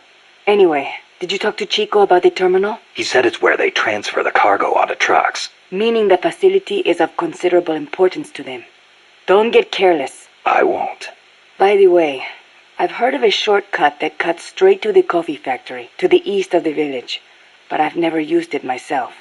Check it out if you're interested. Thanks for the tip. An enemy tank. Is there somewhere you can hide, boss? There are train cars, but they won't hold up against a gun like that. Even a freight train? Incredible. But they keep me out of sight. Temporarily. Use them to look for an opportunity to hit its treads or the fuel tank at the back. But don't forget about that gun, huh? Or the soldiers. They may try to flank you. Right. You can also stop it by taking out all the soldiers. You can do it, Snake. Amanda, do I have to take the fork in the road back to the village? People say there is a shortcut. Go back to the coffee factory entrance, then follow the path on the right. That will take you straight to the village. They may have increased security in that area, though. Not surprising after what happened with the tank. What do I do once I'm back at the village? Destroy the barricade at the north side. From there, you can reconnect with the transport route. I'll need C4 for that. The explosion will bring everyone running, too. There's probably going to be a fight, one way or the other. They might not see you if you stick to the narrower pathways. Then just climb over any obstacles. Don't let your guard down after taking out the barricade either. Chico says there's a bridge north of the village. Yes, a narrow one, for crossing the pipe. On the other side of that is the road the trucks use, though it's collapsed in places. I'll have nowhere to run if they spot me. They could be blocking the road, too. Is there another way? There is a path along the cliff. After you cross the bridge, there are ruins of a fort on the mountain. Going through there would be a little easier. Once you come to the end of the mountain path, you'll be at the fort. That fort was built during the Civil War. It seems La Cia's troops are occupying it now. This just gets better and better. They've got gun turrets set up all around from the looks of it. Attract too much attention, and you'll really stir up the hornet's nest. Maybe I'll try and find a way around. You could always commandeer one of the turrets. A little target practice, perhaps? Just like in Krasnogorye. Krasno what? Sorry, just thinking about old times. Watch out! It's El Galapago. It reduces its body weight by blasting air underneath it. That makes it a lot faster than any tank. It also has a tight turning radius. Any weak points? Taking out its boosters could reduce its acceleration. You could also try destroying its machine guns. I'll give it a shot. We've lost many compas to that thing. Send it to the scrapyard. From here on in, you'll be in a cloud forest. The ground is covered in vegetation. You'll have plenty of hiding places, but so will the enemy. I'll keep an eye out for scouts. Trying to force your way through would be suicide. Know the enemy's location before making any moves. Too bad you don't have some sort of radar. I could try night vision. Once you know where an enemy is, decide how you want to handle him. You could get into his blind spots. Or drop him from a distance before he even has a clue someone's around. An eye for an eye, alright? Don't even think about facing a chopper head-on. Guerrilla tactics would work well in a place like that. Moving from tree to tree will make it hard to get a fix on you from the air. That's your best chance. Good thinking, Commandante. You clearly know your way around a battlefield. Enough, boss. Time to stop talking and start using your ears. When you're hiding, you won't be able to see the chopper that well. It's important to use sound to get a read on its position. You could also try taking out its tail rotor. That would greatly reduce its mobility. And watch out for ground troops. Copy that, Commandante. The paths there are buried in vegetation. Work with nature to conceal yourself, and you'll be much harder to spot. A ghillie suit would be perfect here. In any case, take caution when advancing. Don't wear anything that stands out. The ruins are a labyrinth, so try and keep your bearings. I could use those walls to stay out of sight. Once a sniper is spotted, he'll move to another location. You shouldn't stick to the same place either. Oh, I know. I learned all about that in the Soviet Union. It is not necessarily a good idea to try to engage a sniper in close quarters combat. Finally, once you've found a place to hide, don't let them take you from behind. Don't worry. No one sneaks up on me. Snake, be careful when going through areas you've passed through before. The enemy could be waiting to ambush you. And do you know how to identify the soldier with the ID card? Yeah, Cecile told me. He's in a forest with some Quetzals wearing a orange jacket. He'll be from the lab, probably out on patrol. Do a body check to see if he's got the card. El Colibri may be powerful, but he can be defeated. Looks like you have a lot of places to hide there. Remember your fight with the other chopper. Guerrilla tactics will be key. Only this one's got a few more aces up its sleeve. Yes, it might try to crush you by taking out the pillars. Also, watch out for the smaller craft that abducted Chico. The Chico Libri. Chico Libri? It means son of Colibri. If it gets you, you'll just have to wriggle your way out. You might get away if you're lucky. I'd rather not have to take that chance. Indeed. That would be best. I remember those barracks. They're full of crisscrossing pathways, so visibility is terrible. Perfect for sneaking. That may be true, but it will also be easy to lose your fix on where you are. You could end up bumping into enemies when rounding corners, too. I'll be careful. You'll get a better view on the roof, but naturally you will be more easily spotted, and there are few places to hide. If you are going up there, get a quick lay of the land and then come back down. The soldiers there do not have access to many long-range weapons, most likely because of the terrain. A sniper rifle could be really advantageous there. I'll keep that in mind. Good luck, Snake. Take a look, Snake. That place is as wide open as a soccer stadium. Best to use a long-range weapon you can snipe with. I can see several exits. Right. Don't get too focused on any one of them. Copy that. Go get 'em, Snake. That is El Escarabajo, the beetle. Even we don't know the Escarabajo's weaknesses. That's not what I wanted to hear. You could try asking that scientist, Huey, right? This is just common sense, but once it fires a missile, it must take time to reload. And moving a machine of that size must require the release of considerable amounts of heat. Another option would be to take out its weapons. Sorry I wasn't much help. No, you've given me some ideas. Wow, you made it all the way to El Basilisco's hangar. None of us has ever gone that far. I have no idea what the underground base is like. Wish I could say the same. It'll most likely be some kind of building, so... Plenty of places to hide. Right, but security will be extremely tight. Do not forget that the odds are stacked heavily against you. Yeah. Any word from Snake? I can't get through. Strangelove must still have him. No. We just have to trust the boss and wait. For how long? Amanda, you're cute when you're angry. But please calm down. He's prepared for situations like this. With what? They'll find whatever he has on him. No, they won't. Because this is something a lot more personal than equipment. And Snake never would have gotten rid of it. Be careful, Snake. I have no advice on dealing with El Basilisco's attacks, but you may be able to use its size against it. Its movements will probably be just as big, meaning it should give some kind of warning before most of its attacks. That's true.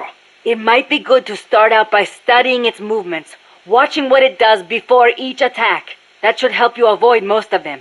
And weapons that walk always have one guaranteed weakness.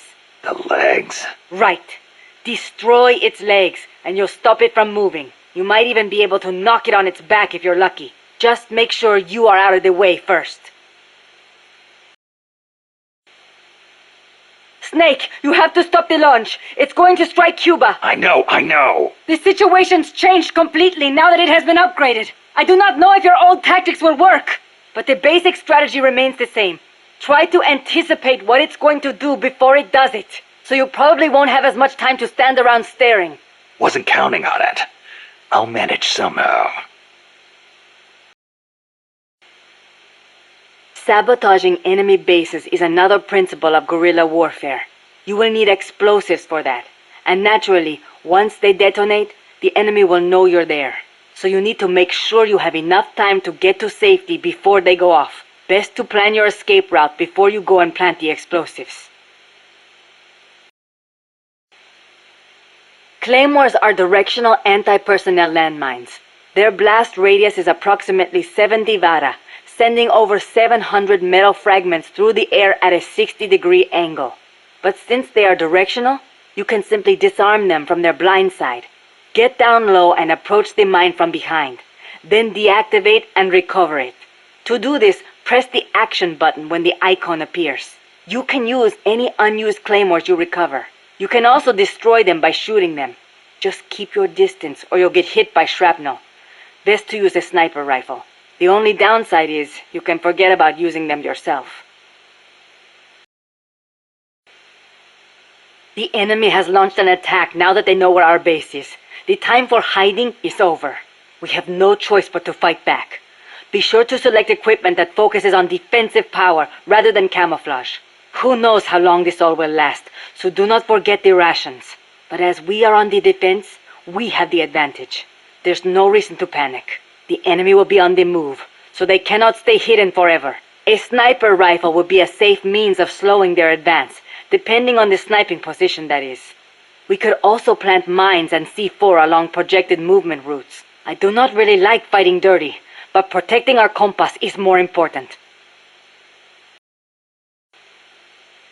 Sometimes the enemy will respond to guerrilla activity with numbers.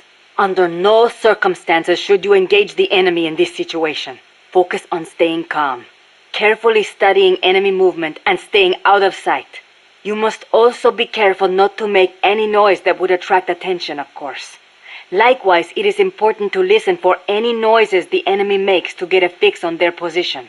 Do not forget to check for signs of the enemy other than sight and sound. To search for signs of the enemy, press the L button when you're pressed against a wall or prone. The supply staging point is at the eastern foot of Irazu. There's a rail terminal there. They'll probably transfer the nuke from the train onto a truck. Gotcha. I'll have to catch them while they're moving the cargo. But you might run into El Basilisco. Keep your eyes peeled, Snake. An 80-foot-tall walking behemoth. The CIA's new weapon? Could be. Too bad it's not actually a dinosaur. I think they're testing it up at the base on top of the mountain. I met a guy in Russia who described it as a metal gear linking infantry and artillery. Metal Gear. I've got a bad feeling about this. Like maybe it's connected to everything that's happening here somehow. The nukes? You don't think... What else could it be? If it is up there, I'll just have to improvise. Either way, I won't know until I get there. Watch your back, Snake. There's a river in the mountains north of the village. You'll see a water pipe running across that's got a walkway you can use as a bridge. I guess they built it to carry water from the hydroelectric plant. To get there, though, you gotta get past the barricade north of the prison. Got it. El Basilisco supposedly lives in the gorge up there, so be careful you don't get distracted and fall in the river. The Basilisco? Not the big monster I saw. I mean, the real Basilisco. A real one? The legendary king of snakes? More like a lizard, I guess. It walks on top of the river. A lizard that walks on water? Man, you should see it. It's not that big, though. Only about 1 bada long. Pretty good size for a lizard. Yeah, but not nearly as big as a dinosaur. So there's a real Basilisco that lives in the river? I'm only saying I heard stories from people who said they saw it. But I know lots of places to find it in Nicaragua. Do you want to go have a look? I don't have time for sightseeing. You don't like lizards? It's not that. I just think snakes taste better. Who said anything about taste? How about you? You like them? Not that way. They do look kind of like dinosaurs, though. You don't think that's cool? They're both reptiles, yeah. But there's a big difference size-wise. I'll bet there are still big ones around somewhere. They say mammals multiplied and ate up their eggs. But they can't all be gone. They've gotta exist somewhere out there. Dinosaur eggs, huh? And animals are always evolving, right? Maybe they evolved so much, they don't even look like dinosaurs anymore. Then you can't really call them dinosaurs, can you? I guess not. Yeah, you're right. Dinosaurs have gotta be big. Irazu has more than one crater, because it's erupted so many times. I heard most of them filled up with rainwater and became lakes. Calderas, huh? Calderas? Yeah, something like that. Hey, I got an idea. When you get to the lake, can you keep an eye out for weird animals for me? People all over the world tell stories about giant monsters living in lakes. Nessie in Loch Ness, Nahuelito in Argentina, Ogopogo in Canada. I can hardly keep track of them all. They say that all these sightings prove dinosaurs do still exist. But crater lakes are isolated. They're not connected to rivers. Yeah, but you know Mokele Mumbembe in the Congo River? He can walk on land. So maybe they moved there from some other lake. You sure know a lot about UMAs. There used to be a guy in El Frente who was a hunter. He taught me lots of things. He even said he once went to a place called Isla del Monstruo. A hunter on Isla del Monstruo. Someday, I'm gonna be a hunter and catch some rare animals. Right after we restore peace to our land, of course. Did you ever hear of the Loch Ness Monster? Now that one I know. Pretty much everyone's heard of old Nessie. Great, so I don't have to explain. I think she's a long-lost dinosaur, don't you? Sure. Why not? One of the compas gave me a book about it, with photos. It looks exactly like the plesiosaur. Then why does it only live in Loch Ness? Well, it probably got cut off from the ocean. Back when Loch Ness was part of the ocean, some plesiosaurs became trapped there when the climate changed. There weren't any mammals there, so no natural predators. Today's Nessie is descended from those plesiosaurs. Then wouldn't it make sense for there to be monsters in other lakes with similar climates? Exactly. That's why there's been giant monster sightings in a bunch of other places. Like Nahuelito and Ogopogo. I don't know if there's one in Irazu too, but I know there's definitely something living in Lago Cosipolca. You mentioned the Nahuelito. What is it? It's a plesiosaur that lives in Lago Nahuel Huapi in Argentina. It's described a little differently, but I'm sure it's basically the same creature as Nessie. Except for one thing. What? Well, according to one theory, it's the result of a nuclear test back in the 50s. What? There's no record of a nuclear test in Argentina in the 50s. At the time, the president, General Juan Perón, was pushing hard to industrialize the country. I wouldn't be surprised if he conducted a top-secret nuclear test before he was overthrown in a coup. Sounds a little far-fetched to me. You think? Then maybe Nahuelito really is a dinosaur. No, I didn't say that. I mean, it's really pretty obvious. Wait a minute. Thanks for clearing that up, boss. Dinosaur. What about the Ogopogo? And what kind of name is that anyway? Ogopogo's a monster that lives in Okanagan Lake in Canada. I guess it's an Indian name because it's a legend passed down by the Indians. A legend, huh? Well, then it's probably not. There's written records of it too. The first one was in 1872, and there's been more sightings since the start of the 20th century. You starting to get into UMAs too, Snake? Yeah, maybe. UMA hunting. Now that's a real man's adventure. What do you say, Snake? After Nicaragua's at peace again, you want to go exploring together? Well, we'll see. Might not be such a bad life. Mokele Mumbembe lives in the Congo River. There's nothing mysterious about it, though. It's already been confirmed as a real living dinosaur. The local people know all about it, and when they were shown a drawing of a brontosaurus, every one of them said it was Mokele Mumbembe. When peace returns to Nicaragua, I want to go to the Congo myself. Well, the revolutionary movement in the Congo ended in failure, you know. Yeah, I know. I wish we could do something to help, but Africa's awfully far away. Africa. Wonder if El Che ever saw Mokele Mumbembe. I wonder if I will. Well, best to take care of business here before daydreaming about Africa. Yeah, I guess you're right. Chico, you know much about cloud forests? Not that much. All I know is there's a world of difference between a rainy rainforest and a foggy cloud forest. But they have some things in common. But like for instance, you gotta watch out for poison dart frogs. Both rain and cloud forests have high humidity, so they're perfect environments for frogs and other amphibians. I mean, it's not like just touching a strawberry poison dart frog or a dying dart frog is going to kill you. But don't eat them, no matter how hungry you get. I can get all the rations I need from Mother Base. No jungle food for me this time. Seriously? You're not disappointed you don't get to eat wild animals? What do you think I am? Just kidding. In Colombia, though, there's a frog, the golden dart frog, that's lethal to the touch. How do you know all this? Come on. Don't you think poisonous animals are cool? Not if you get poisoned by one. Well, obviously. One more thing. When you get to the forest, be on the lookout for Bigfoot. I think I'll be okay there.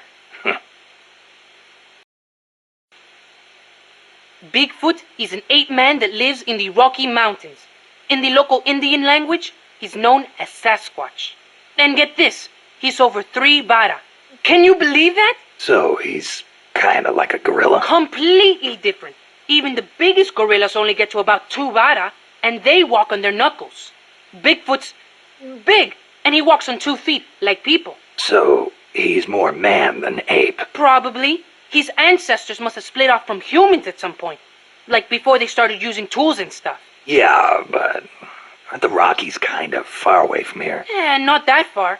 According to Darwin, humans came all the way over here from Africa. Plus, there have been sightings in Venezuela of an ape-man called Mono Grande. Costa Rica has tons of plant and animal species. So I'd expect there to be at least one kind of ape-man. At least. Gotta admit, I've never heard of Mono Grande. Yeah, he's not as famous as Bigfoot. He's similar, but he lives in Venezuela. He's not that big, less than 2 vara, but he's way more ferocious than Bigfoot. Huh. I wonder just how mean he is. Like when he catches his prey, does he punch it to death? That's the law of the wild. You catch your prey, you kill it, and you eat it. Yeah, but punching is way more ferocious than biting. Well, maybe it seems that way because that's what humans do. You really love UMAs, don't you, Chico? Do you know what I think? I think UMAs should be dangerous. Otherwise, where's the fun in hunting them? Did you see a Quetzal snake? Yep. What do you think? Did it look like a snake? Huh? No, it didn't look like a snake. Oh, really? Must be different from the Quetzalcoatl then. Quetzalcoatl. A winged snake from the Mayan and Aztec legend. A winged snake. Weird, right? I bet it's UMA. Amanda and everybody says Quetzalcoatl is a Quetzal in the form of a god. But there's no way anybody mistake a snake for a bird. I think the legend of Quetzalcoatl came first. Somebody saw it and adopted it as their god before they saw the Quetzal. After that, somebody saw a bird that looked like the image of the god, and so they named it Quetzal. You mean it happened the other way around? Well, if you ask me, the Quetzalcoatl was probably a pterosaur that survived. I mean, it's got wings and it's a reptile, so it probably looks kind of like a snake, right? Pterosaurs live on in Africa even today. They're called the Congamato and the Ilitsiao. So it makes sense that there'd be pterosaurs on the American continent too, and that they survived until the Mayan and Aztec eras. Well, lucky for us, they're not still around today. Who says they aren't? The dinosaurs supposedly died out 65 million years ago, and the Aztec civilization only rose about 600 years ago. If they managed to survive 65 million years, surely they couldn't be wiped out in 600. Pterosaurs survive today in the African countries of Cameroon and Congo. Each tribe calls them by a different name, like Congamato or Litsiao. There sure are a lot of dinosaurs running around the Congo. Well, a lot of the land hasn't been settled by humans yet. They've survived all this time, just undiscovered by man. But they're finding fossils in America too. This one they found 3 years ago in Texas had a wingspan of more than 12 meters. If I saw a gigantic pterosaur like that, I'd probably call it a god too. Yup, I'm sure that's what the Quetzalcoatl really is. A base disguised as a mine? We never made it that far. I don't know what kind of place it is, but you better be careful, just in case. I plan to. I've heard that the American Army keeps dead alien bodies and UFOs in secret bases. Aliens. There are billions of stars in space. You've got to think that at least a few have civilizations more advanced than ours. I'll bet they visit Earth in UFOs. In 1947, the Army actually announced that they had caught a flying disc-shaped object near Roswell, New Mexico. Maybe you don't know about it, but those Army guys, they all know. Oh, you don't say. Anyway, there's no telling what kind of mystery weapons they might have stashed up there. Watch your back. Apparently, UFOs are connected to cattle mutilations. Cattle mutations? No, not mutations, mutilations. It's a word I'd never heard before. People have been reporting their livestock dying in mysterious ways near the same places where UFOs have been sighted. They say the bodies are drained of blood and the eyeballs and sexual organs are gouged out. Well, when you leave a corpse cut open in a field somewhere, the ground soaks up the blood. Yeah, but supposedly these cows weren't cut up by any man-made means. Maybe maggots got to them. In some cases, they detected radiation. Radiation. Even in our own town, we had goats that died in strange ways. Some said they saw a monster. A lizard on 2 legs covered in spines from its head all the way down his back. I wonder if that's what the aliens look like. Or if it was some pet they brought with them. Either way, doesn't sound like a very advanced civilization to me. Well, if you see one, tell it I said hi. Sure, if it speaks human. UFOs kidnap people, too. You know, alien abductions. You've heard of the Hill abduction, right? That couple back in the 60s? So when I first saw the Colibri, I thought it was a UFO. The Fulton recovery. I know those guys are working with the aliens, even if they wouldn't let me see them. Well, you better not get caught again, or they'll be experimenting on you. I'd take that over torture. What do you think they look like? Completely bald, maybe, with gray skin and big black eyes? Or maybe they're 4 vara tall and wear skirts? I kind of doubt it. I'll give you one thing, though. I've never seen anything move like that. Maybe the CIA really did make contact. You see? It's true! You want to know something? I once met an alien cat. An alien cat? Yep. It was dark out, so I couldn't see too well. But it was a cat with a huge long tail. Its eyes shined in the dark, too. Most cats' eyes do. At first, I thought it was a regular cat. But then, it started talking to me. Inside my head. Inside your head? He said his name was Altargoso El Baki Muñudad. He'd come to Earth from the Andromeda Galaxy to check out Earth's nuclear weapons. The Andromeda Galaxy? Mankind's barely made it to the moon. We couldn't possibly launch nukes that far. El Baki said he was watching over us to make sure we don't destroy ourselves with nukes until the day we humans are ready to join the Space Federation. It's a shame. This is supposed to be the era of détente, and still we've got people pulling stunts like bringing nukes into peaceful countries. If something ever went wrong and set off a chain reaction of retaliation... I know. This planet could destroy itself at any time. Snake, is it true you took a picture of El Colibri? Yep. Got it right here. Whoa! It's like an actual UFO! I knew it! Los Yankees are working with the aliens. I know it kind of looks that way, but... Hey, Snake, can you make me a copy of that? Well, I don't see why not. What for? People pay good money for this stuff. We can use it to raise money for MSF. Sure, kid. You go out and get us a good price for it. You don't believe me, do you? I'll get the money. You'll see.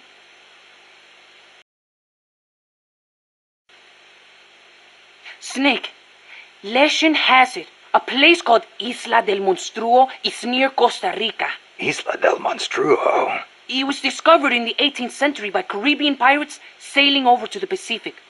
And the island in Treasure Island is based on one near Costa Rica, too. Treasure Island.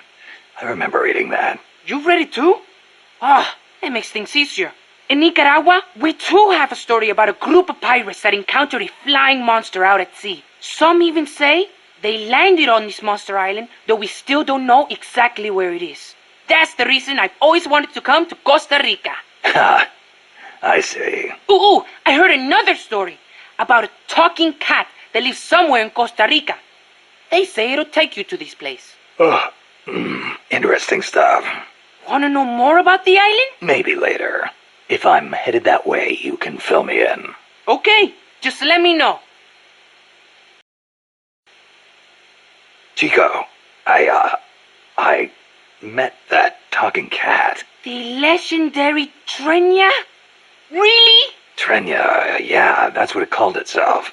Is it famous? In certain circles, yeah. I'm still having trouble believing it. I never thought I'd be talking to an animal one day. What a world. Amazing you could understand his language. Well, picking up the local lingo is one of the basics of intelligence work. That's what makes you the boss. Hey, say something in Trenya's language, will you? Meow. Meow. Meow, meow, meow. Wow. I have no idea what you're saying. Of course you wouldn't. So what did Trenya say? It said it would take me to that island you talked about. Really? Oh, take me too, boss, please, please! I know you must be excited, but we don't know what's out there. Could be dangerous. I'll scout it out first. No fair. Come on, Chico. This isn't as cut and dry as you think. You can come next time, depending on what I find. I'll take some photos if I get the chance. Sorry, kid, but that's life. Apparently, there are other cats that talk besides Trenya on Isla del Monstruo. There's more of them? Yep, they're called the felines. But supposedly they don't ever come to Costa Rica. You should try talking to them if you spot them. Who knows what kind of stuff they have to say? Yeah, just when you think things can't get any crazier. Also, the felines are nice to humans. So you be sure and be nice back. Don't you go attacking them or anything. I would never hurt a defenseless little kitty. I used to have this book full of pirate lore. It had the story about Rathalos, king of the skies. Most accounts describe it as a dragon with wings, or a wyvern. A wyvern? A two-legged dragon. Vlad the Impaler's coat of arms had one on it. Yeah, and he was a model for Count Dracula.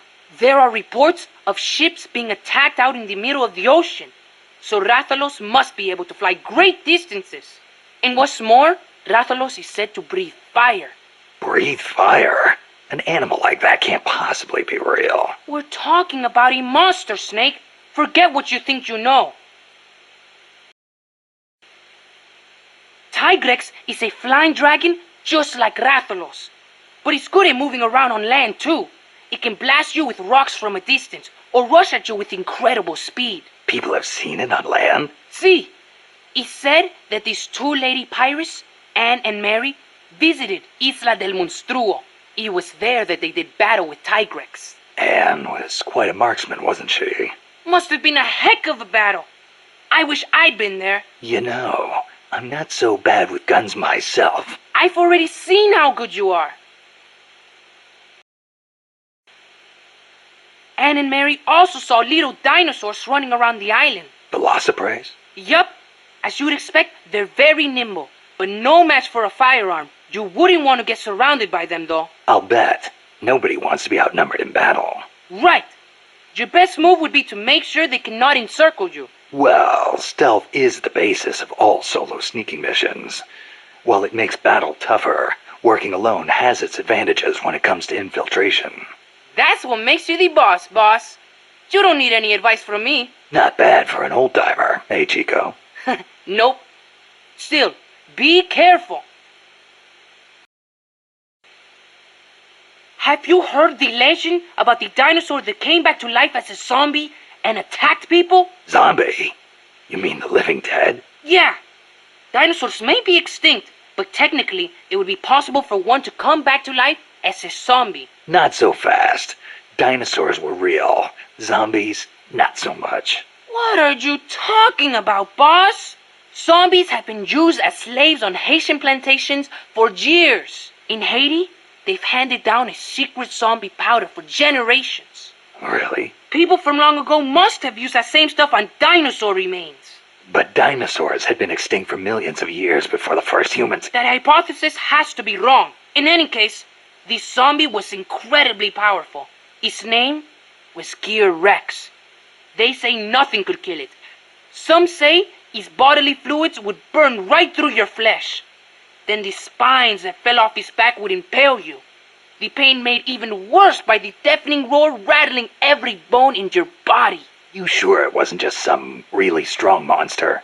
Who knows what kind of dinosaurs were out there? We could be talking about something strong enough to resist small arms fire. Are you afraid of zombies, boss? No, I just find the whole thing hard to believe.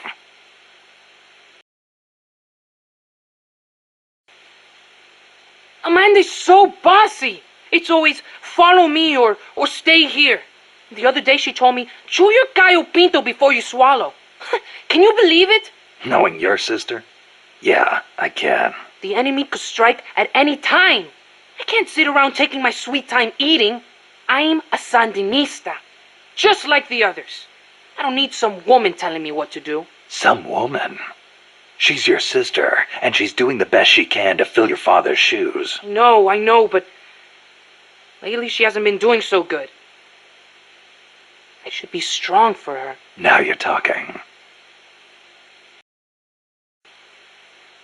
Sorry to hear about your dad. Don't be. He is a guerrilla warrior. We pledge our lives to our country and its people. I'm ready to die too if I have to. You sure? You better believe it. Like mi viejo used to say. Patria o muerte. Che said it first. My dad used to tell us all kinds of stories. About General Sandino and his fight against La Guardia. About my mom before she left us. You didn't want to go with her. It's not like that. La Revolucion comes first, that's all. You must wish you could see her, though. I don't know. But I know I'll see her again when this is all over. Somehow, I just know it. When I do, me and my mom and papa are all going to live together again. At least that's what I thought. Now, Hang in there, Chico. Your sister needs you. Okay. Have you ever heard, "Shoot, coward. You're only going to kill a man"? Che's last words. He'd been captured in Bolivia and said it to the soldiers just as they were about to execute him. El Che. He was something, wasn't he?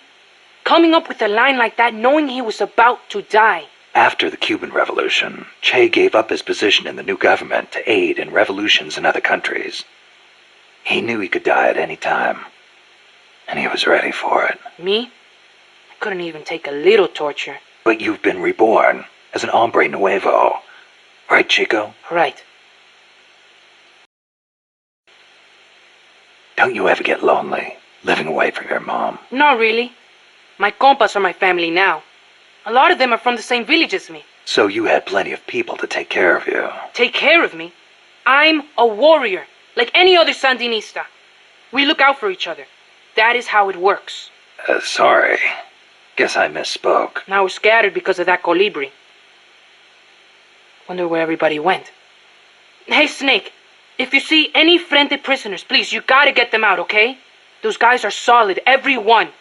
You could use them in MSF. Hey, Snake. Are there any jobs for me here at Mother Base? I can do anything.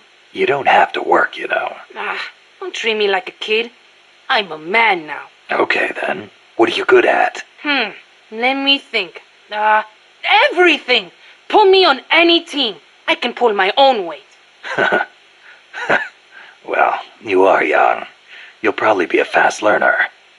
I'll think of something. Anything you need, boss. You'll see. I can fight as good as anybody.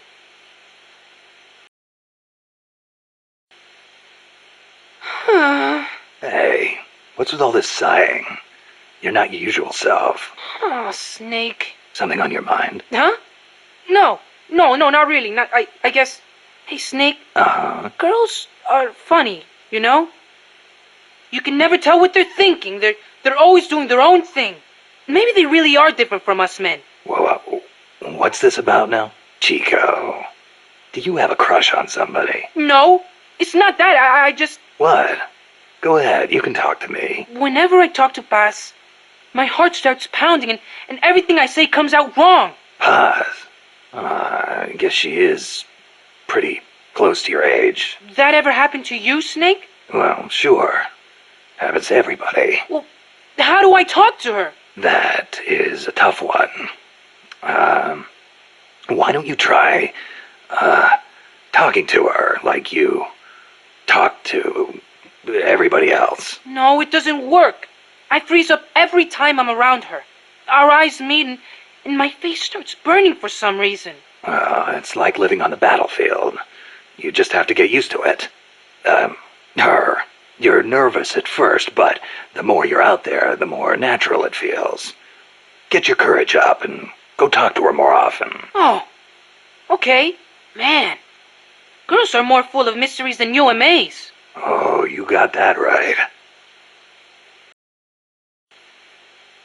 Chico, I heard you saw Paz trying to sabotage Zeke before she activated.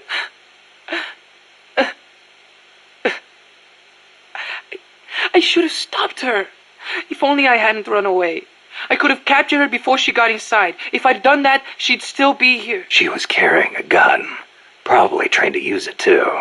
Don't blame yourself. You couldn't have stopped her anyway. You were unarmed. I could have at least talked to her. If I'd promised not to tell anyone, Paz wouldn't have gone and done what she did. It's just I was so shocked. I panicked.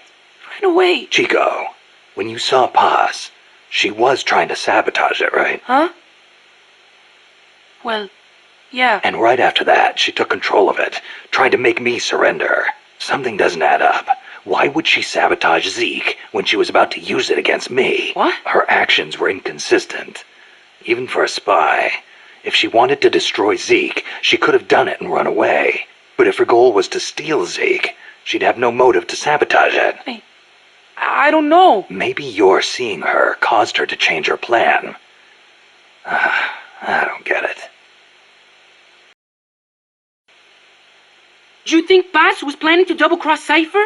Without Zeke, she wouldn't have any way to threaten you. If that were the case, she could have told me all that from the beginning. She wouldn't have had to try and sabotage it. I guess so, but that was the day before Peace Day. Paz was going to sing in a band. I couldn't wait to hear her. What if she wasn't going to double-cross them? Maybe she just wanted to at least be able to enjoy that. Chico. I knew it! If only I hadn't run away. If I talked to her. Promise I wouldn't tell anybody. Don't second-guess yourself. Think about who might have been hurt if you kept quiet. Yeah, but... Besides, we don't know for sure she's dead. She was ejected into the ocean, and she had scuba equipment with her. Yeah. Stop beating yourself up over the past, Chico. Put your hope in the future. The past is the past, but the future is up to you. Right, boss. That's a rangefinder camera you have, right, Snake? Mi viejo used to talk about rangefinder cameras and how they can focus just as well as any other camera, despite their size. He also said they don't have much picture blur either. To bring an object into focus, make sure the two images overlap before taking the picture. But you could probably do that in your sleep, couldn't you? All you need to worry about is making sure your subject is in the frame. Remember, Snake, photography is all about timing. You can't always see Phantasma with your naked eye. If some unseen presence is making a noise, you can be sure one is around. When that happens, try taking photos in the area. You should be able to see what's causing it. Why do they show up on photos? I'm not the one to ask about that, but maybe Phantasma are somehow able to deceive our minds on a subconscious level. They're right there in front of us, but they whisper, "Hey, we're not really here." But a camera's a machine, so they can't do anything to it. Yeah, that's it. That's gotta be it. A Phantasma is an espíritu that wanders this plane instead of going to el cielo. There are different interpretations, of course, but that's what I think. See, the Phantasma has a reason for remaining in this world, and if that were, say, a deep hatred for someone, they just might be capable of inflicting harm on that person. You probably realize this, but your weapons or CQC won't work on Phantasma. And since they're not physical beings, they can pass right through solid objects. But if you can eliminate the reason for remaining here, you should be able to help them reach el cielo. People say words can work wonders on Phantasma. You could try talking to them through co-op's communication. Doc, I'm starting to sense your feelings about nukes are a little different from your colleagues. How do you mean? Your little chat with Coleman back there. I told you my father worked on the Manhattan Project, right? You're familiar with it? The basics, yeah. It was the project that kicked off the nuclear age. That's right. Some of the finest minds of the 20th century, including multiple Nobel Prize winners, worked on it. They spent over $2 billion, and that's in 1940s money. It culminated in the successful nuclear test at Alamogordo on July 16th, 1945. And the first use in combat a few weeks later. Doc? I can't walk. What? My spine isn't shaped like everybody else's. I can't move my lower body, so I've never taken a single step, not since I was born. What's that got to do with your dad being in the Manhattan Project? As a result of his research, my father was exposed to high doses of radiation. It can't be a coincidence that my chromosomes are messed up. That's why I didn't want for these nukes to be another sword of Damocles. I wanted to give them a real purpose, to be a deterrent against war. Doc. And Coldman, we have to stop him, whatever it takes. August 6th, 1945, Hiroshima. August 9, Nagasaki. The atom bomb attacks on Japan. My father was married to his work. I don't have a single memory of going places or doing stuff with him on weekends. But even as a kid, I knew on some level that it was for his family. I respected him. My mother used to tell me all the time, "Your father is a brilliant scientist. He saved countless American boys from death. You should be proud of him." Yeah. You could say the war ended because of those bombs. When I was in the 5th grade, a Japanese student transferred to our class. She showed me photos of Hiroshima after the bomb. I couldn't believe my eyes. A city of over 350,000 people reduced to a scorch mark on the ground by a single atomic bomb. Houses blown off their foundations, burned to ashes. The only things left standing were the skeletons of steel-framed buildings. And it wasn't just the buildings. Blackened corpses on the side of the road. Survivors covered head to toe in severe burns. Within a few months, over 70,000 had died in Nagasaki, twice that in Hiroshima. For years after that, I couldn't talk to my father.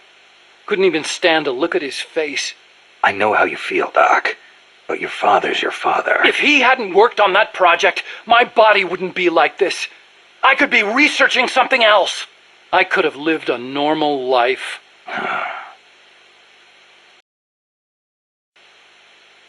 It wasn't so long ago the world stood on the brink of nuclear war. Just over on the other side of the Caribbean. I was 17 at the time.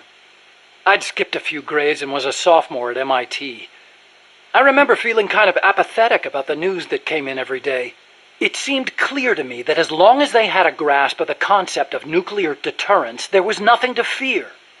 Either that, or they were fanning that fear on purpose. As a way to secure a bigger defense budget? I can see that. But if that was their plan, it kind of backfired. Because it ushered in the era of détente between East and West. Coldman's really gonna do it this time. Once the nuclear genie is out of the bottle, the yoke of deterrence is going to be meaningless. People will die. Cities will burn. We have to stop him now before it's too late to turn back. So you've been doing nuclear research your whole life? No, not really. At first I wanted to be an aerospace engineer. For me, the Sputnik launch was a good shock, not a bad one. I thought the age when science was used for war was over, and that a glorious age of space exploration was dawning. The year I skipped ahead and got into MIT, Gagarin went into orbit, which made me more excited than ever. Of course, even back then, I knew the space race was just another facet of the Cold War. Moscow had a leg up on us, and we were desperate to catch up. I know. But for me, it was a happy time. I joined NASA, got to do the kind of research I loved. Our nation's prestige hinged on our work. They gave us whatever resources we asked for. I knew you could turn a rocket into an ICBM by fitting it with a nuclear warhead, but that didn't bother me so much. It didn't last long, though. The space and nuclear arms races took up enormous sums of money. America beat Russia to the moon, but that's where it ended. Then came détente. Exactly. NASA's budget was slashed as a result. My father being a nuclear expert and all, they put me to work on a more obvious deterrent. Missiles. At NASA, I'd been researching a locomotion system for lunar exploration. Tires aren't suited to driving around on the moon, you know.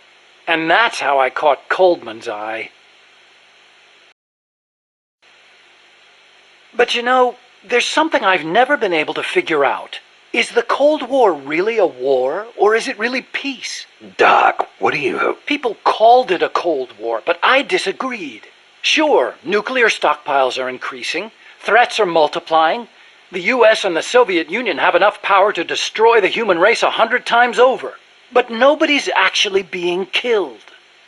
Small-scale conflicts and proxy wars, maybe, but nuclear deterrence has averted another world war. The world's far more peaceful today than it was before, and the breakthroughs we've made in space exploration thanks to Cold War competition? Fantastic, don't you think? No. We didn't need to rush into space like that. Going into space may have been mankind's dream, but good people were sacrificed in the scramble. Maybe so. NASA's definitely got some skeletons in its closet. Same goes for the nuclear arms race. Atomic testing has killed civilians and exposed thousands to radiation. Believe me, I know. And now, this. What peace was I trying to protect anyway? The more I think about it, the less I understand. Let's speak in hypotheticals for a minute. Say you wanted to make a clone of yourself. A clone? Paramedic had the same idea. It's science fiction. I'm just hypothesizing here. Okay, not a clone then. You have any kids? Nope. Wife? I've never been tied down. Okay then. So, we're still talking hypotheticals. Say you had a son who'd inherited your genes. Someone with the same combat abilities as you. Would you challenge him to a fight? Not to sound cocky, but I wouldn't want to do that. No telling who'd survive. I'll bet. You picked up on the Pupa 5000's combat patterns in seconds. Only with your advice, Doc. Well, if anybody could learn to do it just by listening, it'd be easy. But you're a born soldier. Yeah, you must have been born with genes geared for combat. Soldier genes, if you will. Genes geared for combat. I don't care how advanced their research is. You can't blame genes for everything. Blame genes? You think it's funny? What? You think genes have nothing to do with this body I was born with? I don't know. Look, that fear of facing someone of equal ability in combat, imagine that on a strategic scale. That's the concept of nuclear deterrence. The idea is, when all sides are armed with the destructive power of nuclear weapons, they'll avoid nuclear war in order to prevent mutual annihilation. Doesn't sound all that sophisticated to me. Exactly. It's so simple in principle. But because it's so simple, whether or not it works properly depends on the people involved. In that sense, what we're looking at now is a malfunction in deterrence theory. Coldman. You got it. Please, Snake, don't let deterrence die. Nuclear deterrence means preventing the use of nuclear weapons in conflicts between states. But what about other situations? Like what? Terrorism has been on the rise in recent years, from separatist movements to far-left extremists. What would happen if nuclear weapons fell into terrorists' hands? Without a state, that is, without territory of their own, the chances of having nukes used against them are slim. They have no reason to fear a nuclear strike. Conversely, they have no reason to hesitate to use nukes against their adversaries. You've got a point. All the ICBMs and strategic bombers in the world amount to nothing against a terrorist group. Right. Of course, this is all still hypothetical. Countries keep their nukes under tight watch. There's no immediate danger of terrorists getting their hands on them. But the day may come when the proposition of nuclear terrorism makes nuclear deterrence theory a dead letter. Nuclear terrorism. Interesting. What are we gonna do, Snake? If Peace Walker attacks Mother Base... Relax. We've got the entire MSF out to make sure that doesn't happen. Yeah, but Peace Walker's missiles have 1 megaton warheads. The fireball alone would be a mile in diameter. Everything in the vicinity of Ground Zero will be vaporized by the heat rays. Then there's the blast, which travels at hundreds of miles per hour. And the fires, and the... A huge dose of radiation from the initial nuclear reaction. That too. There won't be a single survivor. Yeah, I'm aware of that. Look, Doc, you made that thing. You know better than anybody what it's capable of. Right now, you've got to give me a rational, scientific estimate of the damage. If we're talking about a nuclear explosion, it's more than just MSF's problem. You're right, Snake. Sorry about that. Like I was saying, Mother Base would be wiped out. Any ships in the area could be caught in the blast too. We'd need to send out a warning. The thing to worry about most is the fallout. The dust of death. If it goes off over water, the particles will be smaller than with an explosion over land, so the wind will scatter the fallout over a wider area.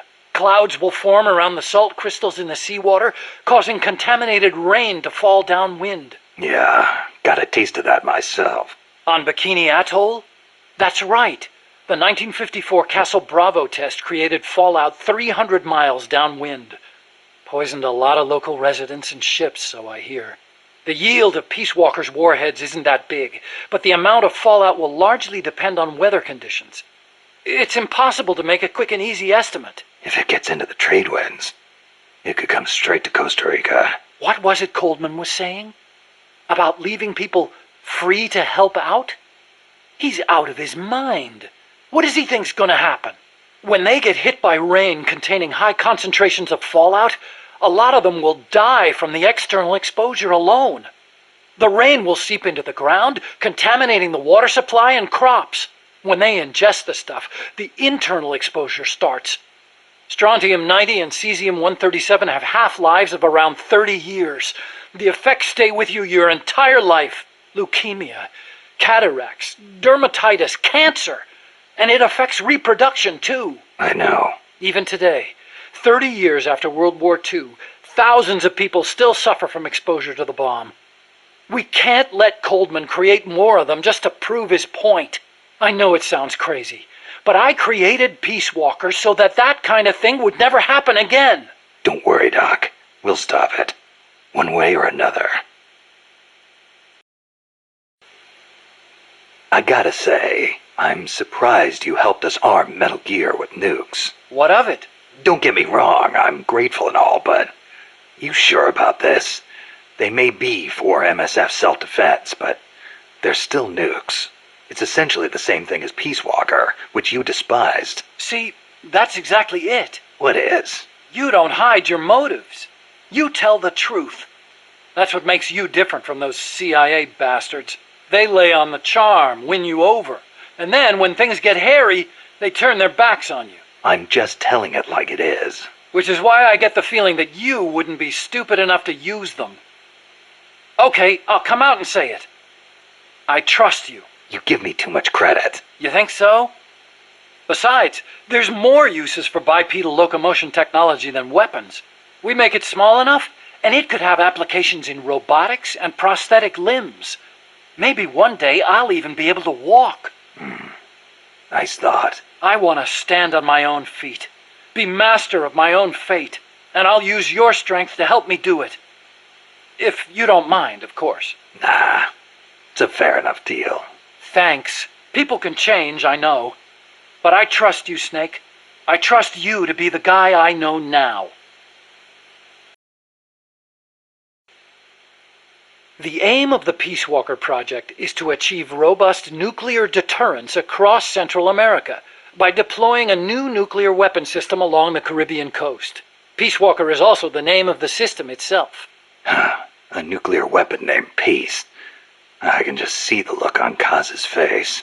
So why exactly does this new system need legs in the first place? Because it's a walker. An unmanned weapon moving under its own power and capable of launching a deterrent strike from anywhere. That's the whole idea behind Peace Walker. The reason Peace Walker is a mobile nuclear weapon system is to maximize its potential as a nuclear deterrent. How so? If need be, Peace Walker can stay constantly on the move so that the adversary can't pinpoint its position.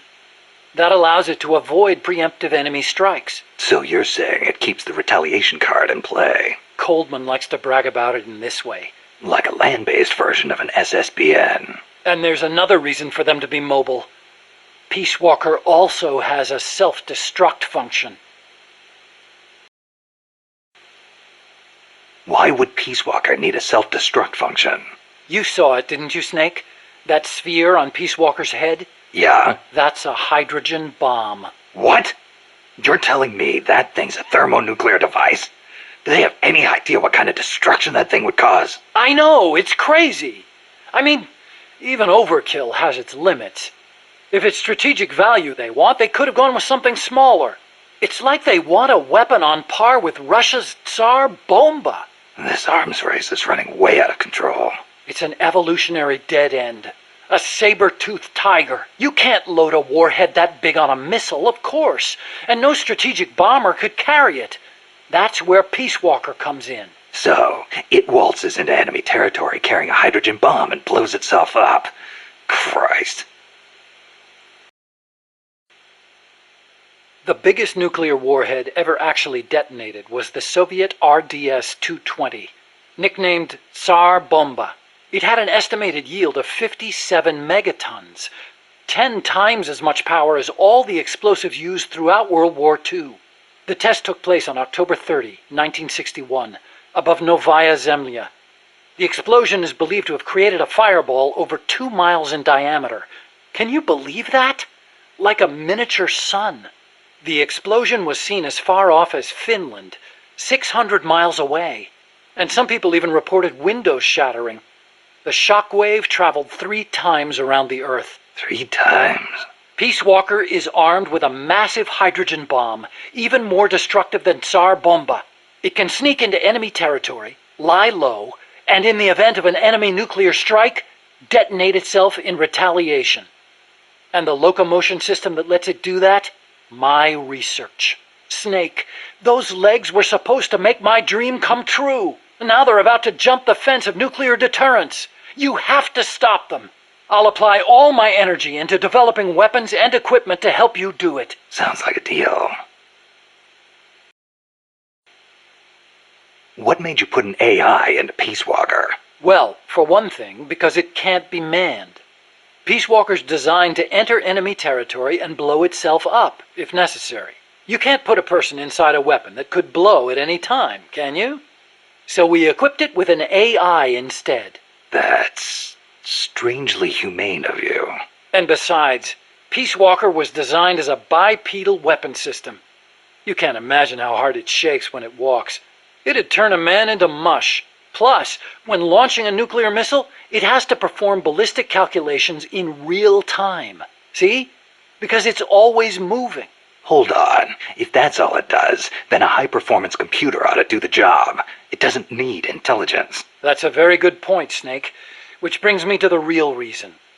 Peace Walker needs AI to make decisions regarding nuclear retaliation. It's what ensures perfectly mutual assured destruction. I've heard all this before. You want a war between machines? We'd never actually launched the first nuke, of course. It's strictly a counterattack system. Only a politician could make such an illogical decision as starting a nuclear war. Conversely, if an adversary launches a nuke at us, the AI will not fail to retaliate. Therefore, the adversary can't launch. The AI guarantees it. Even so, launching nukes without authorization? Boomer captains have the authority to launch if land communications are cut off. It's the same principle. Not even the captain of a boomer can make that decision alone. The way I heard it, that's the only situation where insubordination is allowed. Only because humans are imperfect. That's Coldman's line of thinking. You're saying that machines don't make mistakes? That's a myth. Worse than that, it's blind faith. We wouldn't put our fate, into the hands of any ordinary machine. That's what the AI is for. The decision to launch a retaliatory strike requires high-level judgment. You have to take into account not only the state of the war, but the entire world. And sometimes, you need to make a guess based on incomplete information. Huh. You think an AI can do all that? Yeah. At least Dr. Strangelove does. Peace Walker is fitted with several close-range weapons. We'd also planned for it to be able to enter enemy territory and self-detonate. Wonderful. What exactly are we dealing with here? Well, the flamethrowers for one thing. One in the front and one in the rear. Then there are the S-mines. They're like cluster bombs. It scatters them from its leg hatches. If you see those open, you better clear out quickly. And finally, the rockets. These can travel quite a distance, so stay sharp. On the other hand, it can't fire them from too close. But then again, there are those flamethrowers. It can also use its legs as weapons against any infantry on the ground. Ouch. But remember, Peace Walker technically isn't complete. With just the reptile pod, it can only perform relatively simple maneuvers. They've got certain quirks, too. What's more, look carefully and you should be able to predict which attack is coming next. Snake, you have to stop Peace Walker from launching that nuke. Calm down. What do I need to do? To tell you the truth, I don't really know. The mammal pod has probably enhanced both its thought patterns and mobility. The S-mines, rockets, flamethrowers, they're all the same, but I don't know what else to say. You'll just have to stay sharp and watch for how it behaves before each of the attacks. I'll give it a shot. There's no time for anything else. Sorry I can't be more helpful. You can do it, Snake. Okay, but why does Peace Walker need to walk on 2 legs? I think treads would be good enough. You'd be wrong. As you know, the terrain in Central America is rugged and complex, especially along the Caribbean coast of Costa Rica. You've got jungles, swamps, mountains, and the only way to get across all that terrain, no matter how rugged, is on legs. Yeah, but wouldn't it be tough to cross a swamp, even on legs? It wasn't easy, that's for sure. The reason we picked Costa Rica as a proving ground is because we can test it on every type of terrain. This Peace Walker project the CIA's talking about. You believed in it, huh? Yeah, I believed. Actually, maybe I just wanted to believe. What do you mean? Here's how Coldman explained it. Peace Walker's a weapon for peace. One to ensure true nuclear deterrence. It'd be the anchor to bring stability to Central America. He told me, the nuclear weapon system you've built will never be used. It will forever stand vigil as an icon of peace. And to achieve that, he needed my bipedal locomotion technology. To be honest, I was flattered. Flattered? Wouldn't you be? My colleagues in the scientific community have never taken me seriously. They told me bipedal locomotion was a pipe dream, that it'd never amount to anything. It was the first time anybody recognized my work. How could I not be happy? And besides, it was my chance to surpass my father. To create nukes for peace. Or so I thought anyway. But Coldman's really going through with it. Yeah. Makes perfect sense, really. No one would give the project any notice unless they could prove that an unmanned system is capable of launching a nuke. Why is Coldman going to launch a nuke? If all he wants to do is prove the AI retaliation system works, he doesn't need to put a live warhead on it. I agree. He could demonstrate the system by launching the missile alone, without a warhead. I asked him the same thing at first. He said there was no point in using a dummy missile. That it'd take an actual nuclear launch to deter potential enemies. Launching the real deal gives him a leg up in negotiations with Langley. That's what he's really after. I based the bipedal locomotion technology used in Peace Walker on Soviet research. Actually, I'll be honest with you. I stole most of the basic ideas behind it. Soviet? Bipedal? You mean Granin? You know him? Yeah. I met him at his lab in Russia. He helped me out a little bit. You met him? What were you... He was head of the Granin Design Bureau, creator of countless Soviet weapons. I'd hit a wall in my research at the time. Granin's ideas solved nearly all my problems. There's nothing unusual about using somebody else's work to further your own research, is there? As long as you cite it, yeah. But I wasn't in a position to do that. His research was classified at the highest level. Soviet research, no less. So, you used it without telling anybody? I wanted to show up my colleagues for once. The ones who never took me seriously. But you reap what you sow. Coldman seized on that vulnerability. Told me if I quit the project, he'd expose my larceny. He had you by the balls, Doc. How'd you get your hands on Cronin's research? That was also Coldman. He used his agency contacts to get a hold of it. Giving you stolen information, then using it to blackmail you. Damn. I knew it was Cronin's work the minute I saw it. See, I'd been corresponding with him for a while. Corresponding? Letters. Between scientists doing the same kind of research. He always complained that nobody understood his ideas on bipedal locomotion. Ah, so you're the American friend he was talking about. Obviously, he didn't write a word about the technology in his letters, except for one time.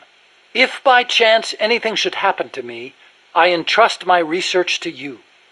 Better that than handing it over to these ignorant so-called scientists. Sounds like him, all right. Then one day, his papers actually came. It wasn't hard for me to imagine what had happened to him. I felt it was my duty to carry on his work after him. And also... What? I thought maybe combining his technology with mine could be a way to bring East and West together, like the docking of Apollo and Soyuz. It'll never make the history books, and it's still not a reason to plagiarize. You're right. You're absolutely right. I never had the courage to tell the truth, that's all. I always looked for excuses to cover it up. Until now. Huh? You told me everything. You're no longer a coward. Metal Gear. Huh? What about it? You mumbled that when I first explained about Peace Walker. I'm curious what it meant. Exactly what it says. Metal Gear. Gronin coined the term. Gronin did? He thought of his technology as the metal gear that meshes infantry with artillery. I like the sound of that. Metal Gear. It's got a nice ring to it. Better than an outright lie like Peace Walker, anyway. Those papers the CIA gave you, was there any data on the Shagohod in there? Shagohod? A nuclear tank that launches IRBMs. It competed against Gronin's system for approval. Oh, the thing with the rockets. Designed by a guy named Sokolov, right? What's so funny? No, I was just remembering some of the commentary Gronin added to the Shagohod papers. You should have seen the way he badmouthed it. It was too conservative, too ugly. I can imagine. He was so angry when he wrote that, he smeared up the ink. And you know how shoddy the paper is over there to begin with. I'll bet. That's Gronin, all right. Imagine accelerating the launcher itself to 300 miles an hour to extend the range of an IRBM. As stupid as it sounds, it's a hell of a concept. Who but the Soviets would think of using a tank as the first stage of a rocket? I actually took a cue from the Shagohod when I developed the Pupa. That hovercraft thing? You stole that one, too? Give me a little credit. I only borrowed the concept. The technology is original. As it turned out, hover technology wasn't enough to handle all the terrain in Central America. It relied too much on brute force. But the Shagohod was a major threat. That thing could corner like you wouldn't believe. Built pretty tough, too. You sure know a lot about it. Yeah, it almost did me in. I couldn't forget it if I tried. Did you in? So you were the one who took it down. Wow! You really are amazing. I didn't do it alone. No, seriously, thank you. We might not be here today if they'd begun mass-producing that thing. Then again, they're hard at work now miniaturizing nuclear warheads. Pretty soon they won't even need an accelerated launcher like the Shagohod. Great. That means they're that much closer to being able to launch from anywhere in the world. Chico called Peace Walker the Basilisco. Basilisco? Oh, right, Spanish. That's funny. I once used the codename Basilisk for the Peace Walker platform myself. What for? The class of lizards called basilisks can walk atop any type of terrain. In a pinch, they can even stand up on two legs and run across water. Perfect name for a system that can walk anywhere in Central America, right? Plus, there are the legends. What legends? The basilisks of legend were highly venomous creatures. There's a story told by the ancient Romans. A knight slew a basilisk by piercing it with his spear. The creature's poison seeped up the spear and killed both horse and rider. Remind you of anything, Snake? Nuclear deterrence. Bingo. Kill it, and you die along with it. Your hands are bound. I wanted Peace Walker to be like that. You should know that people aren't that rational. Sometimes people do things that don't make sense, even when they know they're going to die. Or maybe it's because of that. Maybe you're right. But that's exactly what I don't understand. Peace Walker contains an assembly of 2 AI pods. One of them is the mammal pod, which Dr. Strangelove developed. The other's the reptile pod, which is mine. What's the difference? The reptile pod is the attitude control AI.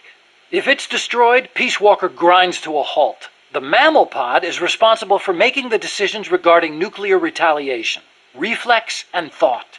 One is the brainstem and cerebellum, the other the cerebrum. So, the one that houses the will of the boss would be the mammal pod.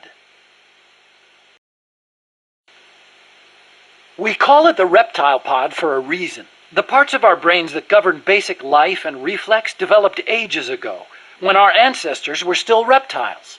We were reptiles? Well, only at one stage of our evolution. The theory was proposed by the neuroscientist Paul MacLean. Huh. The reptile brain corresponds to the brainstem and basal ganglia in our brain. The reptile pod also incorporates the functions of the cerebellum. So basically, it's the deep parts of the brain. Dr. Strangelove came up with the name. The part of our brain that developed after we became mammals is responsible for high-level brain functions. Such as? Such as intelligence, judgment, even love. That's high level, all right. Location-wise, the mammal brain is on the outside of the reptile brain. The cerebral cortex is part of it. I think it's very telling that Dr. Strangelove named her pod Mammal. It's almost like she wants it to be more than just an advanced AI. What she really wants is for it to have a mind of its own. Snake, how much do you know about the U.S. Homeland Air Defense Network? I don't know much about what goes on up in the sky. What I do know is that NORAD tracks Santa Claus on its radar. Nice one. I didn't know you were a comedian, too. Huh? No, I'm serious. It's true, NORAD tracks his... Listen to me. Every December they set up a hotline and... Okay, I get it. He's real, I tell you. He used to bring me presents and... Okay, Snakey. As all good little boys know, keeping tabs on Santa Claus is a very important job for NORAD. But they also have another mission. The one they were created for. And the system they set up for that has been hijacked by Coldman. You mean Peace Walker's fake data transmissions? NORAD's early warning system is composed of DSP satellite-mounted infrared sensors and an array of surveillance radar stations across North America. The network sends out warnings to NORAD at Cheyenne Mountain, where the data undergoes human evaluation. Peace Walker, on the other hand, has to make its retaliation decisions autonomously. So it's set up to automatically receive the same data as NORAD through covert channels. Those channels were also used on the test platform to telemeter the AI's decision-making. Peace Walker reversed the system to transmit a fake warning about incoming nuclear missiles outside the usual exercise schedule.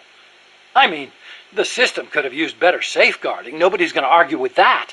But cracking the AI? That seemed unimaginable.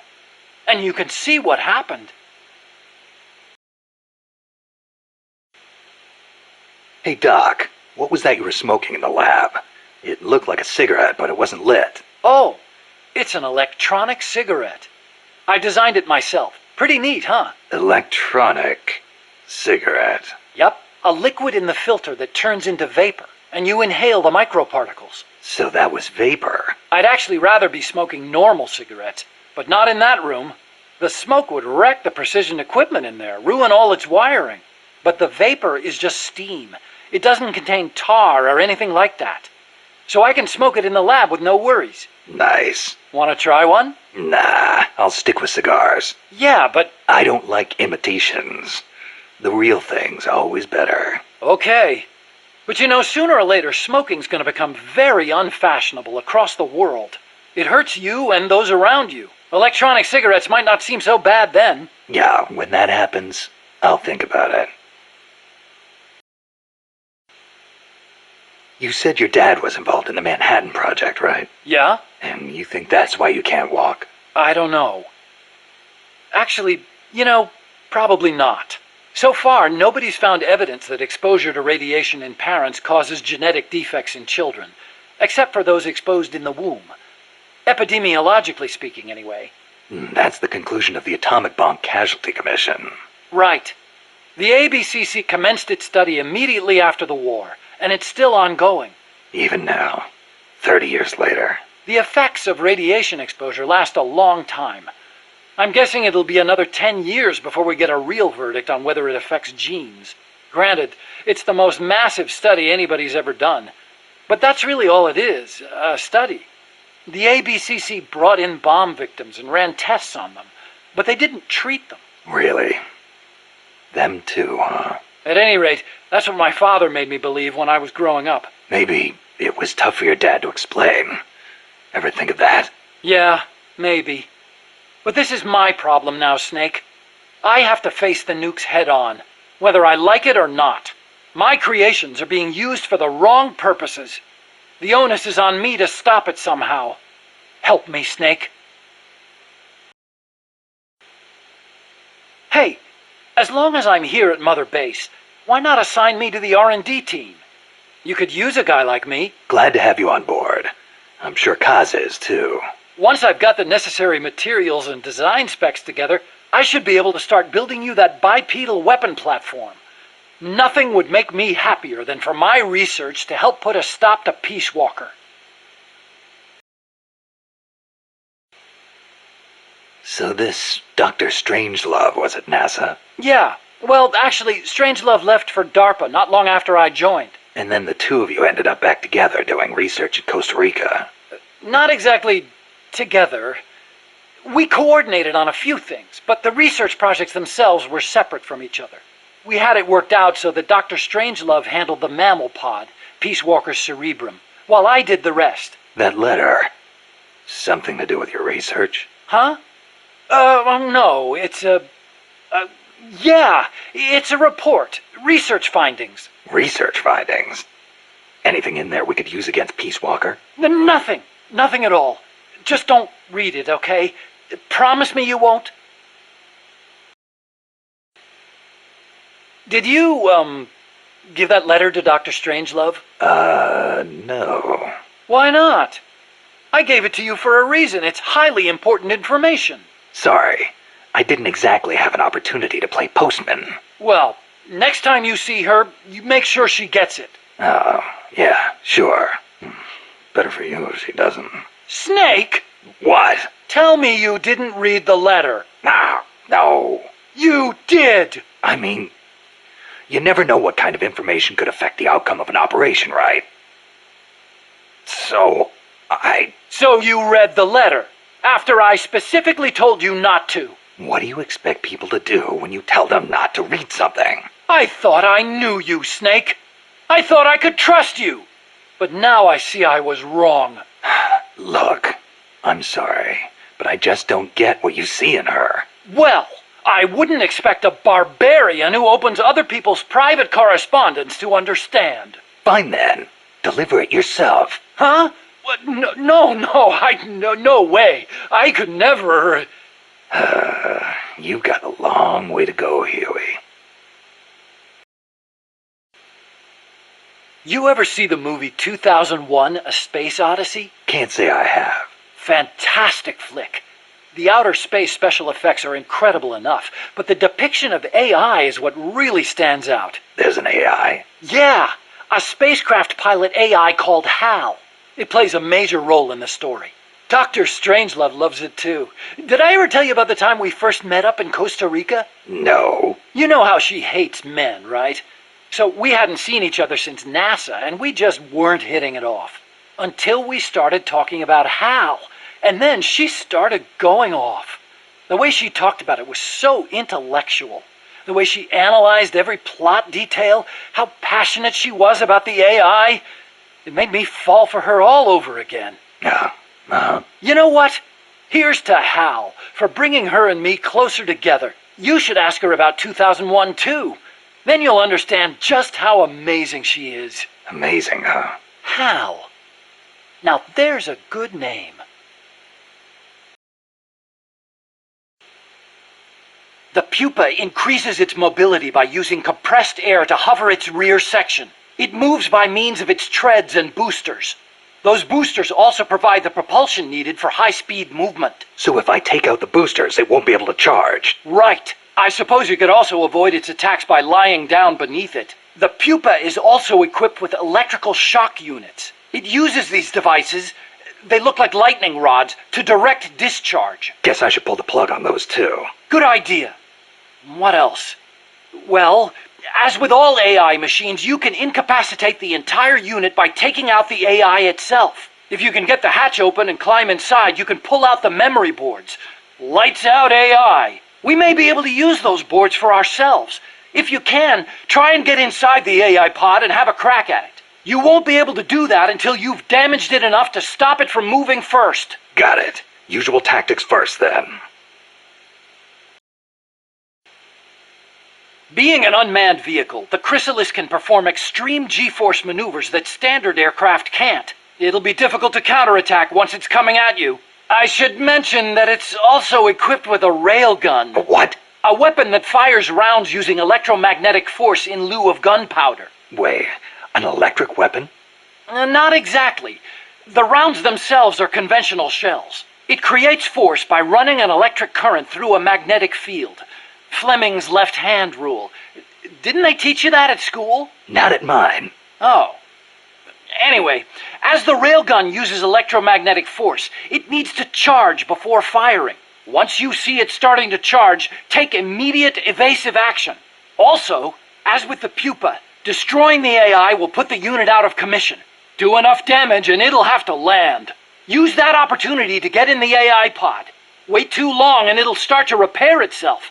Be sure to shoot the hatch the moment it lands. I think I can handle that. During development, I had trouble figuring out how to handle the cocoon's excess heat. I'm embarrassed to admit it, but the radiators are most likely its weakest points. They're not heavily armored, as heat wasn't dissipating properly. Where are they? There are multiple radiators on the upper and lower sections. Just look for the exhaust fumes. The only thing is, the upper radiators typically aren't exposed. You should probably shoot for the lower ones first. You could move under its body to access the lower ones, but the cocoon is capable of vertical movement, so be careful not to get crushed. Watch out for missiles and hedgehogs, too. Hedgehogs? Anti-submarine multiple spigot mortars? I adapted the technology for use as a surface weapon. Both the missiles and hedgehogs take time to load, though. It can't fire a hedgehog until the lamp comes on. As for the missiles, watch for the way the hatches move. That'll be my chance to get close. When the hatches open, out come the missiles.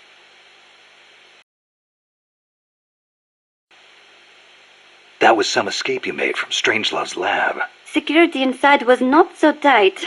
The door to my room was locked from the outside, of course, but she took off the blindfold at bath time, so she could wash my hair. Pretty luxurious treatment for a prisoner. Wasn't it?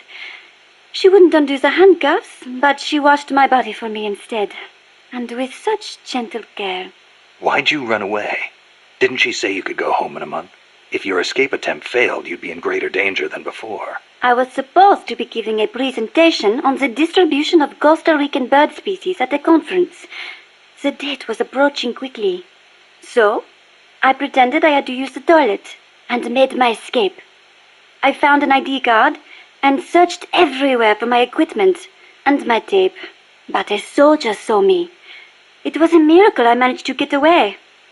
There was no time to find the tape. I do not care about the conference. I am lucky enough to still be in one piece. You bounce back quick. You don't? Not sure. I try not to dwell too much on the past, but... Then don't. There is no point. I'm so glad to be out of there. I never felt safe, you know? Tell me about it. Well, I think she's interested in women. And I think she took a fancy to me. Oh, well, that's, Besides, it is much nicer here. Was it just the two women in the lab? Most of the time, oui. And one of them, you only heard her voice, right? Yes, that is correct. Such a wonderful voice. It sent chills up my spine. What was the other woman like? Ah, don't even think about it.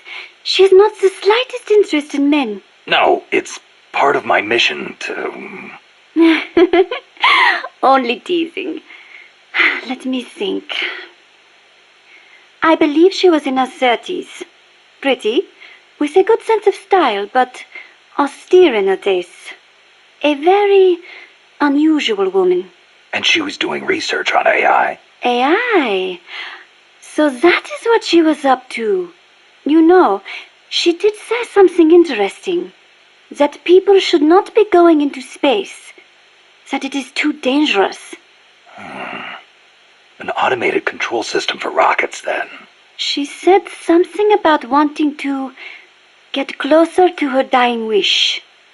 I think she must have been talking about an old lover. Lover? You mean another woman? My, aren't we curious about women and other women? You want to hear the terrible things she tried to do to me? That's not what I meant. It's all right. You can be honest. You two seem to get along awfully well together. No, not at all. I think you're hiding something. Never mind. Aren't you supposed to be looking for the Quetzal?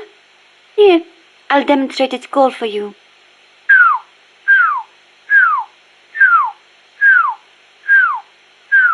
I knew it. Let's go over this one more time.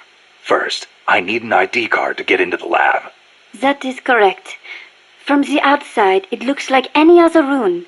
But on the inside, it is a state-of-the-art research facility. And your ID card got taken away from you by some guy in an orange jacket. Exactly. I had a Quetzal singing nearby. It has not been that long since it happened.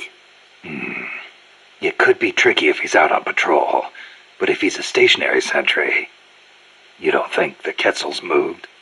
Its nest is probably nearby. I do not think it will go away anytime soon.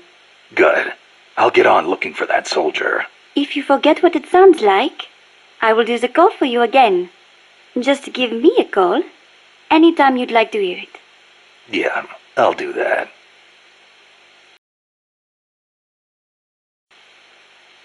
Let me get this straight.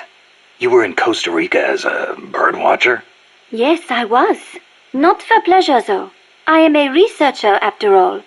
I am studying the distribution of Latin American bird species. With today's compact cassette tape recorders, even a woman like me can carry her recording equipment by herself. But it was a mistake to come alone.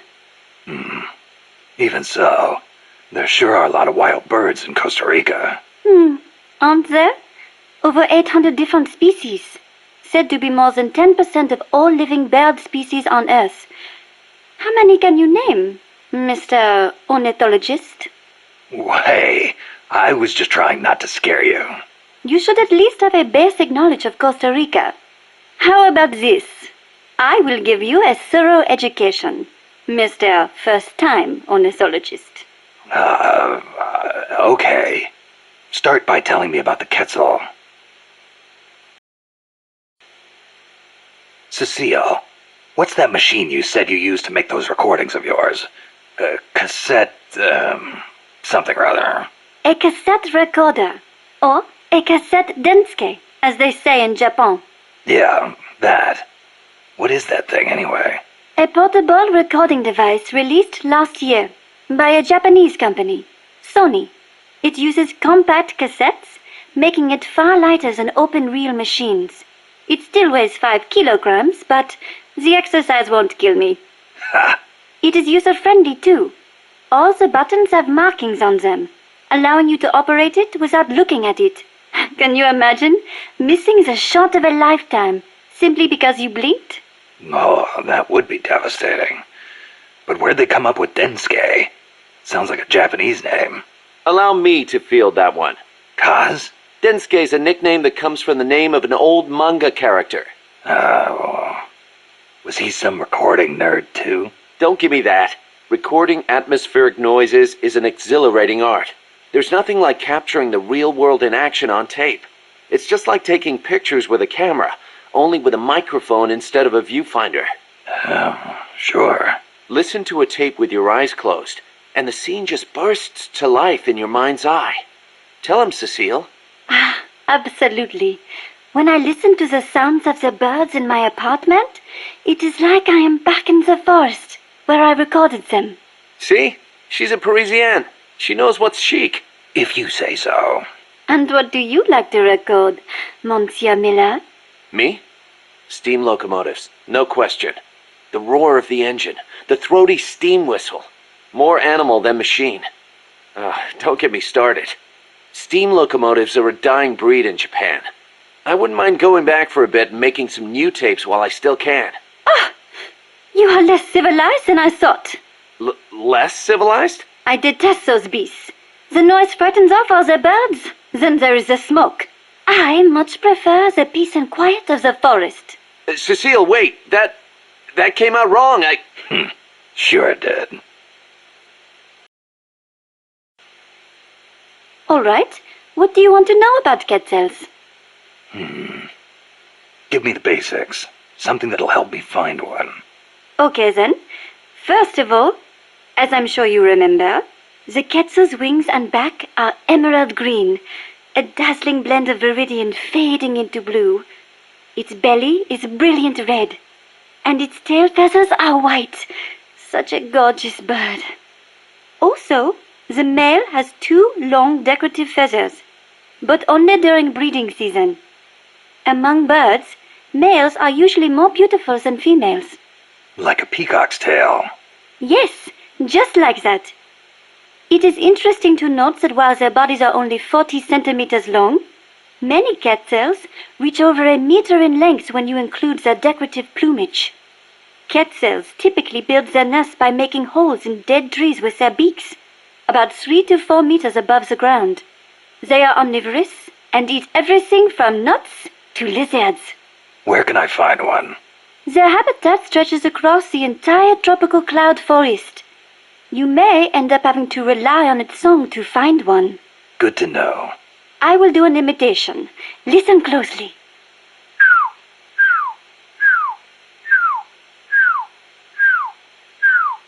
Hey, not bad. Shall I do a chicken next? Cluck, cluck, cluck, quack, quack, quack.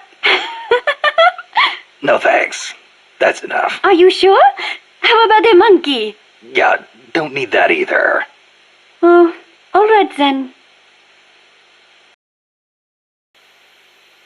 You said you could do a monkey call. Yes.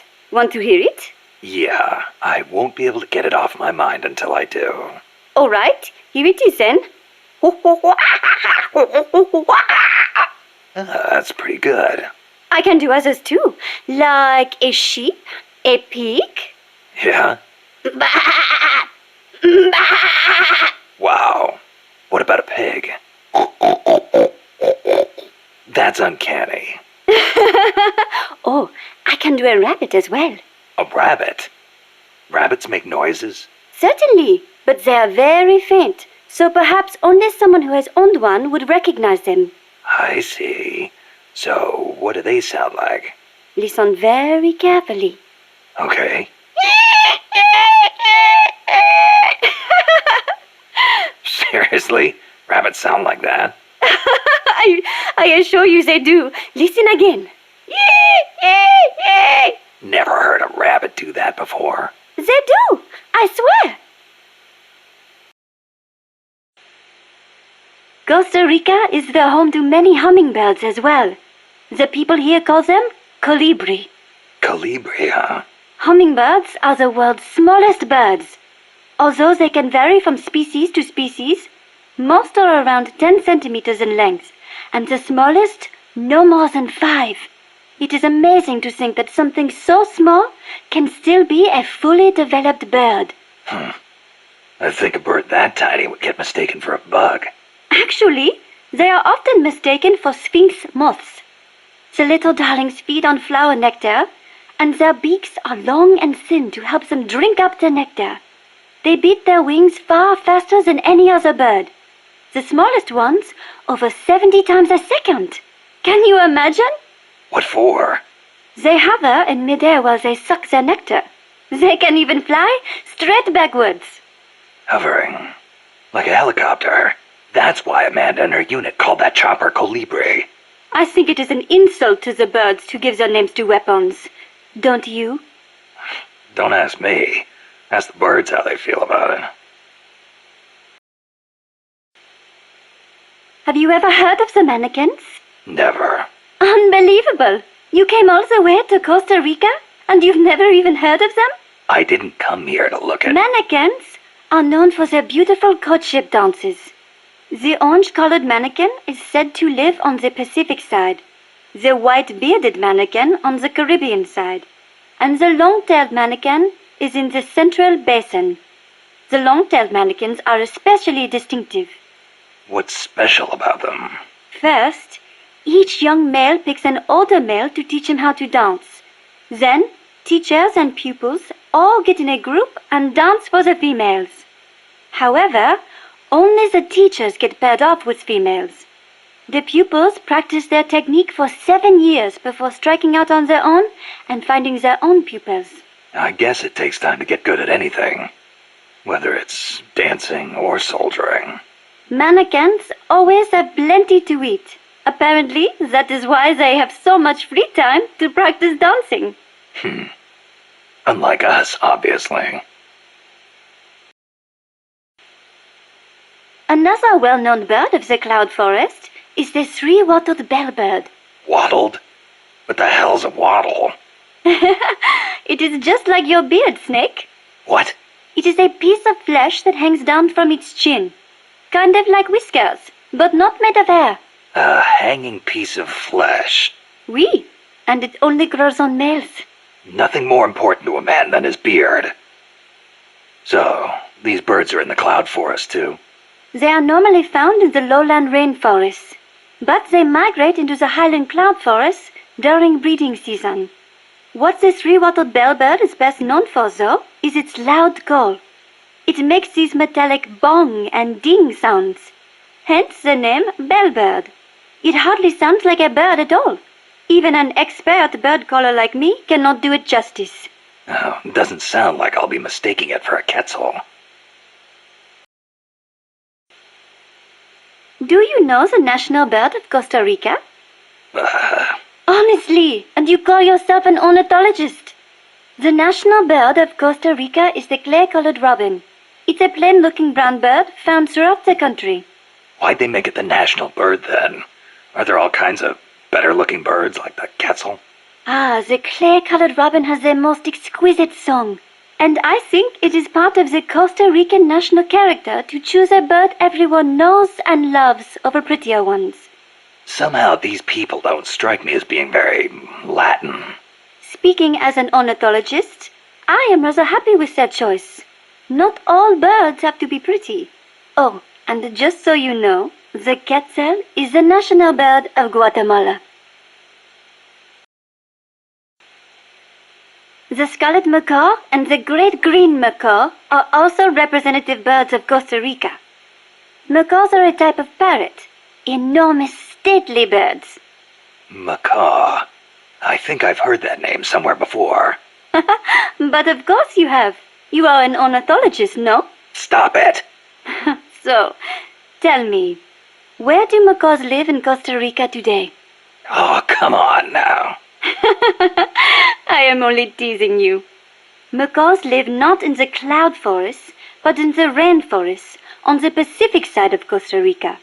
In the past, they were a common sight all across the country. But lately, the population has decreased dramatically. One possible cause is the pesticide spray to facilitate large-scale banana cultivation. Evicted from their own land, huh? Thankfully, conservation efforts have been gaining some momentum lately.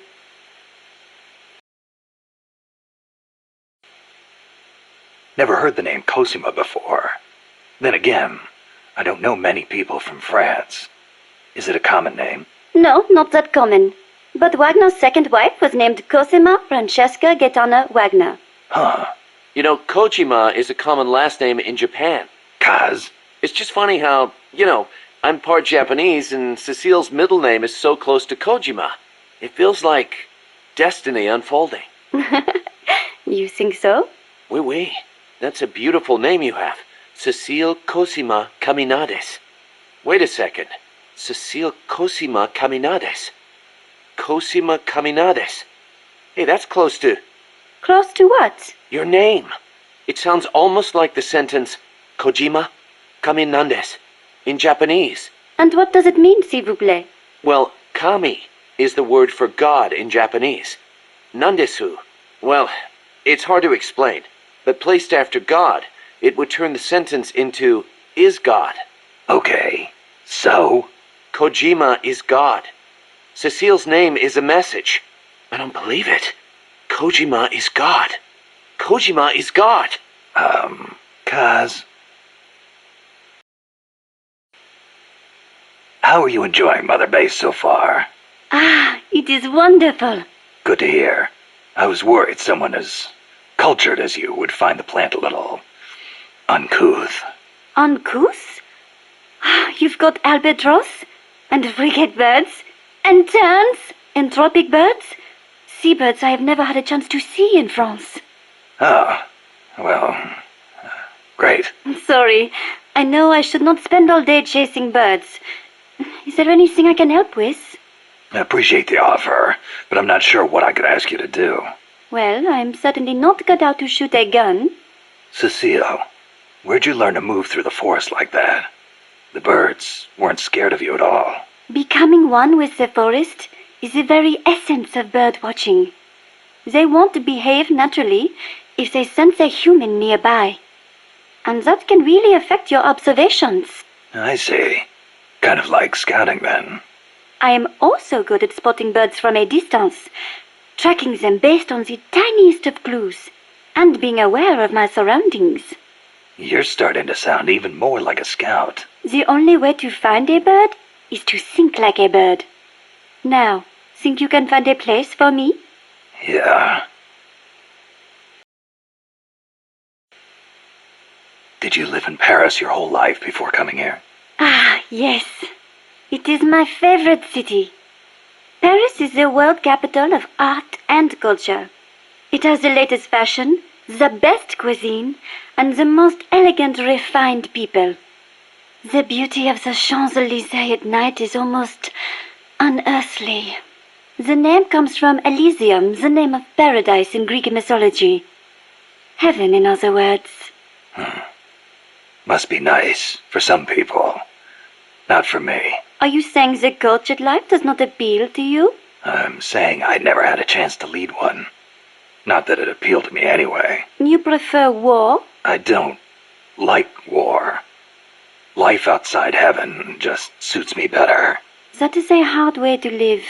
But if you do ever come to France, I will show you around Paris. Then you will see what heaven on earth is really like. Heaven on earth, huh? The only image I have of France is the Foreign Legion. Ah, that is how you view France? What do the French think of them? It is a difficult question. We normally don't think about it so much. Well, critics claim it forces foreigners to take on the most dangerous missions, so French citizens won't get hurt. You are right. That probably had something to do with why it was created. But I understand that along with service comes benefits, such as French citizenship and permanent residency. Those who join are all given an equal chance, regardless of race, religion, education, social status, or national origin. So it can be a godsend for people from poor countries. A way for the have-nots to live a decent life. I guess that's not so different from MSF. There's one other image I have of France. The national anthem. Ah, La Marseillaise. Not everyone is a fan, of course. The whole, to arm citizens, may an impure blood water our furrows thing, eh? The song was composed right after the French Revolution. Fearing what the tide of the revolution represented, the ruling classes in neighboring countries applied all kinds of pressure on the young government. La Marseillaise became the anthem of the volunteer armies that sought to protect constitutional rule against that pressure. And they couldn't do that without armed force. Oui, I agree, some parts are a little belligerent. But we must not forget that if it were not for them, France would not be the democracy it is today. Have you ever seen The Umbrellas of Cherbourg? A movie? No, never seen it. No? It came out 10 years ago. Catherine Deneuve. She's so beautiful in it. And the music, the costumes, the colors. Huh. It takes place in the naval port of Cherbourg. That was a beachhead in Normandy. It is set back when young men were conscripted to fight in the Algerian War. The French government called the conflict a public order operation in northern Africa. I was still a little girl then, but I can clearly remember one of my friend's older brothers going off to fight. Yeah, national service is required in France. The war splits up two young lovers. Director Jacques Demy's lyrics and Michel Legrand's music tore at my heart. I will never forget its wonderful melodies. Are you okay? It changes lives, changes fates. War is not a good thing. For some reason, it strikes a chord to hear that coming from someone like you. Speaking of the Algerian War of Independence, you ever hear of the Day of the Jackal? Ah, you mean the novel that was made into a movie last year? The OAS, a militant French underground group, plots to assassinate de Gaulle, hiring a hitman known as the Jackal. Readers know that de Gaulle was not killed, but it is still so exciting. If someone was going to try to eliminate me, I would hope they would be as thorough as the Jackal, to know everything about me without me suspecting a thing. Oh, yeah? I wonder if my birds feel the same way. I wonder. France conducted its first successful nuclear test in the Algerian Sahara in 1960. A lot of French scientists took part in the Manhattan Project. They defected to America to escape wartime occupation. Correct. And once the war was over, they returned to France and continued their own atomic research.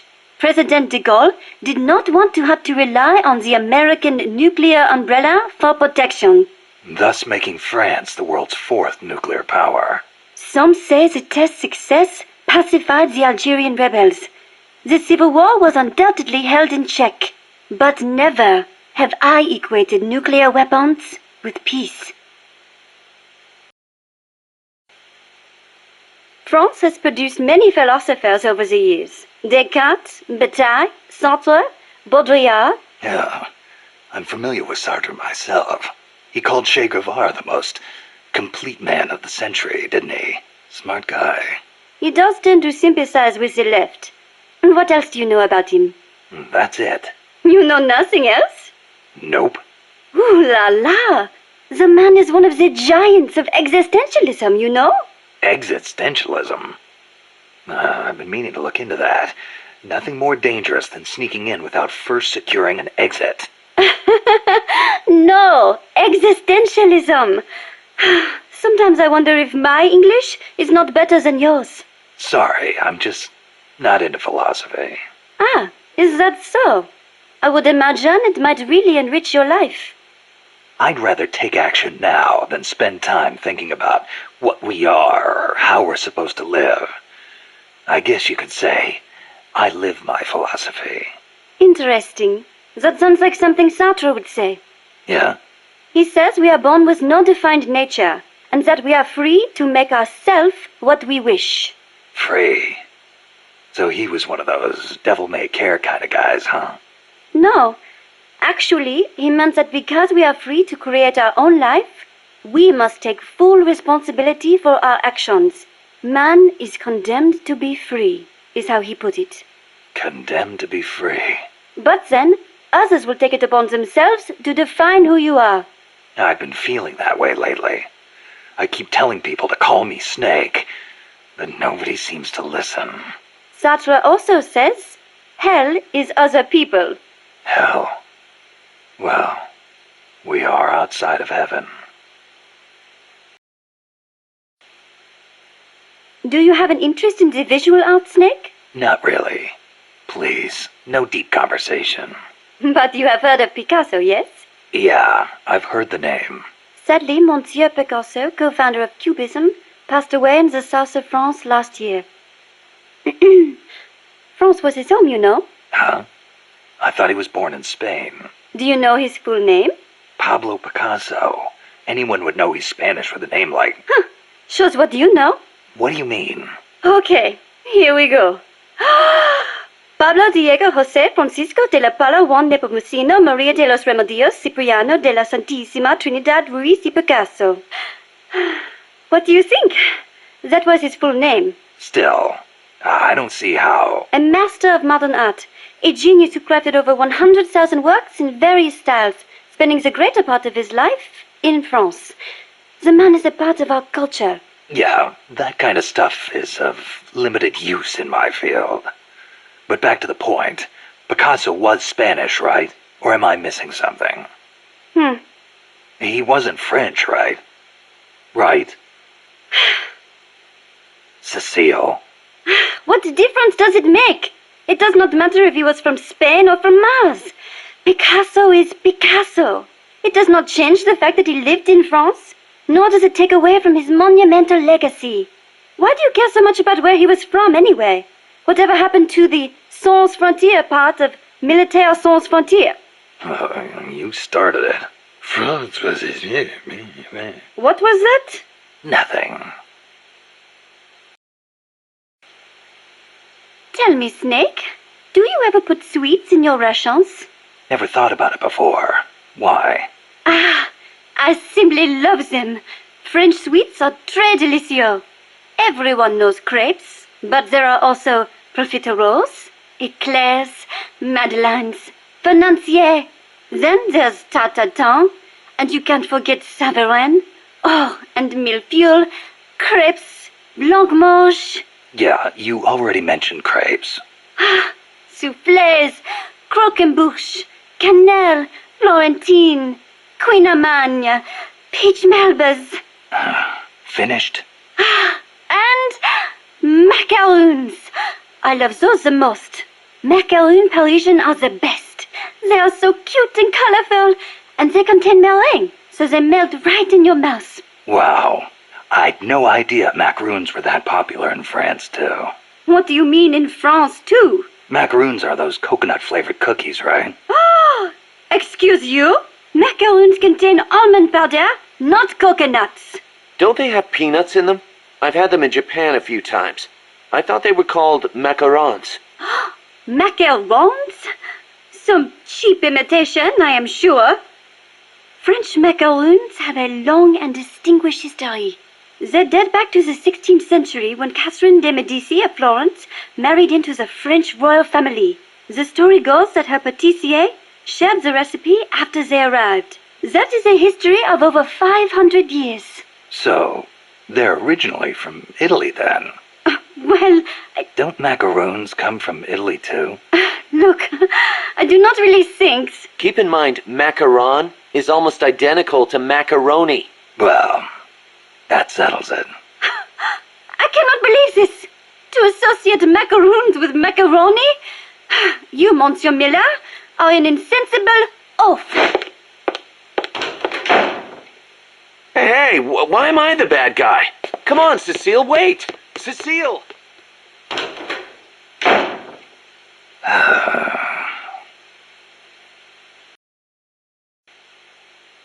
Hello? Snake? Mon chéri? You been drinking, Cecile? Can't you please do something about this pest? Who? Monsieur Muller! What's he done now? Wine. Wine? He said he thought the soldiers might tire of having beer all the time, so he's brought in some wine instead. And then he gave me a bunch. Well, that was nice of him. But the past 2 years have been bad for French wine. Perhaps it is the bad weather we have had. But whatever the case, I told him the last thing you want to be drinking right now is French wine. Well, California and Chile have good wine, too. But then he goes and stocks the pantry with nothing but French wine from 72. The stuff is a disaster. Then he says, "Come on, Cecile, have a taste of the old country." I had a terrible feeling about it, so I decided just to taste it at first. And then again. And then a few more times. Took one for the team, huh? But when you do a tasting, don't you usually spit the wine out? But bottle after bottle, nothing but garbage. Absolute garbage. Not one half-decent bottle in the whole lot. Taste of the old country, he says. Sorry to hear that. I cannot believe this. What will we do with all this wine? The guys aren't too picky when it comes to taste. You sound just like Monsieur Muller. Huh? When I complained, he simply said, "As long as it gets the job done." You people are such culinary savages. Allez to vous faire voir. Somebody take me back to Paris, please. I think you've had a little too much, Cecile. You seem like a very, how do I put this, uninhibited woman. You think so? I am no different from other Parisian women. Not since May 1968. May 1968? The general strike that almost brought down the president? Right. But it was more than just a strike. It started with the student movement at Strasbourg University in '66. They did not want anything from the country, but instead sought reform at the school. That helped ignite a fire in the hearts of scores of dissatisfied young people. And the movement spread all over France. It was more than just opposition to Vietnam and the de Gaulle administration. People also called for free love and the breaking away from other old values. Looking back, I am not sure what the main goal really was. But whatever the case, it was more of a young people's movement than a strike or a protest. So, it was like the hippies or something? In some ways, perhaps. But we weren't blinded by mysticism, nor did we seek a return to nature. I see. So, while they wanted to retreat to their closed communes, we tried to change the world. And in doing so, we learned that when everyone comes together, it can be done. you had a lot more success. In America, hippies have just become a social problem, while I hear Japan's student movements crashed and burned. I wonder what was different. Good question. I'd like to know myself.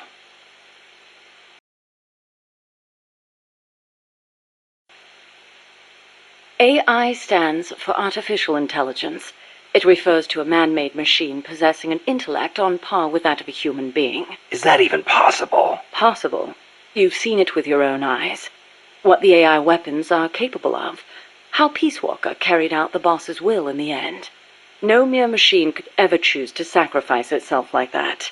I just can't see how a bunch of circuits and switches could have a will of its own. It's called the ghost in the machine, Snake. And it exists. What did you mean by the ghost in the machine? Oh, that. It's a term coined by the philosopher Gilbert Ryle. You've heard of Descartes, yes? I think, therefore I am. That is the one. Descartes espoused the dualistic theory of mind and body. He believed that our thinking minds exist in a separate dimension from our bodies, which are governed by the laws of physics. But if that were true, then couldn't you say that a mechanical body, inhabited by a ghost mind, is a human being? Ryle criticized Descartes on those grounds, saying such a thing surely wouldn't be human. Why'd you bring it up? I wasn't thinking of Ryle in particular when I said it. I simply thought that if a person is composed of a machine and a ghost, perhaps the opposite is true as well. Perhaps, by placing a ghost inside a machine, we could, in effect, give birth to a new person. And that was your idea for the boss AI? The moment you ripped the memory board out, the mammal pod ceased to function. It should have been dead. And yet, Peace Walker righted itself, singing a song of peace. I couldn't help but feel that her soul had come to inhabit Peace Walker. Let's say, hypothetically, there really was an intelligent machine. How would you prove it? What's the difference between a high-level computer and an AI? It depends on what you choose to define as intelligence. For example, Snake, listen to my voice talking to you now. Suppose it were an AI. Say what? What if the living, breathing me sitting here drinking tea and talking to you were actually an AI, programmed to simulate my thoughts and my voice? You're nuts. No, I'm not. You couldn't prove I was a real human being, could you? It'd be... No. So if an AI is so advanced you can't tell it from the real thing, wouldn't you call that intelligence? I'm not quite convinced. But that's only one way to look at it. It's roughly how Dr. Turing explained artificial intelligence. The test I described is called the Turing test, in his honor. Yeah, well, sounds like a bad joke to me. That singing monster of yours put me through hell. If I never meet one again, it'll be too soon. Shame. And I was about to let an AI take my place in our conversation. Don't even think about it. Dr. Alan Turing is known as the father of computer science. It was he who formulated the basic theory of AI. During the war, he worked for GC and CS. The government's cryptology school. The one that broke Enigma. The very same. Without him, they might never have been able to decipher the Germans' code. But then, they arrested him. Why? Weren't his some of the greatest contributions to winning the war? Homosexuality was a crime in Britain back then, and he was gay. I know exactly how crushed he was. I feel it's my duty to further his AI research. Like the Imitation Game, huh? Huh. You know it then. The clue that inspired the Turing test came from a trifling little party game. You exchange written notes with another person behind a screen and try to guess their gender, whether they're a woman or a man, pretending to be a woman. It's surprisingly difficult to tell the difference. Man or woman, human or machine. What do the differences even mean? Dr. Turing was fascinated by the differences between men and women. Perhaps that's what led him to formulate his test. What if you hadn't used the boss as the model for the AI? What do you mean? If the end goal is MAD, seems like there are more suitable models out there. A military chief of staff, or a nuclear technician, even the president. Patriotism, leadership, good judgment. Each of those qualities is essential when deciding whether to launch a nuke. And she had them all. Wouldn't the president, too? It's not enough. She had the will for it. Will? Let me explain, Snake. Peace Walker is a standalone weapon. It has to decide on its own whether or not to launch a nuke. It can't turn to anyone else for advice. It can't do its job if it's not prepared to take sole responsibility for the fate of the world. I know of no other human being who could bear that burden. That's it? There were technical considerations, of course. To begin with, the female brain is a more appropriate model for an AI. Oh, wait, the female brain? What do you mean by that, modeling your AI after the female brain? Snake, what is the human mind capable of that a computer is not? Being lazy? Interesting response. And not incorrect, but the answer I was looking for was empathy. Empathy? The ability to feel for others, to be more precise. Love for a child. Pity for the weak. Grief for the dead. All of these are particularly well developed in the female brain. That's stretching it a little. On the contrary, it's perfectly reasonable. The male brain, on the other hand, may be well suited for systematic thinking, but it's less able to empathize. In that sense, it's closer to a computer. So if your objective is to make the AI think more like a human... You need to teach it how to empathize like a woman. The novel, Do Androids Dream of Electric Sheep, deals with this very problem. In the book, an empathy test is used to distinguish between machines and human beings. As machines become more and more advanced, our society will gradually become more and more systematic. Our cities will teem with robot-like people, unable to feel for others. We cannot allow that to happen. Computers must learn to empathize. The same goes for humans, only more so. Well, what about yourself? You make these claims, and yet I've never seen you empathize with a real person. It's true. Until now, I was a prisoner of death. It was my intention to die upon the completion of Mammal's development. She was my one reason to live. But you changed your mind. I did. Because she taught me the dignity of living. My eyes are open now. I want to go on living and seeing real people. Huh. I see. Is it really necessary to make machines think like humans? I think empathy would get in the way of making the decision to retaliate. I admit, human thought may not be fully compatible with level-headed decision-making. Then again, is there such a thing as non-human thought? The moment computers became so advanced that they could calculate faster than human beings, a new dream was born. Dream? If we can create a machine that can do advanced mathematics, why can't we create one that can think like a human? The 19th century author, Auguste Villiers L'Isle-Adam, wrote a book called Tomorrow's Eve, in which the protagonist fashions an artificial woman to serve as his ideal lover. I believe the idea of creating an intelligent being with our own hands is one of mankind's oldest dreams. So AI is a product of people's dreams, then? Not only AI, civilization itself is the process by which mankind gives form to its dreams. But not all dreams are pleasant. Some have expressed fears about non-human intelligence. Yeah, they want the benefits with none of the risks. Some fear that intelligent robots might rise up and rebel against their human masters, as portrayed by the Czech writer Karel Čapek in his Rossum's Universal Robots, or in the 1970 film Colossus, the Forbin Project, where intelligent supercomputers in the US and the Soviet Union join forces and plot to subjugate humanity. Isaac Asimov offered a specific solution to these fears with his 3 laws of robotics, which demonstrated that while robot intelligence is different from that of humans, the two can coexist. In order to endow computers with intelligence, we must first have a thorough understanding of what intelligence is, and that is where the need for a practical and feasible expert system arises.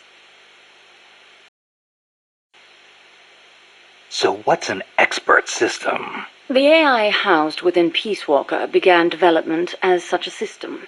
An expert system is a type of proxy program by which a computer makes decisions as an expert would. The program, Mycin, for example, is a system that decides which kind of antibiotics to prescribe. The system asks the patient a series of questions to narrow down the range of appropriate drugs. So you program Peace Walker to prescribe live nuclear warheads instead of penicillin? What I realized, however, was that a simple expert system wasn't up to the task. You need more than expertise to launch a nuke. Indeed, expertise is a necessary prerequisite, but insufficient on its own. Deciding to launch a retaliatory strike requires consideration of a wider range of factors. In such a scenario, the entire global situation becomes the criterion for making a decision. Makes sense. You screw up the prescription and the whole world goes into anaphylactic shock. A weak AI that only has a limited range of knowledge upon which to base its decisions won't cut it. Therefore, I had the AI study the boss's thought patterns, thus creating a true expert system. A strong AI. You couldn't leave the world in the hands of something with anything less than absolute worldview. I could have built a simple expert system in no time at all. Say, how would you like a system that decides which guns you should equip according to the mission's parameters? I'll pass. I'm not going to leave my life up to somebody else's judgment. Especially not a machine. With current technology, AI are inevitably enormous in size. But as circuit integration continues to advance, they will become even smaller. As small as human brains, and perhaps smaller than that. And in the meantime, robotics will continue to advance as well, to the point where we can create androids, robots that resemble humans. And then... And then what? Well, I don't need to spell it out for you, do I? Don't tell me you're thinking of making an android imitation of the boss. Surely the thought has crossed your mind as well, of one day being reunited with her? Enough! I don't want any part of it. I see. I didn't mean to offend you. In reality, AI is more likely to evolve in the opposite direction anyway. The opposite direction? What does that mean? More and more, AI are becoming systems that specialize in mass information processing, without human intelligence, thought, or emotion. A machine that has no individualism or sense of self, but rather behaves as a collective, exhibiting the qualities of a society. Like a beehive? Yes. It aggregates data collected by individuals and determines how the collective will act, just as honeybees travel between the hive and flowers. The key to achieving that will be networking AI together. I don't know how to say this, but that kind of gives me the creeps. But if your goal is to control society, it's the better model to use. It lets you filter data, disseminate only what you want disseminated. Of course, I myself have no interest in an AI without a shred of life to it. Earlier, you called the mammal pod a butterfly. Not a pupa or a cocoon, but an imago. Yes, the AI that came before the mammal pod were works in progress. Works in progress? They were enough to keep the frame running, but not enough to make decisions about nuclear retaliation. They weren't quite complete. They were pupae. Only when I added the boss's data did the AI take on its true form, becoming a butterfly and taking flight. And that's why the nose art on Peace Walker was a butterfly. I gave the mammal AI the code name BS Imago. BS is short for boss. Huey called that gigantic unmanned chopper a chrysalis. Is that another one of your AI code names? Yes, you're referring to the TJ Chrysalis 6000. There's also the GW Pupa 5000, the TR Cocoon 7000. I get it. A hovercraft type and a treaded type. And those letters on the front. TJ, GW, or whatever. Those are initials? Correct. The initials of the American presidents whose faces are carved into Mount Rushmore. Then you're missing one. I assigned that one to the reptile pod. AL Aurelia 8000. Aurelia. Another word for chrysalis. A pupa just before it emerges. All of the initials, except for BS, were of Coldman's choosing. I chose mine from the storied ranks of British royalty. MS, AV, EW. What do those stand for? You can't guess. Why, Mary Stuart, Alexandrina Victoria, and Elizabeth Windsor. All queens. Of course. Are you familiar with the film 2001: A Space Odyssey? I've heard of it, but... Of course not. I didn't expect you to be cultured enough to appreciate such things. Yeah, thanks.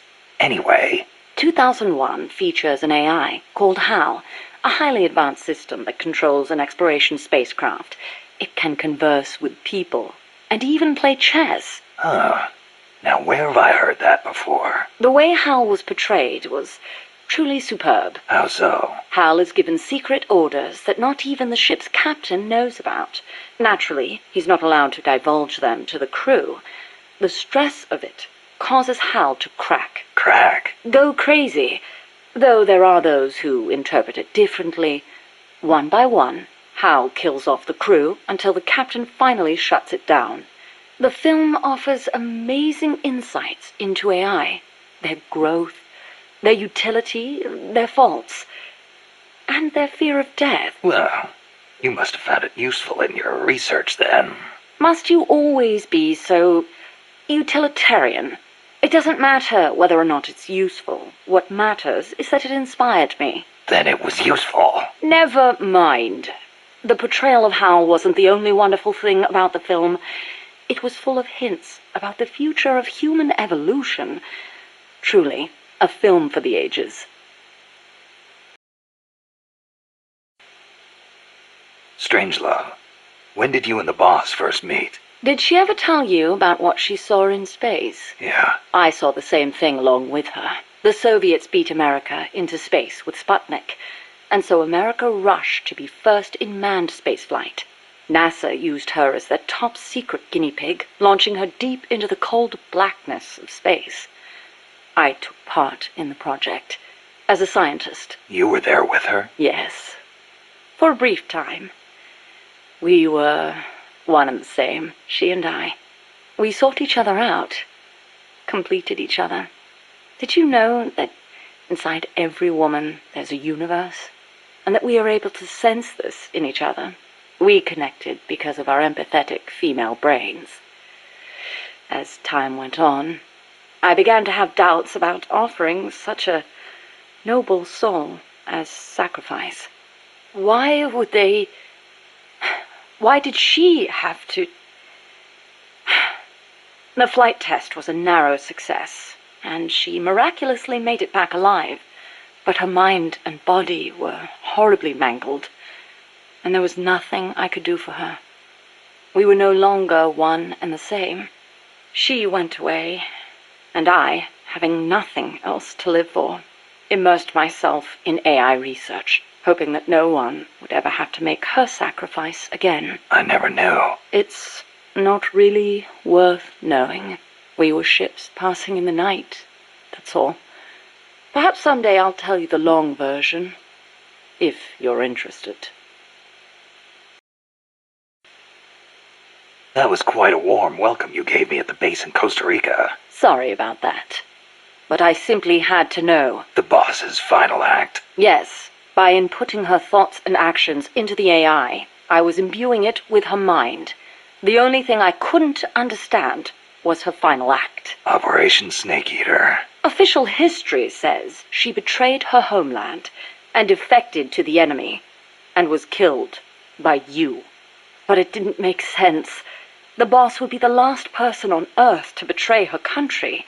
It was logically inconsistent. It was, wasn't it? That internal inconsistency prevented the AI from activating properly. Just as HAL malfunctioned in the film, I understood the reasoning, but I had to have proof. Proof of her final act, her true intentions, one way or another. So you tried to squeeze it out of me, huh? As a matter of fact, I did. Your silence was the very answer I was looking for. That white horse the boss rode. The Andalusian, yes. How'd it get to Costa Rica? I went looking for it. It was her final witness. Even if it couldn't speak, I found it and brought it here. Where? I thought for sure it'd be blown to ashes by those MiGs. I searched the ends of the earth for that horse, and found it at last in a horse market in Britain. Britain? Are you saying it came all the way over the Ural Mountains, through Europe, and across the English Channel? Who knows, really? Perhaps someone took it there. Wait, the thought never occurred to you that it might be a different Andalusian that only looks the same? I can't prove it. Or rather, I couldn't. What do you mean? You should know best of all. That horse wouldn't let anyone ride it. And believe me, I nearly killed myself trying. The only one it allowed on its back was you. That was the proof. Though I hate to admit it. And to think, I ran it to its death. But in that last run, it regained the glory of its youth, using the last of its strength to pursue its former master. Any horse would wish for such a fine end. What do you make of Peace Walker's final act? I recreated her thought patterns exactly. It was exactly what she would have done. The world's most empathetic mind weighed the past, the future, and the entire world, and decided not to retaliate. Merely knowing that is enough for me. So, what you're saying is, we don't need deterrence to have peace? I didn't say that. What's important is that we wish for peace. MSF needs a way to protect itself from the might of nations. Survival requires pragmatic thought and action. But you must still retain your ideals. If the gap between reality and those ideals ever leads you to lose them, I doubt MSF will survive. Strangelove. Is that a code name? No, just a nickname. Don't tell me you don't recognize it. From Kubrick's Dr. Strangelove, or How I Learned to Stop Worrying and Love the Bomb. It's a film that came out in 1964. A dark comedy about the absurdity of nuclear deterrence. You were in a movie? No, stupid. I got my nickname because of that movie. Why? Because you look like the doctor in the movie? No, that Dr. Strangelove was a man. So? Back when I was at ARPA, I kept a photo of the boss on my desk. I was totally engrossed in my research and showed no interest in the opposite sex. Plus, I had a photo of a woman on my desk. The fools around me turned it into a cruel taunt, calling me Strangelove. Even for a bunch of shut-ins who never went out to the cinema, that title seemed to ring true with them. Anyhow, in their eyes, homosexuality was something strange. They were incapable of seeing things outside the lens of their own standards. Being strange means you have your own unique point of view. I rather considered it an honor. So, you were with ARPA before you came here, huh? Yes, back then it was really the only place I could make a living from my AI research. And before that? I started out at NASA. That's where I met her. When Boss went into space? Yes. It was that incident that turned me away from aerospace engineering. Space is entirely too hazardous a place for human beings. That was why I felt an immediate need to develop AI. As it turned out, rockets later became much safer, and mankind reached the surface of the moon. In any event, it was a hollow Cold War victory. When you get down to it, a nuclear missile is just a rocket with a nuclear warhead strapped to it. Thus, taking the initiative in the space race was tantamount to a military show of force. But the budgetary strain was too big for Washington or Moscow to handle. Yes, and then there was the Cuban Missile Crisis and the Vietnam War, and then came détente. Having leapt ahead of the Soviet Union with its moon landing, America shut down the Apollo program in '72. It was around then that ARPA was downsized and renamed DARPA, the D standing for Defense. With few prospects for continuing my AI research, Coldman's invitation was a godsend. It was also a chance to have them collect data on her. The end result being this mess. But we did learn something valuable from her. The nobility of peace. Why'd you agree to come here, to Mother Base? You intrigued me. Me?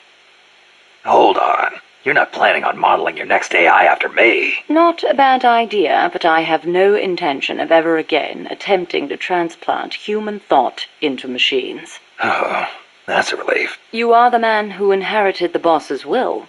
You're gathering people around you, even now, shaping them, building a new organization.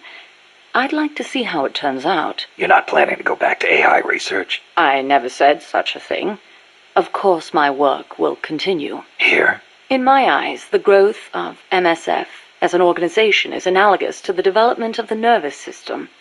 The way you become intertwined, stimulate each other, branch out in new directions. It's really quite inspirational. Interesting way to put it. Of course, I intend to repay you for your hospitality. The fruits of my research will be at your disposal. Why not assign me to the R&D team? I promise you won't be disappointed. You know, that ID card I got from Huey wouldn't let me into the lab. Of course not. I deactivated it. Why? As though I'd let him into my lab. Oh, you don't seem to care for him much, even though you two are in the same field. Oh, please. For starters, I can't stand that wishy-washy attitude of his. If he's got something to say to me, he should be a man and come say it in person, not write some furtive letter. But if his card doesn't work, how's he supposed to— And another thing, the way he always demeans himself. Every other sentence begins with, I could be wrong, but... Why can't he just do what he does and be confident about it? Well, there was the thing about his dissertation being plagiarized. The real problem is he doesn't have a whit of independence in him. In Costa Rica, and even back at NASA, he was always following people around, asking if there was some way he could help. Why doesn't he stop his whining, take a stand, and face up to me? I think I know how he feels. And to top it all off, he seems to enjoy referring to himself by that nickname I gave him. I simply don't get it. How can he be so submissive? So, Huey was a nickname you gave him. That's right. I took it from the name of a drone in the science fiction film Silent Running. Drone? It's a type of worker robot. The way he follows people, just waiting for them to boss him around, is so similar. I couldn't help myself. Oh, it's an American film directed by Douglas Trumbull, the man who did the special effects for 2001: A Space Odyssey. Imagine that. A scientist who likes science fiction. And that's not all. There's more. He's a man. Hang on. I seem to remember you saying he should be more of a man. Yes. Well, he is an awfully good scientist. Without his reptile pod, my mammal pod wouldn't function, just as the cerebrum can't exist without the cerebellum and the brainstem. He did a fine job of designing it. I'll give him that. That sounded suspiciously like praise. It's merely an objective observation. I like people who possess the will to move forward. I have no time for those who refuse to take control of their lives. Until he does, my opinion remains the same. So, you and Cecile seem to be enjoying yourselves back at that lab. What are you insinuating? I only kept her because I didn't want our secret to be known. And the personal baths? You could have left her in there alone and locked the door from the outside. Yes, well, she seemed anxious, so I... Now, why would she be anxious? She was beautiful. I was only admiring her beauty. She was terrified. I never meant her any harm. She knew that. I know she did. But she felt like she was in enough danger to run away. No matter what I did, if Coltman found her, she would have been... You're right. The truth is, I wanted to save her. But not if it meant forestalling the completion of Mammal. So you made it easy for her to escape? Do you really think I am that soft? I'll admit security wasn't exactly tight. It wouldn't have been difficult for her to escape from the building. Seemed like she had a rougher time after she got out. At any rate, I never did anything to her to deserve any blame. Is that clear? Okay. I believe you. Huey's probably mentioned this, but just to be clear, there's a limit to the parts we can produce here at Mother Base. Therefore, I've built Zeke's AI using memory boards you pulled from other AI weapons. Will that work? In the human brain, individual functions are spread across multiple regions. The same is true of AI. Multiple parts sharing the same function interlink to strengthen that function. For example, the more sensor memory boards you have, the greater Zeke's search and detect capabilities will be. Install more movement boards, and you'll increase its mobility. Meaning the AI's capabilities change depending on how much memory we give it? Exactly. The more boards you install, the more powerful a function will be. How's the Zeke AI different from Peace Walker's? Zeke's AI isn't a replica of the human thought process. It isn't programmed to make decisions about nuclear retaliation. On the other hand, it is capable of highly independent action in combat when given orders from a pilot. It can protect infantry, destroy the enemy, and, if ordered... launch a nuke. Let us hope it never comes to that. My sentiments exactly. I'd better fill you in on Zeke's speech synthesis system. Speech synthesis system? Humans speak for the conventional weapons they wield, but an autonomous AI weapon is a different story. If the AI can't communicate with surrounding forces, how can they function as a unit? True. Verbal communication is critical on the battlefield. Thus, an AI weapon requires a dedicated system to produce speech. To be precise, though, only Peace Walker was capable of self-generated speech. All the other AI simply repeat preset messages depending on the situation. Zeke is no different. However, you do have the ability to set those messages as you please. To create a message, go to the Extras menu, and then select Edit Mode. You thought of everything. You can even have it sing, too. Sing? Song can be a very valuable asset. I realized that at the lake. Naturally, Zeke's AI doesn't allow for it to perform original compositions. It can only play back recordings provided to it. I doubt you're much of a composer, Snake. But you could always have a go at the lyrics. Number of warheads detected by the dew line. 57. Number of MIRVs included. Minimum 29, maximum 35. Target region. United States, East Coast. Estimated time of re-entry. 2048 Zulu. President selected attack option. Unknown. The president is dead. Unknown. Communication has been lost. I select Offutt Air Force Base as my target. Offutt? But that's a U.S. base. What on earth do you mean? Based on the projected number of incoming warheads, Washington, D.C. is presumed destroyed. The president is most likely dead. The U.S. government's control lost. I realize that. So why not retaliate? With both sides destroyed, global anarchy would ensue. Recovery would be difficult. The United States' nuclear strike capability must therefore be neutralized in order to preserve the communist bloc, where government remains largely intact.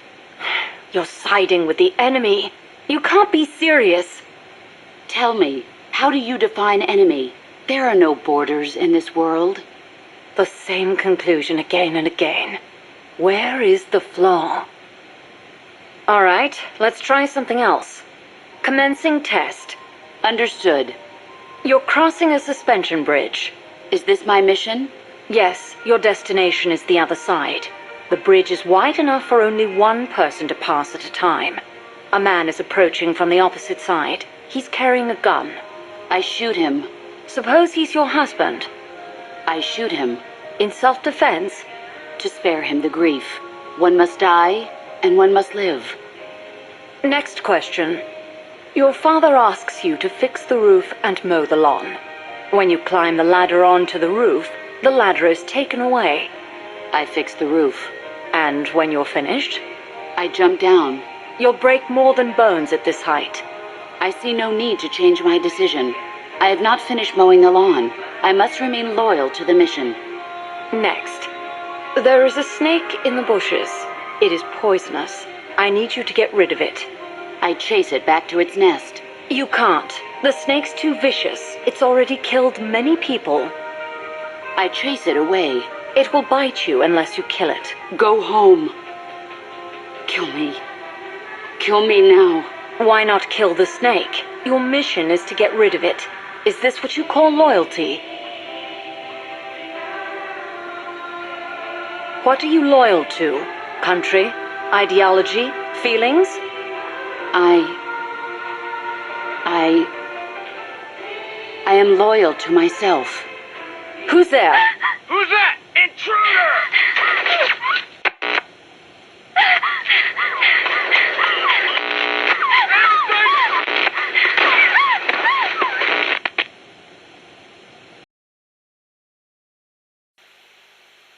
I'm about to leave for Costa Rica, a place completely unfamiliar to me, and on a top-secret mission for the CIA, no less. No guarantees I'll come back alive. Might even get rubbed out by the CIA itself. So I'm leaving behind this record. For her sake. For the boss's honor. Ever since I was a child, I've loved to look up at the night sky. I'd go outside after sunset and drink in the cold air. The moon, Venus, so many stars floating on the edge of infinity. In Manchester, it wasn't very often you saw the night sky in all its star-studded glory, but it was enough to stir a deep longing inside me. Even as others cowered beneath Nazi air raids, I was out there, watching the skies, dreaming of one day reaching the heavens. There were, of course, more practical concerns. My skin was incredibly sensitive. Even the slightest bit of sun would turn it an angry shade of red. Playing outside during the day was completely out of the question. Naturally, I hardly ever had the chance to play with other children my age. But I never felt lonely for it. Their way of thinking was irrational, making them simple, easy to predict. The boys would talk of tanks and aeroplanes and creepy, crawly bugs. The girls of pretty dresses, glass beads, and tea and cakes. Of boys they liked. I never had much to say on such matters. The curious thing is, adults really aren't all that different. They're simple, capricious, especially men. As they get older, their heads fill with thoughts of women, and more women. Thankfully, I always did have a head for mathematics. When I was about 10, I'd visited Dr. Turing, who lived nearby. We'd sit and discuss mathematical logic. The lights were always on at his house, even in the dead of night. Theoretically, he'd say, there's no algorithm that a computing machine couldn't reproduce. Dr. Turing wasn't foolish like other men. Although I didn't find out why until later, after he died. The time will come, he'd say, when computers will be able to think for themselves. That idea rocked me to my core. My aptitude for mathematics brought me closer to the stars. I breezed through school, then went to America for university. While I was studying at Caltech, NASA was established. I signed up in a heartbeat. I was a pretty good computer engineer at the time, and NASA needed skills like mine. The work was enjoyable. Even though I'd given up on going into space myself, it was a pleasure just being a part of it all. I was assigned to Project Mercury, America's effort to compete with the Soviets in manned spaceflight. 7 men were chosen as pilot candidates for the program, becoming heroes overnight. People called them the Mercury 7. The project made good progress, more or less. We had all the funds and materials we needed. After countless hours of analysis, we even had plans for something on par with Sputnik. We thought it'd only be a matter of time before we caught up with the Russians. They'd sent a dog into orbit and brought it back safely to Earth. But NASA top brass dismissed that success as a fluke. The Americans recovered their re-entry capsules at sea, but the only ocean bordering the Soviet Union is the Arctic, so their re-entry capsules had to make impact on land. A dog was one thing, but human spaceflight would still take some time, or so we thought. At the end of January 1961, we successfully put a chimpanzee named Ham into orbit. He returned to Earth as healthy as ever. NASA was giddy with success. It was then that a new woman showed up for duty. She was a backup pilot, and advisor. She was beautiful, with blonde hair, strong mouth, and a steely gaze. But there was something else in those eyes, a twinkle of something warmer, of affection. It was the boss. She took one look at us in our revelry and murmured, "Savor this joy today, because tomorrow you'll have to face the truth." And she was right. The next day, our project schedule was accelerated.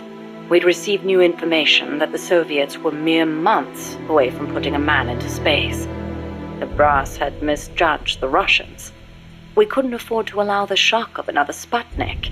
Somehow, we had to get a man into space before the Russians did. It was an utterly impossible task. We'd only just put our first chimp up. With a human on board, failure was not an option.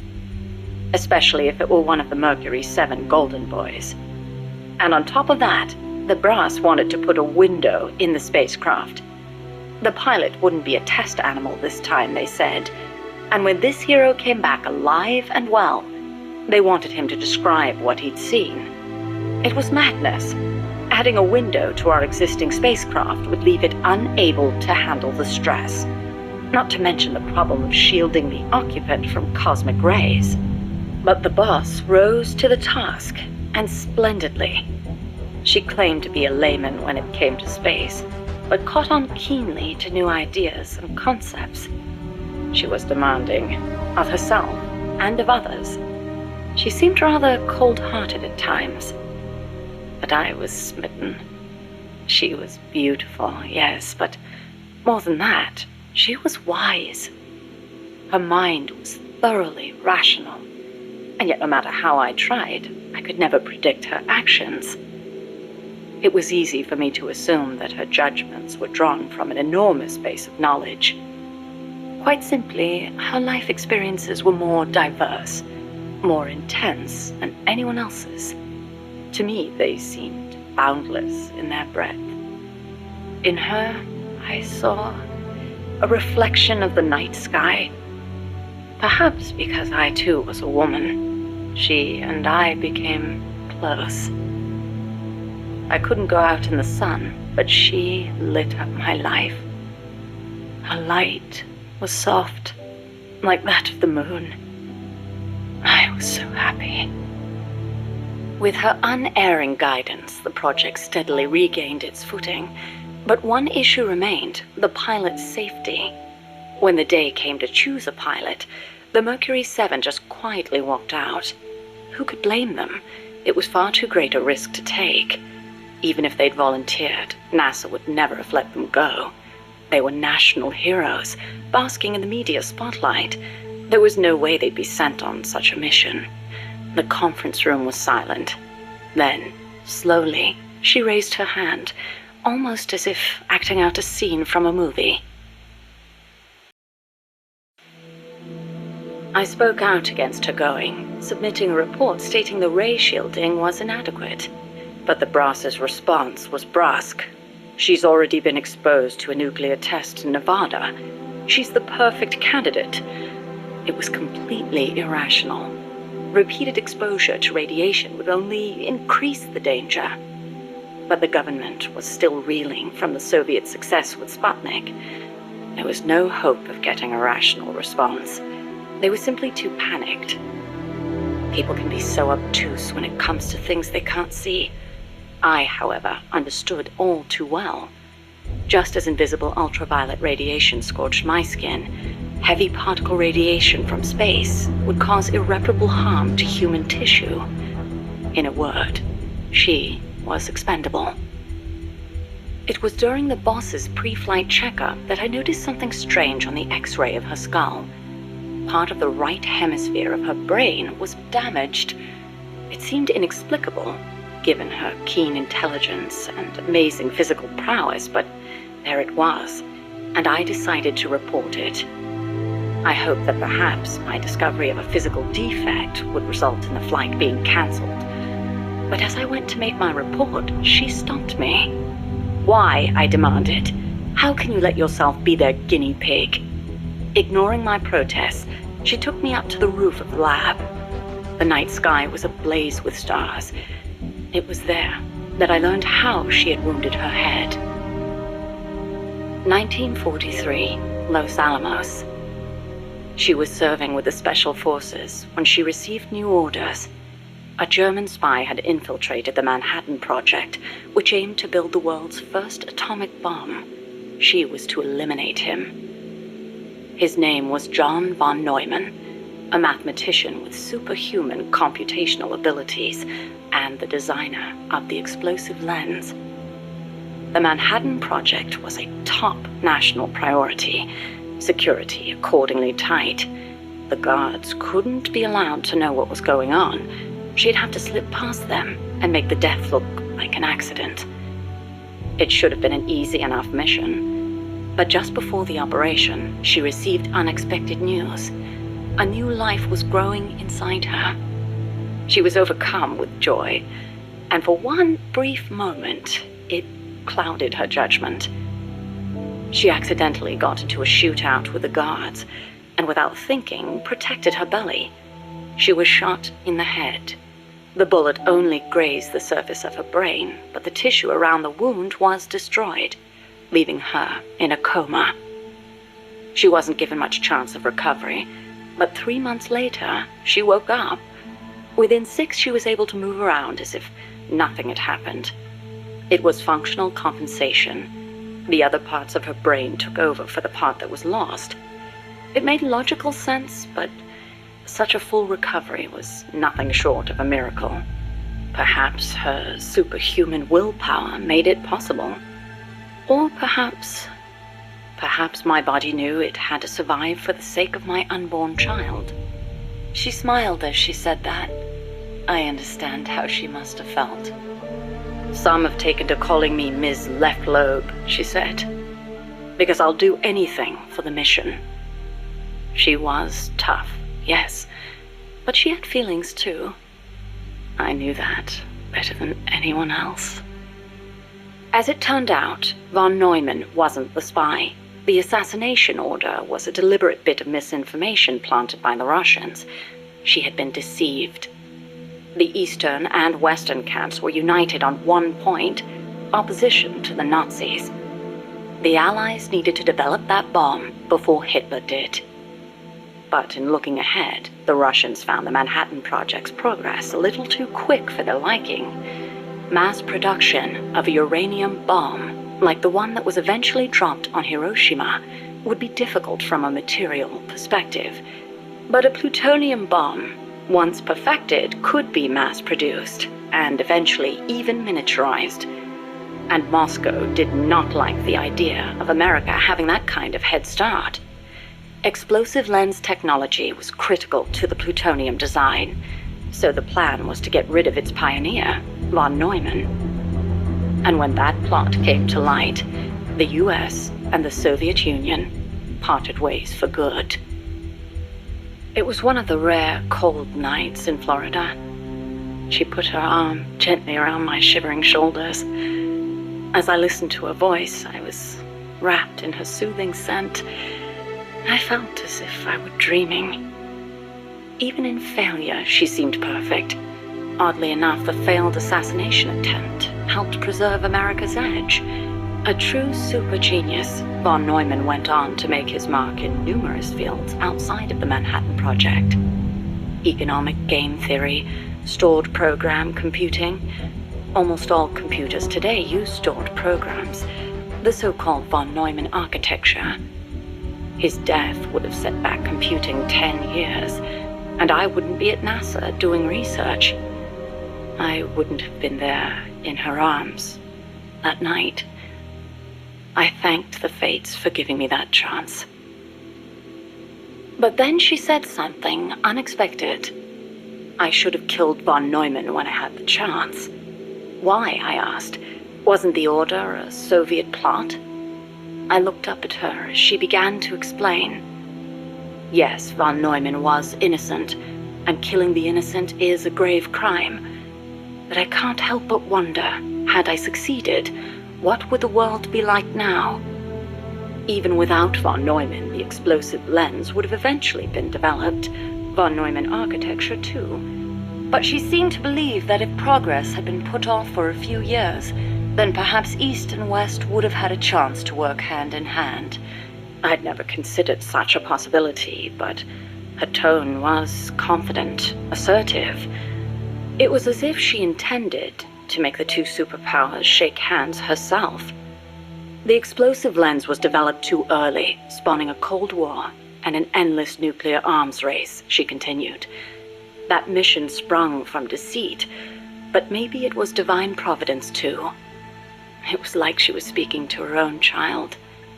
Her large, warm hand was on my head. I failed the mission because I let the mother in me take over. I should have killed him, no matter how great the guilt.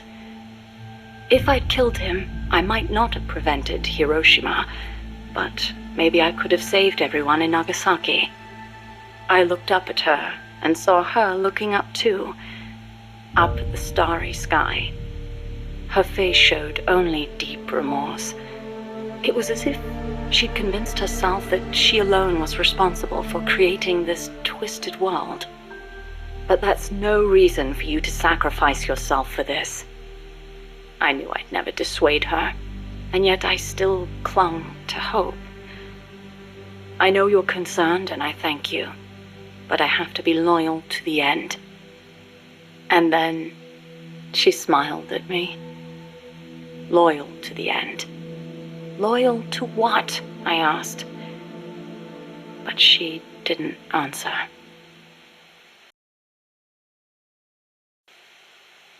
The days that followed were spent training tirelessly for our first space flight.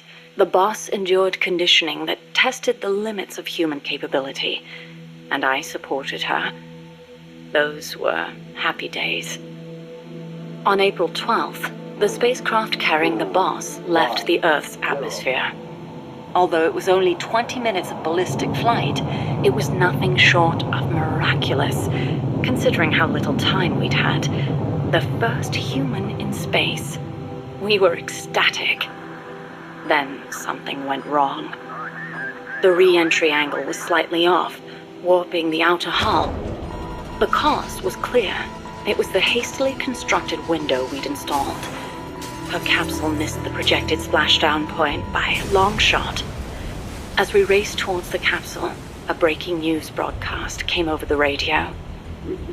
It was the news report of the successful launch of the Vostok rocket, piloted by the cosmonaut Yuri Gagarin. They'd beaten us into space by the slimmest of margins. When we arrived, the capsule had already disappeared beneath the waves. The boss was floating on the surface. I can't really recall what happened next. They told me later that I gave a strange scream and plunged into the sea, not caring whether my skin would burn. She didn't wake up. Her entire body was bruised, burnt, scorched by cosmic rays. It was a miracle she was still alive. Every day, propaganda boasting of the shining accomplishment flowed out of the Soviet Union. The hardest part was having to read the report the next morning from Izvestia, the Soviet governmental paper. Written there after the report were those legendary words of Major Gagarin: "The Earth is blue." The person who should have said those words, though, was incapacitated, confined to a bed. NASA opted to pretend the flight had never happened. The Soviets had orbited a man around the Earth and returned him safely. We'd barely managed to escape the atmosphere and achieve ballistic flight. Even worse, the pilot was horribly mangled and the spacecraft lost altogether. As they saw it, covering it up was the only alternative to seeing the nation's pride dealt yet another blow. I've been told military records show the boss was taking part in the Bay of Pigs incident at the time. They were that desperate to erase the whole affair. In the end, Alan Shepard's ballistic flight 1 month later became known as America's first spaceflight. Shepard's flight owed its success to insights earned through the boss's sacrifice. But to me, none of that mattered. I prayed day and night for her recovery, never leaving her side, not even for a moment. Then, as summer ended and the chill of winter approached, she spoke. "Give me water." I threw myself on her breast, and she embraced me. It was all I needed. I thought she would tell me about space, the true sky, where the stars don't twinkle. But the only thing she'd speak of was Earth, our home as she'd seen it from space, so fleeting, so irreplaceable. I was ashamed. I'd been enamored for so long with the sky that I never thought to look beneath my feet, at the ground upon which I stood. As soon as her rehab was over, she was gone. It happened without warning. No one informed me, and the higher-ups wouldn't say a word. It wasn't so strange or surprising, really. I simply assumed she was off to complete her next mission, because she was loyal to the end. Since then, I've devoted myself to researching artificial intelligence, so that no one will ever have to make her sacrifice again. No human being should be asked to take on a mission that dangerous. Next time, I'll be the light that shines on someone else. I still wonder why she opened up to me on that chilly night in Florida. That operation was top secret, even if it was all in the past. I like to think it was because she trusted me, but that's probably not the case. She wanted someone to listen, and I don't think that someone was me. Those faraway eyes, the tone of her voice, like she was talking to her own child. Those things made it clear that she was speaking to someone else. I found myself envying that someone. 4 years later, I learned of her death. A traitor's death, no less. She'd stolen an American nuke and defected to the Soviet Union, where she was killed by her former apprentice. Or so I was told. I refused to believe it. She'd never do such a thing. I could think of only two possibilities. Either she really was trying to bring East and West together, or she truly did want to be killed. She believed the world is not the way it's supposed to be, that it's been unbalanced by the tenuous peace offered of nuclear deterrence, and that she was to blame. Perhaps her death was an act of atonement. She was loyal to the end, to our world.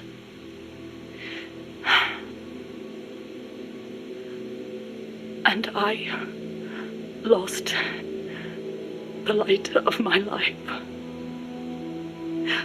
I now find myself victim to an incredibly irrational emotion of my own.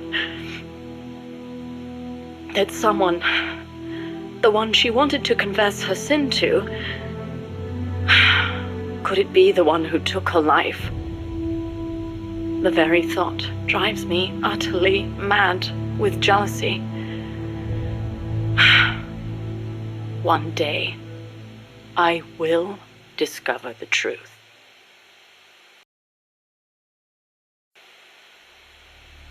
Enter simulation date. August 24th. Location. Selinoyarsk, USSR. Mission. Support a covert agent whose objective is the rescue of a nuclear weapons scientist. Who is the agent? Your student. Your most beloved. Acknowledged. Define current mission progress. With your help, the agent has successfully made contact with the target. All that's left is to wait for recovery. Now, deduce the best course of action. I take the scientist away from the agent. What for? As a gift when I defect. Why are you defecting? To reform my special forces unit with my former comrades in arms. No, I don't want to know your objective. I'm asking for the reason. Why are you betraying your country? I I do not defect in order to betray America. Betrayal is merely the outcome of that defection. Response time is always slower here.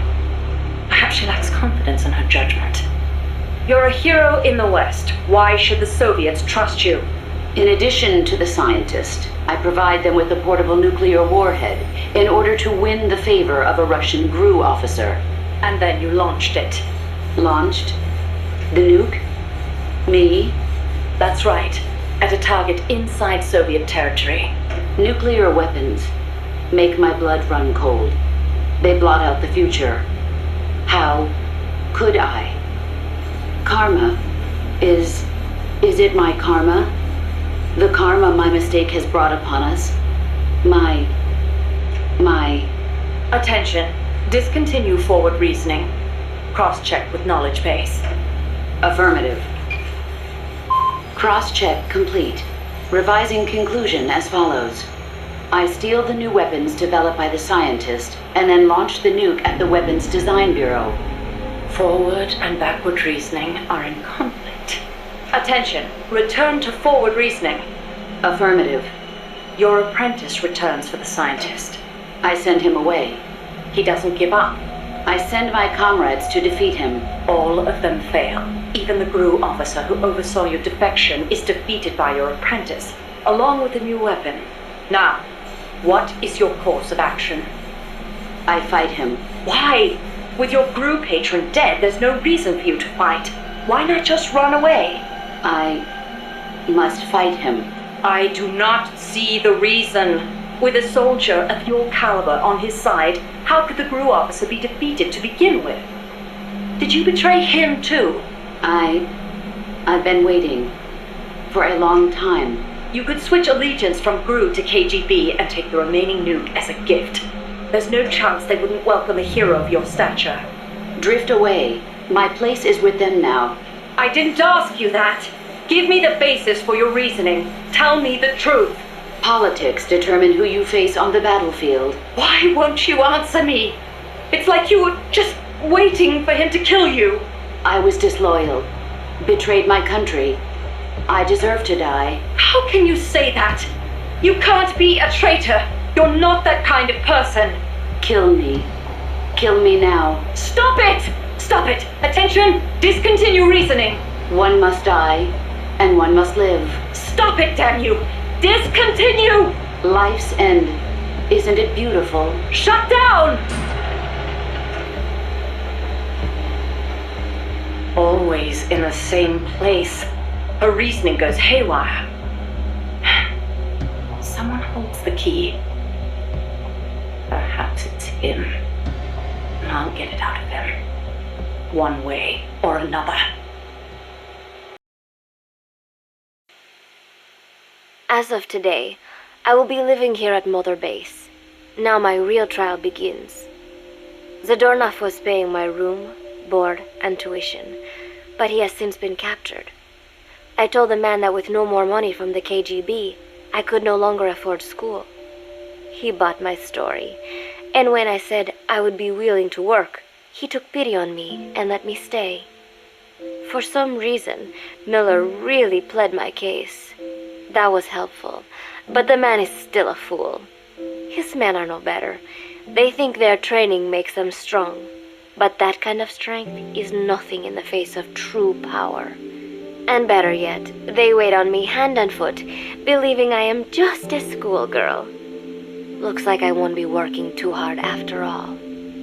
Just today, while scouting out the living quarters, I saw a group of them in the corner of the deck making a fuss. Going over for a look, I saw they were feeding a kitten. A bunch of grown hard men, and they're the ones acting like schoolgirls. Look, isn't he cute? What is wrong with them? Disgusted, I just nodded and smiled. I must stay in character after all. I indulged their chit-chat for a few moments. Then one of them asked me to give the thing a name. They had just taken it from its mother. I named it Nuke. I improvised some nonsense about how our compassion for living things can help prevent wars. The men gave me a little fish. I held it out in my palm and the kitten happily ate it up. What a pathetic pathetic, feeble creature.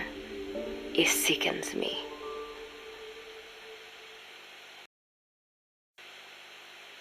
Today, Chico invited me to go fishing with the soldiers. I suppose finding one's own food does have its merit, but I prefer not to be involved in such a degrading task. And their prattling on about fishing being fun is nonsense. I'm not here to find playmates. Nevertheless, distasteful as it was, I went along in order to maintain my cover. Chico thrust a fishing pole into my hands, and we went up onto the deck where several soldiers had gathered. They welcomed us warmly. With so few women aboard Mother Base, I'm treated like a princess. No one suspects I am neither a teenager nor a student. It was nice and sunny, with a gentle breeze and waves.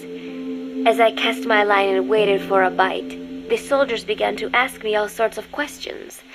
As always, I answered according to our predefined scenario, feigning a smile. As I sat there feeding them lies, the fish began to bite, and the soldiers began to focus on their prey. Chico had his bait stolen by a fish, and got so angry that he stood up and nearly fell into the sea. Everybody laughed. It almost made me want to join in too. At some point, I got a bite myself. The instant after I felt that first gentle tug, the fish yanked the line with astonishing strength, and I let out a cry of surprise. I thought he was going to be huge. It was my first time fishing, and I was a bit flustered, so the soldier beside me helped by supporting the pole from behind. "Reel it in," they shouted. I nodded, turning the handle as fast as I could. I wondered what kind of fish lived below the surface, and thought back to the deep sea dives I had to do as part of training. Those were difficult days, but I remember finding the multicolored fish gliding through the water incredibly soothing. After a hard fight, I pulled it up. To my surprise, it wasn't even half a vara, rather anticlimactic. But I wasn't doing it for fun, so I wasn't the least bit disappointed. Nook was hovering nearby with an expectant look on his face, so I gave the fish to him. All in all, a thoroughly wasted day. Preparations are coming along nicely. No one suspects me of being the one to let Zadarnov out of his cell. Today, Amanda and I taught Cecile how to make gallo pinto. It is a simple home-cooked dish consisting of black frijoles mixed with arroz. It is well known throughout Central America, not just in Costa Rica, so it is no surprise that a Nica like Amanda would be good at making it. But I was raised in the States from a very young age, and can hardly even remember my mother's gallo pinto. Having to make chit-chat with that clueless bird lover and the so-called revolutionary was excruciating. And, clueless or not, I will need to be especially careful around Cecile, the one who actually recorded that tape. Thankfully, Miller and his men seemed to believe I mistook the tape I found for one my friend made. In any case, one can never be too careful. Anyway, the three of us minced garlic and herbs, then cooked them in a pot with frijoles we'd soaked overnight. While waiting for them to cook, we sautéed onions and arroz in a frying pan. Cecile worked the frying pan according to Amanda's directions, but seemed a bit glum. She does have a knack for cooking, though. She is French, after all. We added water to the pan and watched the arroz begin to steam. While we waited, Amanda shared memories of her mother with us. They had been separated because of Somoza, but the taste of her mother's cooking was still fresh in her mind. When the frijoles were ready, we drained the water, stir-frying them with the rest of the vegetables. Quite a complicated process for home cooking. Nonetheless, it kept them occupied. The longer we sat and talked, the greater the chance of my arousing their suspicions. With women, it is not enough to just bat your eyelashes and giggle. It takes a lot of effort to divert attention. When the arroz was done cooking, we folded it into the frijoles and added salsa, stirring the mixture as it simmered. At this point, for some reason, the conversation turned to romance. Why does it have to be that way whenever women get together and chat? Cecile fancies herself to be well versed in such matters, and gave Amanda all sorts of advice. It was harmless enough, until, to my irritation, she began pestering me whether there was anybody I liked. Not right now, I said, trying to dodge the question, but she pressed on. It's Snake, isn't it? I gritted my teeth and played it coy. Maybe. Cecile nodded and giggled. He is pretty sexy, isn't he? What a ditz! It's all I can manage to just survive. The thought of romance has never once crossed my mind. I have no interest in that kind of man. Soon enough, a rich aroma began to fill the room. The gallo pinto was ready. New came over and rubbed up against our legs, looking for a handout. Unfortunately, it was not the kind of food a cat would like. We let a few of the soldiers have a bite, and then headed off to the mess hall. The home-cooked flavor we'd achieved was a big hit with the men of MSF. Not that we are trying to impress them or anything. Even I could manage a dish like that. Snake enjoyed it too. Let me make this absolutely clear.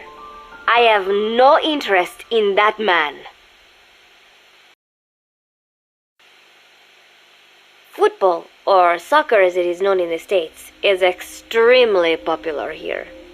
It has not caught on yet in the US, but it has legions of rabid fans all across Latin America. These fans can get so rowdy that it is commonly believed El Salvador and Honduras went to war in 1969 over scuffles in a soccer match. In reality, tensions between the two countries were already high. The match was merely one of the sparks that set them off. But these people are so passionate about this sport that the story seems plausible. Predictably, many of the soldiers here are fans. They have apparently divided themselves into Costa Rican and Nicaraguan teams and started playing each other. To play, you need a ball and 2 goals. The R&D team built and set up simple goals on the deck. I had absolutely no interest, but Chico insisted that I come and watch. It was not a proper match by any means. The pitch was not even regulation size, but the players and spectators alike got pretty excited. They banged empty cans and shouted cheers through the handmade megaphones. It almost felt like carnival. Huey, the referee, blew a whistle to start the match. The soldiers' training has left them in excellent physical shape, but they lacked the honed skills of professionals and their play was quite rough. Midway through, one of the men collided with another. They started shouting at one another, but Huey stepped in. I thought we had forsaken our countries, become one with the earth, he said, quoting Snake.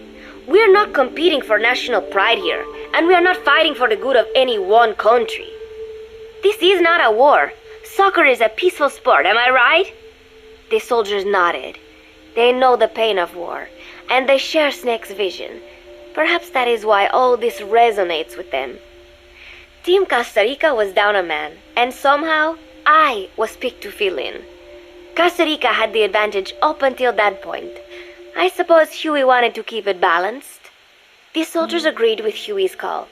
Maybe the Costa Rican players felt an even matchup would be more fun too. I could not be bothered to run at first, but chasing the ball out there in the hot sun, I was soon drenched in sweat. Before long, I found myself actively seeking out the ball, partially out of desperation. I picked up a loose ball deep on the opponent's side of the field. Even though he's Nicaraguan, Chico cheered me on, yelling, "Go for it, shoot!" I launched the ball as hard as I could, only to have it blocked by the keeper. Disappointment only increased my determination. In the end, I didn't score a single goal, and Costa Rica gave up its lead. It was really close, though. We congratulated each other on a good match and sprawled out in the shade on the deck, exhausted. The ocean breeze felt so nice on my sun-soaked body. Nuke came over.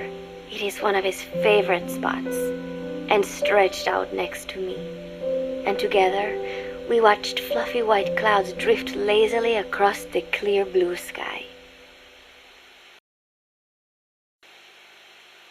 It was lovely out today, so I decided to sun myself in a lounge chair up on the deck, when Strangelove came up to me.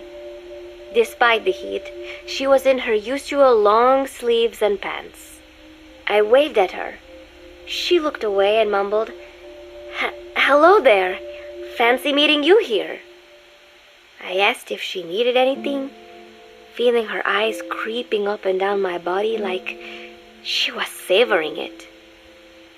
Finally, she swallowed and said, "You have such beautiful skin." Bewildered, I shook my head and said, "No, not at all. I had heard rumors that she was a lesbian, but she couldn't be after me, could she?" She continued to stare and said, "No, it is beautiful, but you must not let yourself get so tanned." And then she took my hand in hers. "What is wrong with a little son?" I asked, trying to cut the conversation short.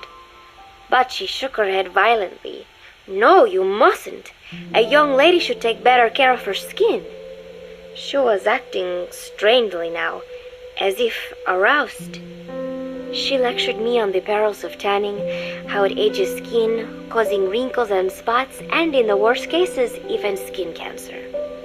I knew already that tanning could cause spots, but I thought only pale-skinned Anglo-Saxons had to deal with that. Having a scientist tell me it causes aging, though, that spooked me a little. If I am to keep playing the teenager, I will have to start paying more attention to my skin. Sensing my anxiety, she took a small tube from her pocket. She said it was the sunscreen she always used. She told me to keep it. I didn't know what to say. I was more than happy to take it, but exactly what were her intentions? Was she merely being nice? Or is she really into me? Either way, there was no reason to refuse, I suppose. I have undergone training. An out-of-shape woman does not pose any real threat to me. Having power means not being afraid. It is the same on a global scale. A country with nukes can dictate terms to a country without them. I thanked her and took the tube. Then she offered to put some on for me. She squirted some lotion onto her fingers and began rolling it into my chest. It happened so suddenly, and I was so taken aback that I did not even think to protest. She caressed my stomach with her long white fingers, then slid them upwards between my bikini-clad breasts. "What? Wait," I sputtered as her moist eyes met mine. She was beautiful. Somehow, I found myself captivated by this woman more than 10 years my elder. "Hold still," she whispered in my ear. I nodded silently, unable to refuse. My body went limp, motionless, as if in a trance. Gently, carefully, she rubbed the lotion all over my entire body. I shouldn't have enjoyed it, and yet I could not help myself. For a moment, I was spellbound. That woman is dangerous. I had better watch myself. Protecting one's health is an important part of any agent's job. But despite my best efforts, I have caught a cold. Now that I think about it, Mother Base's numbers are on the rise, with soldiers coming from all different places and backgrounds. It is no wonder, then, that sooner or later someone would bring in a virus. That said, what I have got is just a common cold. The medical team said I'd need a few days rest, so I've been restricted to my room and put on bed rest. I thought I'd gotten used to not having anyone around to relate to, but at times like these, being alone is just miserable. All I could do is lay there and stroke Nuke's back, trying to take my mind off how bad I felt. Nuke just sat there, not making a sound. But I did have visitors. Amanda and Chico, Huey, Cecile, Miller, and a few of the soldiers I've become relatively close to. Amanda made me a soup with herbs she said were good for a cold. Miller told me to take it easy. "I will sing you a lullaby," he said. then broke out a guitar and sang some incomprehensible song in Japanese. I did not need to understand the lyrics to know he is an awful singer. Then he said, "You know what is good for a cold? Suppositories. Here, I'll show you." He began to take off his pants, so I threw my tissue box at him to make him go away. Then Strangelove showed up, saying she had some miracle Indian cure. "It has got eucalyptus extract," she said. "It works best if you rub it into your chest." And then she tried to take off my nightshirt. I whacked her with my pillow, and I got rid of her. Chico brought me a little flower in a cup. It had been growing in a little bit of earth that probably found its way on board, stuck to something else. "I found this on the deck. Here, you can have it." He tried to act nonchalant, but I am pretty sure he's got a crush on me. None of them understand. If they thought these little visits would cheer me up, they were wrong. Tonight, Snake himself came to my room. Like the rest, he believes I am just a schoolgirl and treats me as such. "Why did you abandon your country?" I asked him. "Why create the MSF?" Of course, I knew the answers already, but I wanted to hear it from him. As I had imagined, he was not exactly forthcoming. All he would say is that his country abandoned him because all he could do was fight, and that is why he needed the MSF, because that is all he is any good for. Then he said, "Fighting is the only thing I understand, but that does not mean I have got a grudge against those who believe in peace. I am not one of them, and I do not believe in peace. Conflict is in man's nature. We fight our enemies in order to survive. Maybe we are not so different after all, he and I. But that is exactly why I'm going to have to kill him, or else he will have to kill me. When I stop and think about this wretched existence, being killed by a man like that suddenly does not seem like such a bad thing." Every month, Mother Base throws a party for all the soldiers whose birthdays fall in that month. There is something strange about a military organization having parties. Really though, it is just an excuse to drink and make noise. It is not easy to get alcohol on a fortress in the middle of the ocean. Most days they are training from dawn till dusk. They do not have time for things like drinking. That is why Snake and Miller came up with the idea, to give everyone a chance to let loose. Obviously, a bunch of boors like that are not going to bother with blowing out candles on a cake. Rather, they sit there in a cloud of cigarette smoke, drink beer, eat meat, tell tasteless jokes, and swap crude insults about one another's hometowns. But it hardly ever breaks out into something serious. They talk up a storm, but they're just having fun. It is funny. You have got members of FSLN rubbing shoulders with the UCLAs, people who once would have considered the other mortal enemies. I wonder if that is what makes Big Boss so popular. In leaving their countries behind, they leave their hatred for other countries too. Miller seemed a little protective of me. "Hope they're not being too crude," he said. But soon enough, he too was drunk. He yelled, "Come here and take a look at the real Kazuhira Miller," then dropped his pants and mooned everybody. The other soldiers burst out laughing. I have never seen such a crude, ridiculous party before. And yet, all these people, laughing and acting the fool. Is this what they call peace? For some reason, I began to think about all that has happened since I came here. Fishing with Chico, cooking with Amanda and Cecile, playing soccer, having visitors when I caught a cold.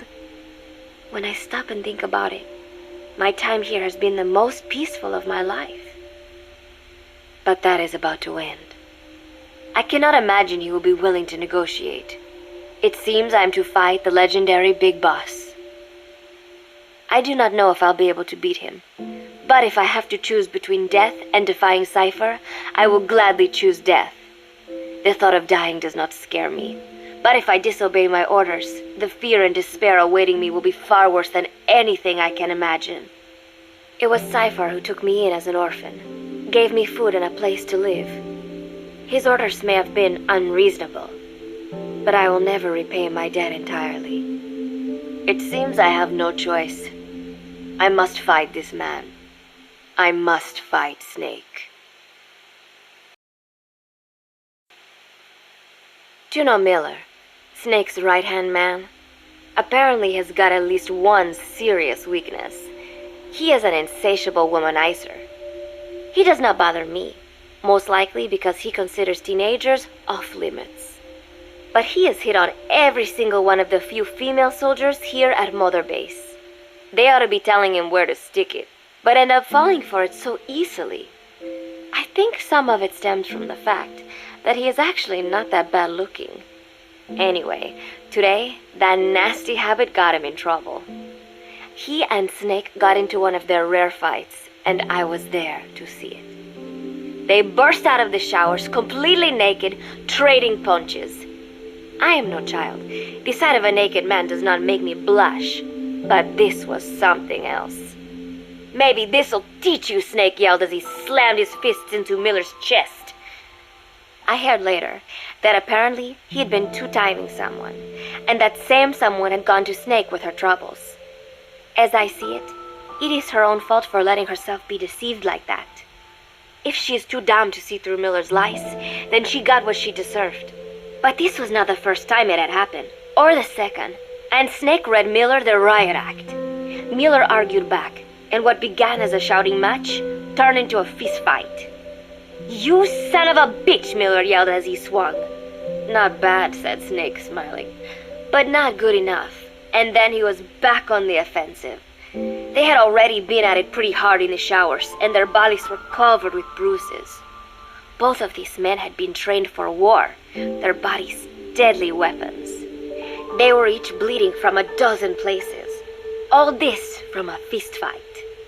Even so, it was far less gruesome than if they had given it their all. It was obvious that one of them would be dead were they fighting for real. Miller took another swing, yelling, "Try this then!" Snake parried, then responded in kind, but I could tell he was not aiming for anything vital. "You are one tough bastard, boss," Miller muttered. A smile crept across his face as he caught his breath. And then they went right on fighting. Blood and sweat flew off their glistening bodies. It was combat without hatred or hostile intent. I had never seen violence like this before. And yet, it was more than just a friendly tussle. They were utilizing every technique they knew.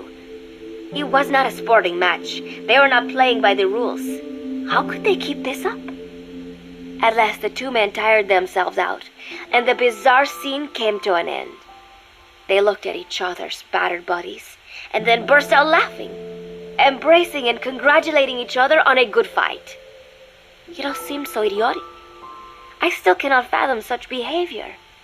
But somehow, I got the sense that for all his womanizing, Miller really only trusted one person, and that was Snake.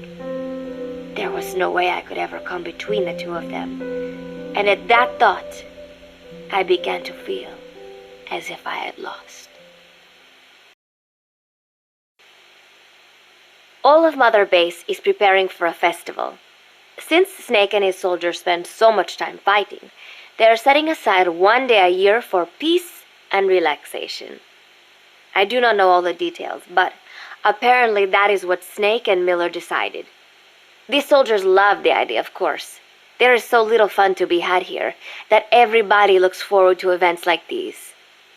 That is all well and good, but somehow I got roped into getting on stage. "Come on, we even both have peace in our names," said Miller. "And Zadarnov, that old Ruski's name, has something to do with peace too, right? Hey, as long as we're having a day of peace, we ought to get an act together. The 3-piece band." I thought he was joking. He then proceeded to share his idea without bothering to check with me. And now, I am slated to sing. Apparently, he had heard me on the deck one day, and since then he's wanted to form a band. Everybody's looking forward to it, so there is no way for me to back out now. I have never done anything like this. but it does feel kind of nice to know that people are looking forward to it. I mean, it cannot be any worse than Mueller's singing, but modifications to Zeke are already finalized, and I must complete my mission. Betray Cypher now, and I will face a fate far worse than death. Still, there's no need to put things in motion just yet. What difference would it make to just wait a little while longer? A whole day of peace. The mission can wait until after that. Can it not?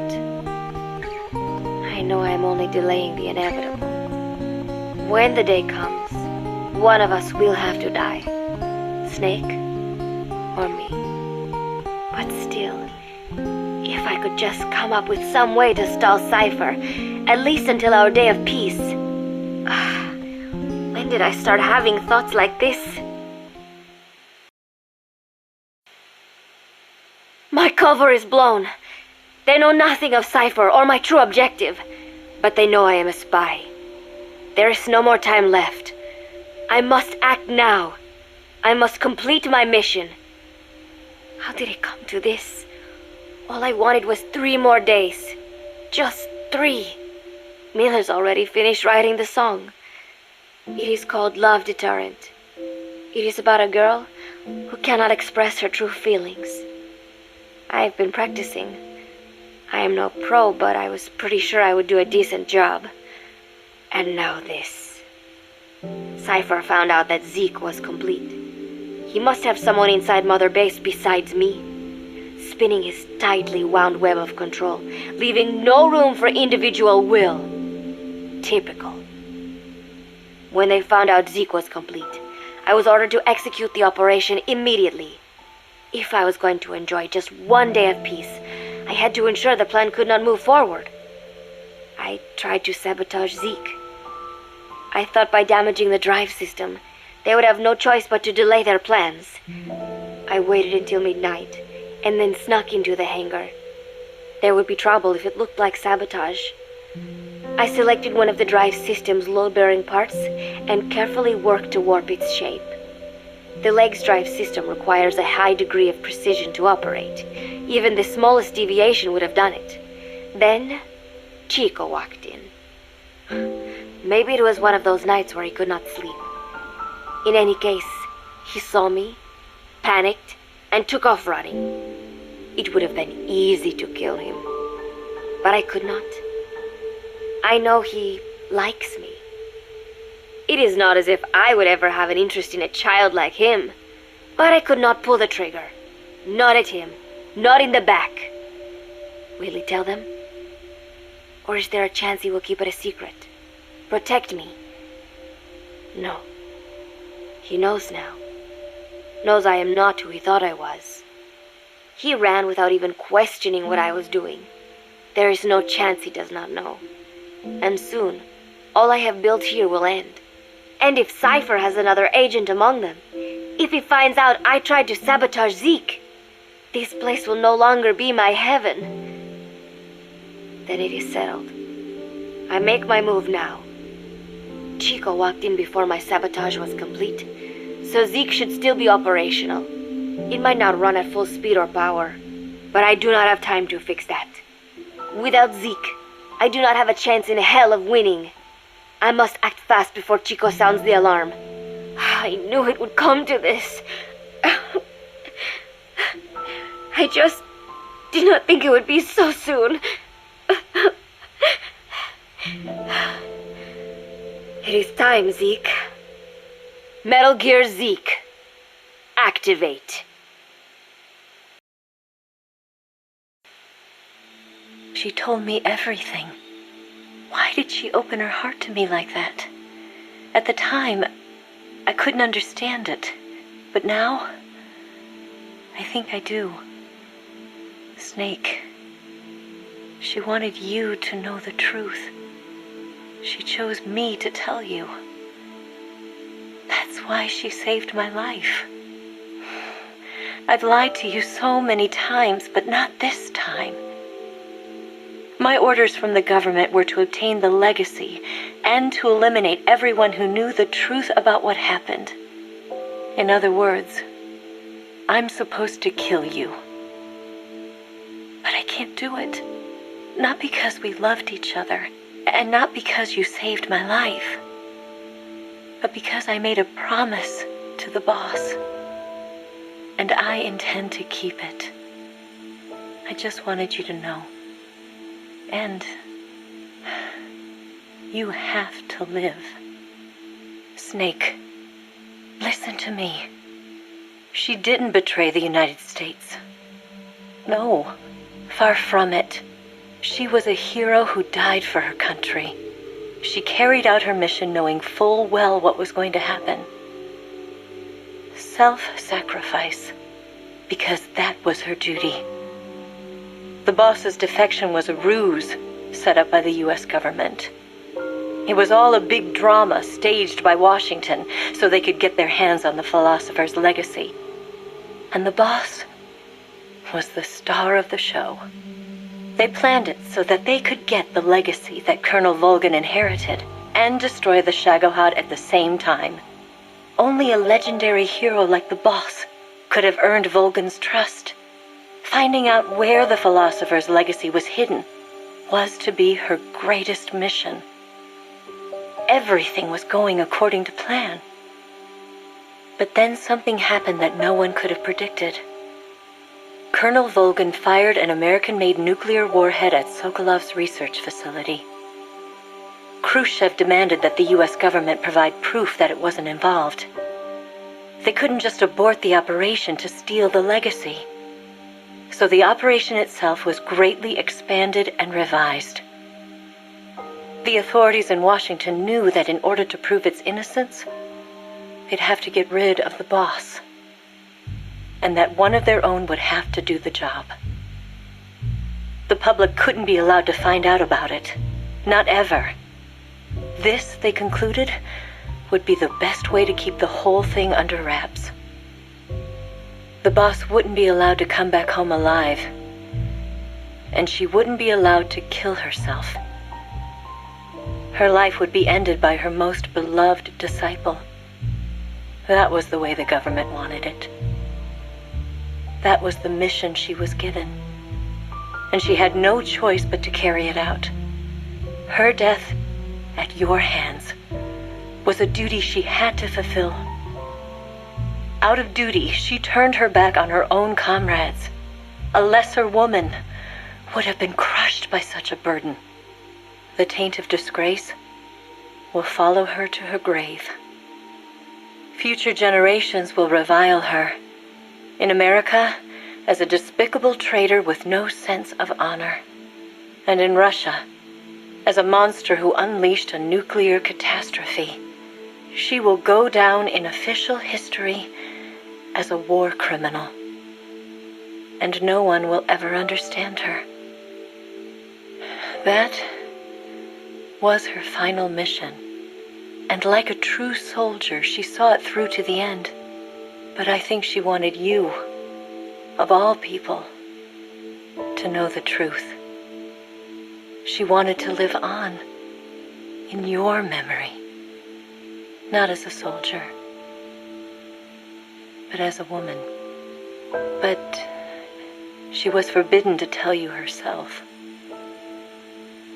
And that's why she told me. Snake, history will never know what she did. No one will ever learn the truth. Her story, her debriefing, will endure only in your heart. Everything she did for her country. She sacrificed her life and her honor for her native land. She was a real hero. She was a true patriot.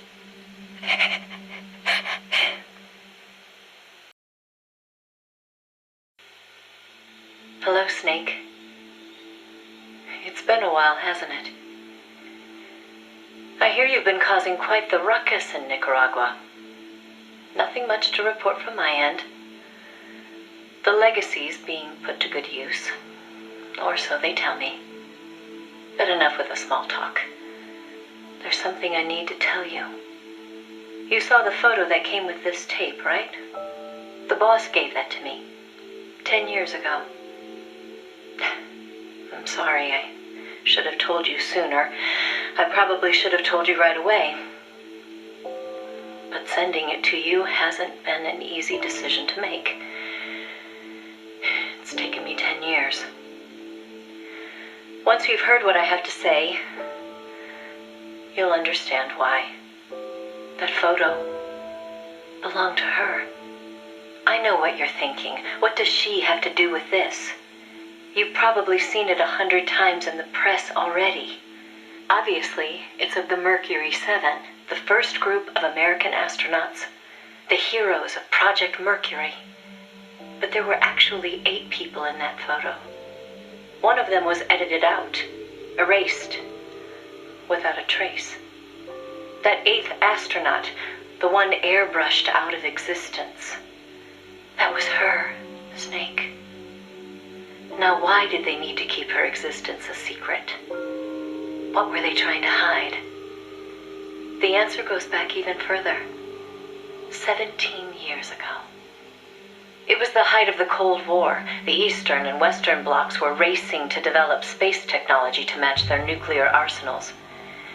In 1957, the Soviet Union launched Sputnik 1, the first artificial satellite.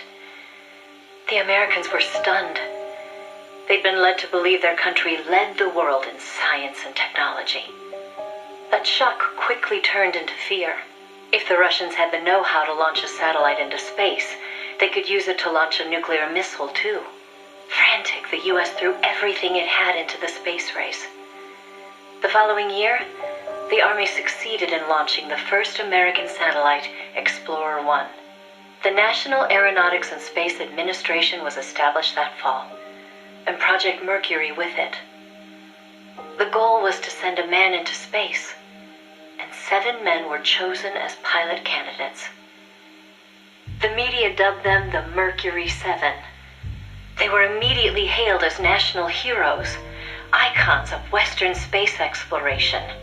But after Explorer, America suffered a series of failed rocket launches. Desperate, the government made a fateful decision.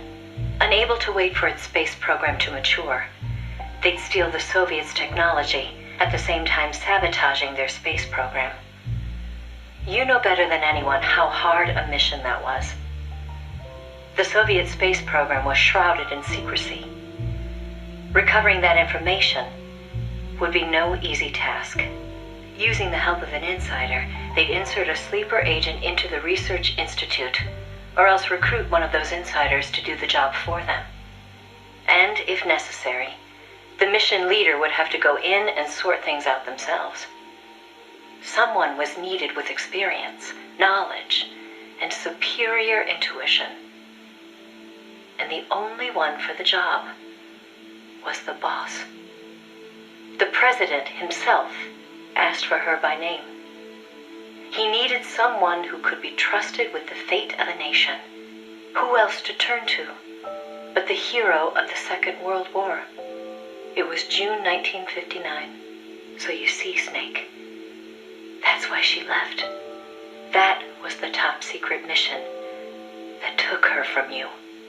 But her selection ruffled a few CIA feathers. They didn't appreciate the president going over their head like that. The mission was tough enough already, and now the CIA was dragging its feet. She couldn't get anything out of them. No manpower, no information. Left to her own devices, the boss made a decision she knew would come back to haunt her. She decided to tap into the Philosopher's Network.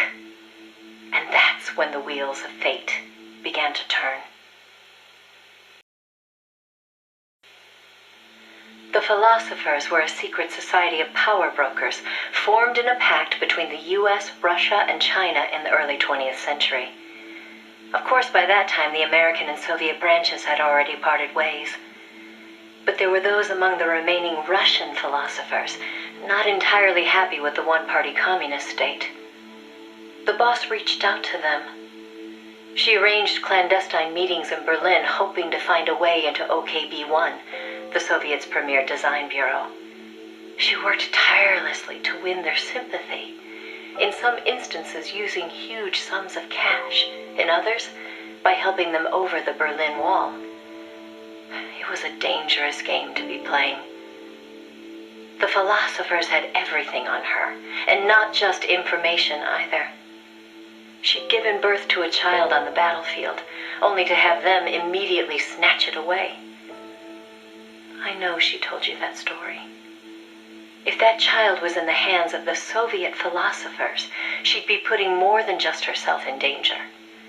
But she did what she had to do. At the time, the Soviet Union was believed to have an arsenal of missiles far greater than that of the United States.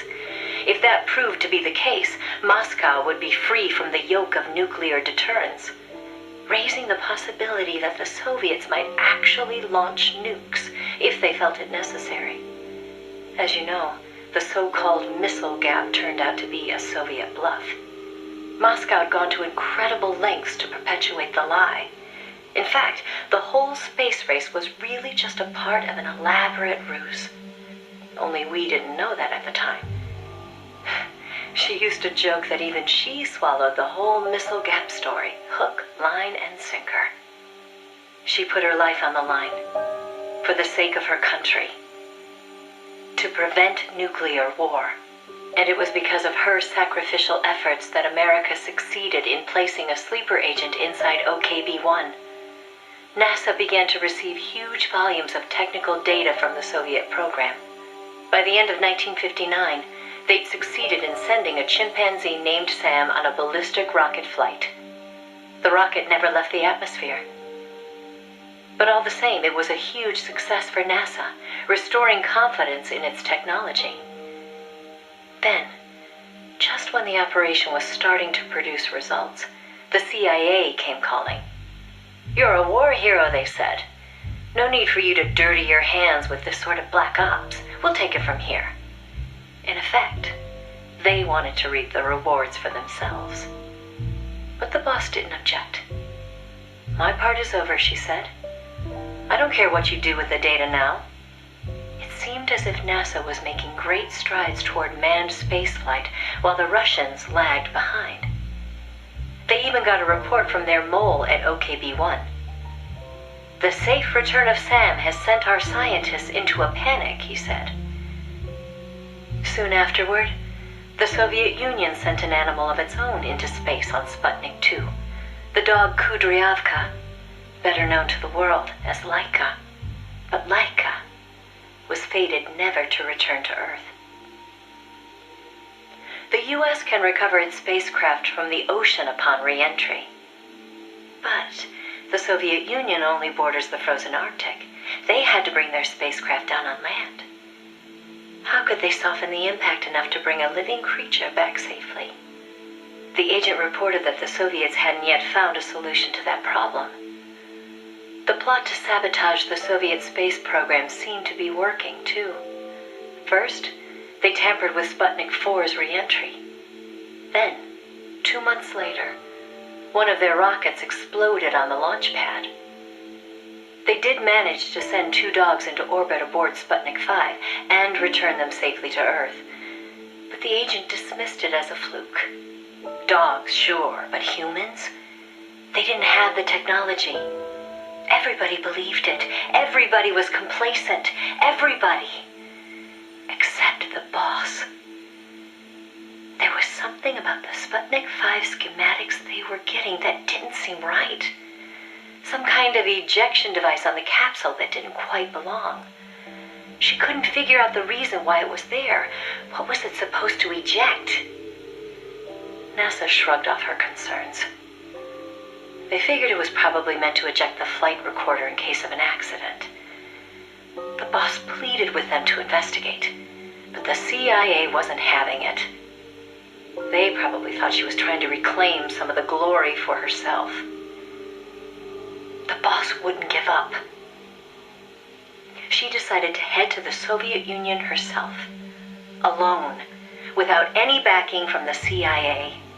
By the beginning of the next year, 1961, she'd succeeded in infiltrating OKB-1. That's when she saw the truth. For the first time.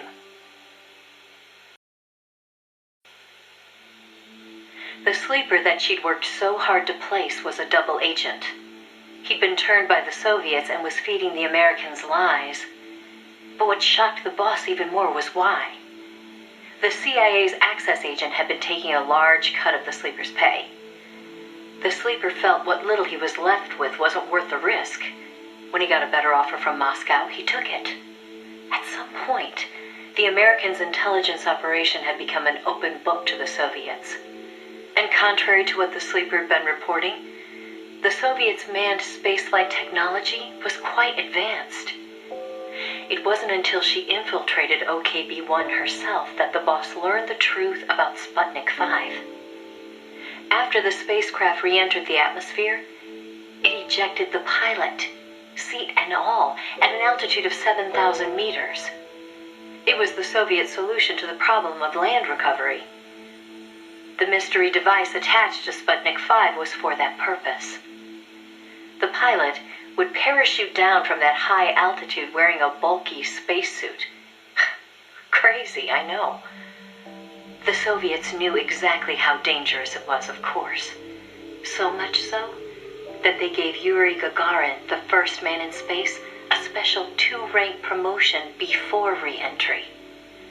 Only Moscow could come up with this kind of plan. With total state control over information, they could easily pretend it never happened in the event of a failure. The boss passed the info on to NASA. It was their worst nightmare. The glory of mankind's first spaceflight was about to be stolen from them by the Soviet Union. It was Sputnik all over again. And the CIA was caught no less off guard. Their ineptitude had caused the fiasco in the first place. The Soviets' deception was brilliant.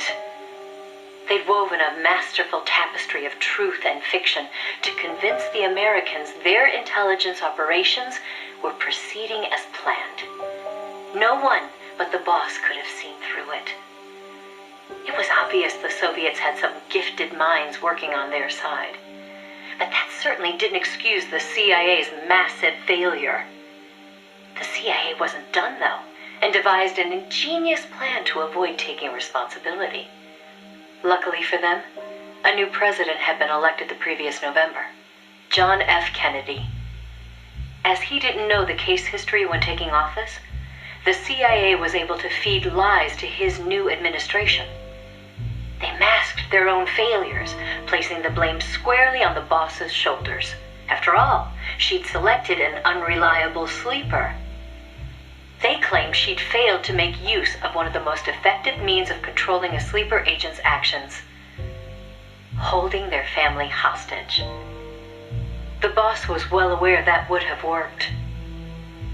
She told me so later, but she couldn't bring herself to do it. It seems clear it had to do with having her own child taken.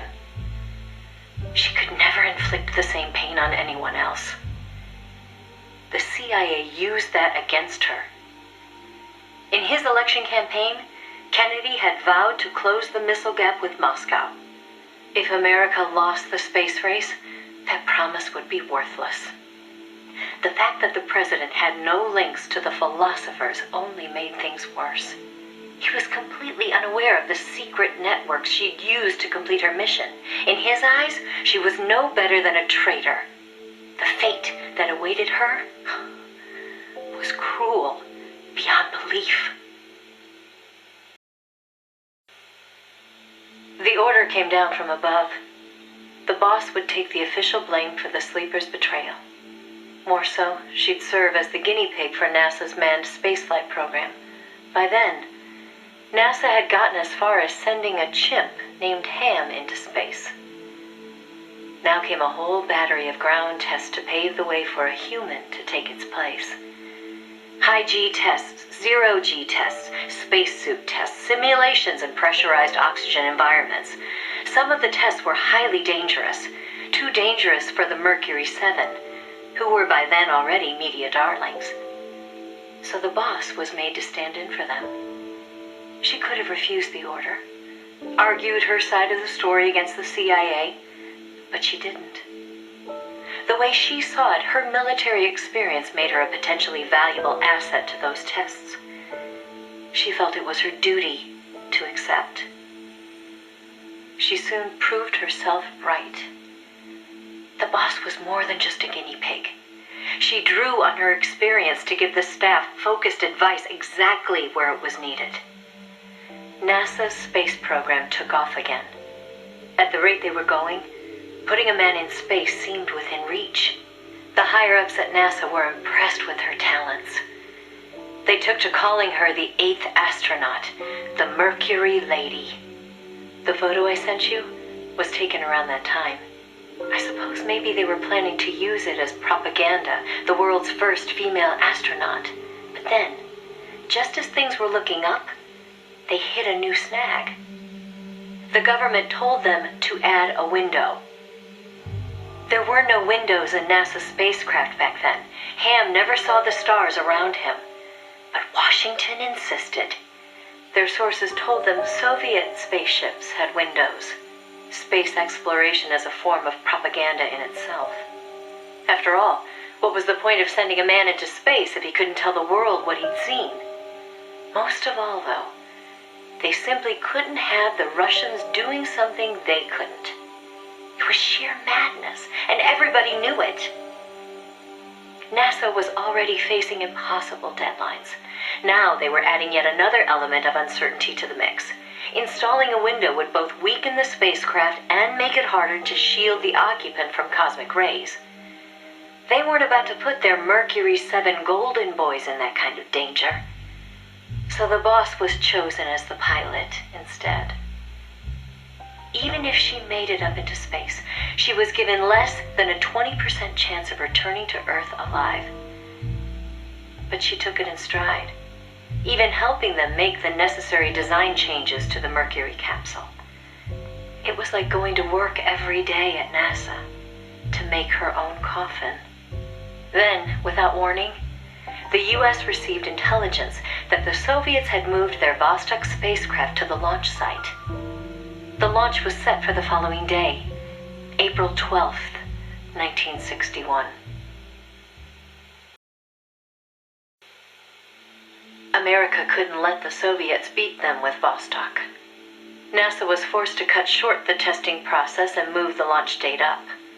They pulled out all the stops to get it scheduled for the earliest hours of the next day. The spacecraft would be launched from Cape Canaveral in the dead of night. For the flight path, they chose a course that would take her as far east as possible. She'd be able to see the Earth in daylight from the window, at least for a little while. The boss climbed into the Mercury capsule, having completed less than 80% of the regular flight procedures. Both the timing and the flight path were risky, and testing was far from complete. But NASA had no other choice. The boss, for her part, never expected to come home alive. She was going on a one-way trip, the American version of Laika the dog. And yet she went all the same. Someone has to be first, she said.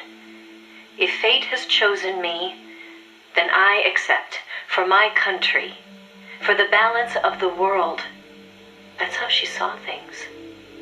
My chances may be slim, but I'll take them.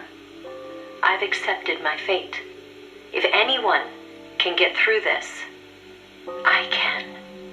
Then, on April 12th at 1:30 in the morning, the boss entered space. It was nothing short of a miracle. First, that she'd made it in an incomplete spacecraft. And second, that her flight coincided almost exactly with Gagarin's. As the sun rose over the horizon, and cosmic rays began to bombard her through the window, she saw the Earth. I think you've heard the story before. It was a world without borders, a perfect jewel. All nations, all ideologies. They seemed so far away. It almost made her laugh, knowing that they'd risked so much to beat the Soviets. by a few short minutes. If she'd seen Vostok from her window, she probably would have waved. But the two spacecraft were destined for very different fates. Gagarin circled the Earth and returned to the Soviet Union, safe and sound. The Mercury capsule, on the other hand, deviated from its planned re-entry angle. The addition of a window had thrown the capsule's aerodynamics off balance. The boss's coffin veered wildly off course and began to plunge earthward. The course deviation caused the capsule to miss its splashdown point by a wide margin. It didn't have enough time to decelerate before crashing into the sea. The force of the impact shattered the spacecraft before it started to sink like a stone. The boss used the last of her strength to escape to the surface. Her body was covered in bruises and scorched by radiation. It was a miracle she was still alive. She slipped into a coma and didn't regain consciousness for 6 months.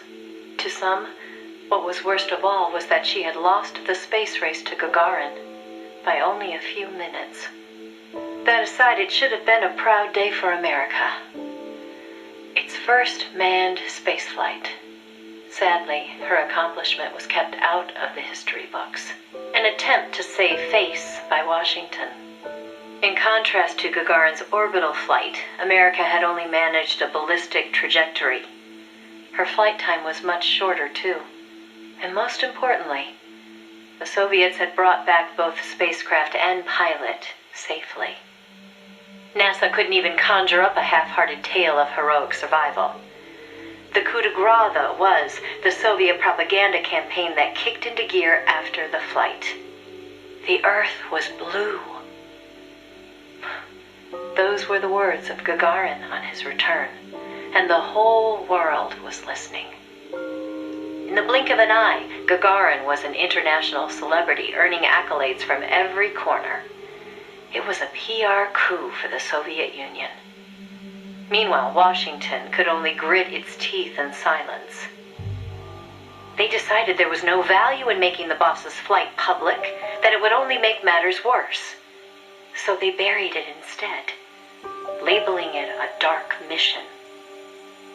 NASA and the CIA did everything in their power to erase all traces of the boss from Project Mercury. The result was the photo you see before you. Not a bad job, huh? Not only did they expunge her flight from the records, they denied that she ever existed. And that wasn't the end of it. As an alibi, the military claimed she'd taken part in the CIA's botched Bay of Pigs plot to take back Cuba. And when the boss was finally well enough to return to service, they wouldn't take her back. She was forced to go underground. In the public eye, the boss was still a hero of World War II. In reality, though, she was anything but that. She was a non-person, fit only for the blackest of black ops. In effect, she may as well have been dead. Gagarin went on a worldwide tour in front of millions of adoring fans. The boss, meanwhile, was a walking secret, unable to breathe a word about her experience.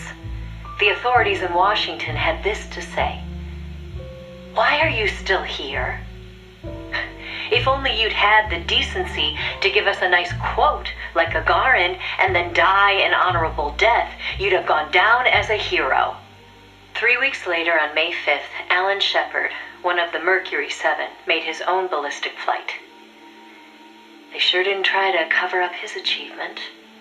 Of course, he owed his success to the lessons learned from the boss's tragedy. Before sending Gagarin up into space, the Soviets had used a mannequin called Ivan Ivanovich to test the landing procedure, which would make the boss America's version of a crash test dummy. But she didn't care. "I'm happy to be the dummy," she said, "if it'll help the project succeed. Nothing would give me greater satisfaction." And that still wasn't the end of it. The boss had worked through the anti-Moscow faction of the Soviet Union's philosophers to place the sleeper agent, and at some point, the Soviets found out about it. Yet the Americans remained oblivious to the end. Even the philosopher network the boss plugged into never tipped them off to the double cross. That could only mean one of two things. Either the pro-Moscow philosophers had intervened, or the anti-Moscow philosophers had been turned. Either way, it was a situation their American counterparts couldn't stand. To preserve the philosopher's good name, and to repay her debt, so to speak, the boss once again made her way into the Soviet Union. There, she found herself face to face with the Soviets' own agent. And who should she find awaiting her return to Russia? The one who'd turned her sleeper against her, who'd fed them lies all this time. It was her former comrade in arms, the father of her child, the man known as the Sorrow. He didn't know it was the boss who'd sent the sleeper. Or to be more precise, the Soviet philosophers never told him. Former lovers, forced to fight to the death. One would live and one would die, she told me. That was the revenge the Soviet philosophers had in store for me. If both of them survived, their child would suffer in their place. They were left with no other option. The boss shot him. He offered no resistance. When she returned from the Soviet Union, there was no place left for her to go. She'd sacrificed everything. Everything. For her country. And in return, they treated her like a dead woman. She was made a scapegoat for no good reason. Only because power had changed hands in Washington. Any lesser being would have long since cracked. It was then that one of her old SAS comrades reached out to her, Major Zero, and so Fox was born. She undertook a mission that, well, you should know better than anybody. You are a part of it. 20 days after Shepard's flight, President Kennedy announced that America would put a man on the moon. Without the intelligence the boss obtained, America's space program would never have caught up. Armstrong and Aldrin might never have walked on the moon, but the Americans' gain had cost the boss her health, her honor, and the man she loved. The word tragedy doesn't even begin to describe what she endured. The Soviets continued their manned space flights, and in 1963, Valentina Tereshkova became the so-called first woman in space. It's said they took their cue from NASA's long-buried Mercury Lady project.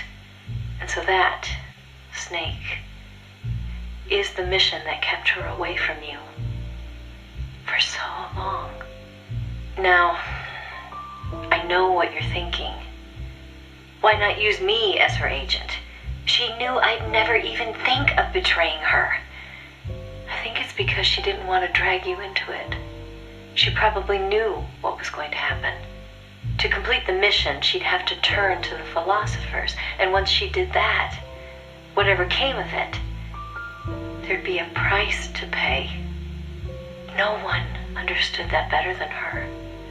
So please, Snake, let it go. When she gave me the photo, she left me to decide whether or not to pass it along to you. I know she was torn about it, just as I was. She knew you'd probably blame yourself. Why did she hold on to it for so long? That, I can't say. To remind her of how much it hurt to be erased. She wasn't that kind of person. No. I think she meant it to be a message to you. She had her identity, her life, taken away. But she wanted you, of all people, to know the truth. Snake, you've probably already figured this out, but it's no accident that I'm only now sending you something I've withheld for so long. Little Bird tells me you recently made a big decision. You and the boss are different people. I understand that. And I'm not trying to second guess you. I simply wanted you to know what she saw, how she felt. That's all. Keep it with you, Snake. Keep it deep inside. Don't ever forget the path she took. Because you and I are the only people on this earth who know the truth. Boss, I'm sorry, but I can't.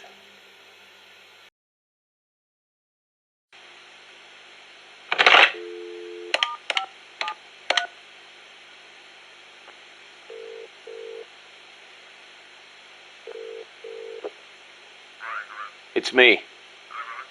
Smoothly? Naturally? No. Big Boss doesn't know the truth. No, Langley hasn't decided what to do yet. Their hands are full with their own mess. True. Lubyanka is in the same boat. Yes. Other eyes continue to watch, but no sign of contact so far. Exactly. It's a non-state army to use however they want. They've probably decided there's no sense in wiping them out just yet. Better to make use of them. Indeed they have. There's a site near Angola. And we fully validated the AI as well. Agreed. In the end, a machine is just that. A machine. Sigan was right. It seems it's time for a change in approach. Machines are best suited to specialize in high-level data processing. Yes, of course. Speaking of which, any news on the Suns? 2. Already? Really? But they're strictly an insurance policy, yes? So that's the idea. I wonder how Big Boss will respond. Yes, but I'm only interested in the business angle. Like I said before, I'm neither an enemy nor an ally. I'm merely a business partner. Don't forget it. Yes, I'll be in touch. My dear Zero.